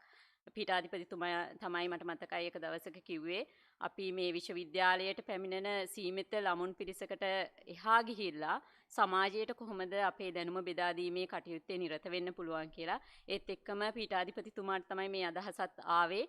මේ ලොක්ඩවුන් කාලේ ආපු මාර්ගගත Zoom තාක්ෂණයේ විකාශනයත් එක්ක අපිට පුළුවන් නේද මාර්ගගත ක්‍රමය ඔස්සේ මේකට මොකක් හරි පියවරක් ගන්න පුළුවන් කියලා. ඉතින් ඒ අදහස ඉදිරිපත් කරපු දවසේ ඉඳන්ම පීඨාධිපතිතුමා ලොකු පරිශ්‍රමයක් දැරුවා මේක අද මේ දක්වාගෙන ඒමට. ඉතින් එතුමාට මම විශේෂයෙන්ම ස්තුතිවන්ත වෙනවා. ඒත් එක්කම මූල්‍ය අධ්‍යයන අංශයේ අංශාධිපතිතුමාටත් කැලණිය විශ්වවිද්‍යාලයේ උපකුලපතිනිය මහාචාර්ය නිරන්තදි සිල්වා මැතිණියටත් අපිට මාහට නොයෙකුත් අවවාද අනුශාසනා දෙමින් මේ සාර්ථක කර ගැනීමට උදව් කිරීම ගැන මාගේ ස්තුතිය පළ කරනවා. ඒත් එක්කම විශේෂයෙන්ම ස්තුතිවන්ත වෙන්න ඕනේ මේ වගේ ඉගෙනුම් කළමනාකරන පද්ධතියක් සහ සජීවීකරණ වීඩියෝ පට නිර්මාණය කිරීම සඳහා විශාල පරිශ්‍රමයක් දැරූ කැලණිය විශ්වවිද්‍යාලයේ සහකාර වෙබ් කළමනාකරු දිනුක කන්නංගර මහතා සහ අප මූල්‍ය අධ්‍යයන අංශයේ කතිකාචාර්ය ජයනාත් සමරවික්‍රම මහතාට ඒත් එක්කම හඬකරණය සම්බන්ධයෙන් ලොකු දායකත්වයක් ලබා දුන්නා රුවන් බුද්ධික කතිකාචාර්යතුමා. එතුමාටත් මා ස්තුතිවන්ත වෙනවා. ඒත් එක්කම අධ්‍යයන අංශයේ අධ්‍යයන කාර්ය මණ්ඩලයේ සියලුම දෙනාම මේ පිටපත් සැකසීම සහ පිටපත් සංස්කරණය වෙනුවෙන් විශාල කාර්යයක් ඉටු කරා. ඒ සියලුම දෙනාට මම ස්තුතිවන්ත වෙනවා. ඒත් එක්කම අද දින මාර්ගගත ක්‍රමය ඔස්සේ ප්‍රධාන දේශක විදිහට අප හා සම්බන්ධ වෙච්ච ශ්‍රී ලංකා වරලත් ගණකාධිකාරී ආයතනයේ උපසභාපතිතුමාටත් මාගේ ස්තුතිය පුද කරන්න කැමැතියි.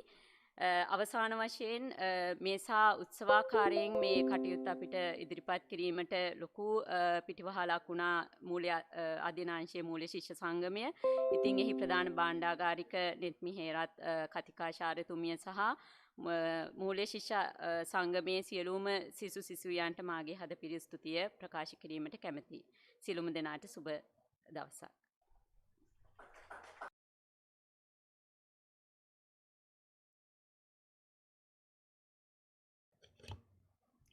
එසේනම් මෙලෙස අති සාඩම්බර ලෙස සමස්ත ශ්‍රී ලාංකිකයන් උදෙසා කැලණිය විශ්වවිද්‍යාලීය මූල්‍ය අධ්‍යයන අංශය විසින් එළි දක්වනු ලැබූ මූල්‍ය සාක්ෂරතාවය පිළිබඳ මාර්ගගත සහතිකපත් පාඨමාලාව යාවත් කාලීන වූ මූල්‍ය සාක්ෂරතාවයක් තුළින් දේශයේ සෞභාග්‍යයට උපකාරයක් වනු දැකීම මූල්‍ය අධ්‍යයන අංශයේ අපගේ ඒකායන බලාපොරොත්තුවයි. එසේනම් ආයෝජන සතියෙහි දෙවන දිනයෙහි පළමු හෝරාවේ අවසානයටයි ඔබ අප මේ පැමිණ සිටින්නේ. මෙතෙක් අපත් සමග සම්බන්ධ වූ ඔබ සැමට මූල්‍ය අධ්‍යයන අංශයේ ගෞරවනීය ස්තුතිය. නැවතත් මෙම සම්බන්ධිය ඔස්සේම පසරු 4:30 සිට අපත් සමග නැවත සම්බන්ධ වන්නට මූල්‍ය අධ්‍යයන අංශයේ අප ඔබට ඉතාමත් ගෞරවයෙන් යුතු ආරාධනා කර සිටිනවා. ස්තුතියි.